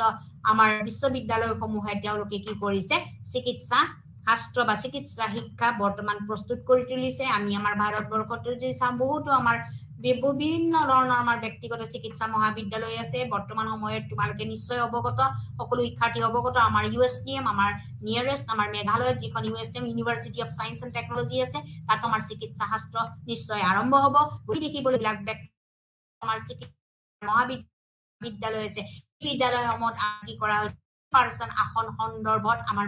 নিৰ্ধাৰণ আৰু আন সকলো মাচুল নিৰ্ধাৰণৰ বাবে নিৰ্দেশনা প্ৰস্তুত কৰা হৈছে গতিকে আমাৰ ভাৰতীয় চিকিৎসা চাব যিহেতু পেছা ব্যৱস্থা আমাৰ চিকিৎসা এটা গুৰুত্বপূৰ্ণ ভূমিকা আগবঢ়াইছে আমাৰ ভাৰতীয় medical council of Asian medical council of India এইখন গুৰুত্বপূৰ্ণ চাপ কৰিছে মেডিকেল কাউন্সিলে যি আমাৰ ভাৰতীয় চিকিৎসা মহাবিদ্যালয় আছে এই মহাবিদ্যালয়সমূহক তেওঁলোকে প্ৰদান কৰি আহিছে আৰু এই প্ৰদান কৰি তেওঁলোকে কি কৰে একো চিকিৎসক হিচাপে তেওঁলোকে সময়ে উলিয়াই দিয়ে কিন্তু তাৰ পৰৱৰ্তী পৰ্যায়ত ভাৰতবৰ্ষত কি দেখা পালো এখন আয়োগে ভাৰতবৰ্ষৰ বৰ্তমান চিকিৎসা সকলো চিকিৎসা বিদ্যালয় সামৰি লৈছে চিকিৎসা মহাবিদ্যালয়ৰ নিৰ্দেশনা তেওঁলোকে আৰু এই নিৰ্দেশনাসমূহৰ থাকি পেলাইহে এখন চিকিৎসা বিদ্যালয় কি হ'ব তেওঁলোকে নহ'লে চিকিৎসা মহাবিদ্যালয় যিটো স্বীকৃতি বাতিল কৰা হৈছে এই বাতিল কৰাৰ ক্ষেত্ৰত যদি বাতিল কিয় হয় যদি নিৰ্দেশনাসমূহ তেওঁলোকৰ গ্ৰহণযোগ্য নহয় তেওঁলোকে নীতি নিৰ্দেশনাৰ বাহিৰ কৰিছে সেই চিকিৎসা বিদ্যালয়খনক কি কৰা হয় বাতিল কৰা হয় গতিকে এই ক্ষেত্ৰত আমি চাবলৈ পাওঁ যে চিকিৎসা শাস্ত্ৰই মানুহ কি কৰে সুস্বাস্থ্যৱান কৰি তুলিবলৈ প্ৰত্যেকজন চিকিৎসক হ'ব লাগিব প্ৰশিক্ষণ গতিকে সেই চিকিৎসা মহাবিদ্যালয় আছে সেই মহাবিদ্যালয়ৰ কি হ'ব লাগিব আন্তঃগাঁথনি বহুত মজবুত হ'ব লাগিব infrastructure of the medical college গতিকে যদি ইনফ্ৰাষ্ট্ৰাকচাৰ নাথাকে মেডিকেল কলেজৰ যিখিনি সুবিধা এই সুবিধাৰ পৰা যদি মানুহ ৰাইজ বঞ্চিত হয় তেতিয়াহ'লে কোনো মানুহক ৰোগী কৰিব নোৱাৰিব নিৰোগী কৰিবলৈ হ'লে আমাৰ সদায় মেডিকেল কলেজ কি হ'ব লাগিব ইনফ্ৰাষ্ট্ৰাকচাৰ বা আন্তঃগাঁথনি ভাল হ'ব লাগিব গতিকে এই ক্ষেত্ৰত আমাৰ নেশ্যনেল মেডিকেল কমিছনে সদায় গুৰুত্বপূৰ্ণ দায়িত্ব ভূমিকা গ্ৰহণ কৰিছে স্বাস্থ্য সেৱা প্ৰণালীত গুৰুত্বপূৰ্ণ দিশসমূহ লৈছে আৰু লগতে যিমানখিনি চিকিৎসক ওলাব MBBS কমপ্লিট কৰি ওলাব তেওঁলোকৰ কিন্তু নৈতিকতা গুণ থাকিব লাগিব আৰু যিবিলাক বৰ্তমান ব্যক্তিগত চিকিৎসা মহাবিদ্যালয় স্থাপন কৰা হৈছে ইতিমধ্যে মই ক'লোৱে আমাৰ নৰ্থ ইষ্টত USTM university of science and technology আমাৰ কি কৰিছে ব্যক্তিগত মেডিকেল কলেজ বা চিকিৎসা সেৱা আগবঢ়াইছে গতিকে আজি মই আপোনালোকৰ ওচৰত মেডিকেল শিক্ষা ব্যৱস্থাৰ বিষয়ে ক'লো পৰৱৰ্তী পৰ্যায়ত আপোনাক লগ পোৱাৰ আশাৰে ধন্যবাদ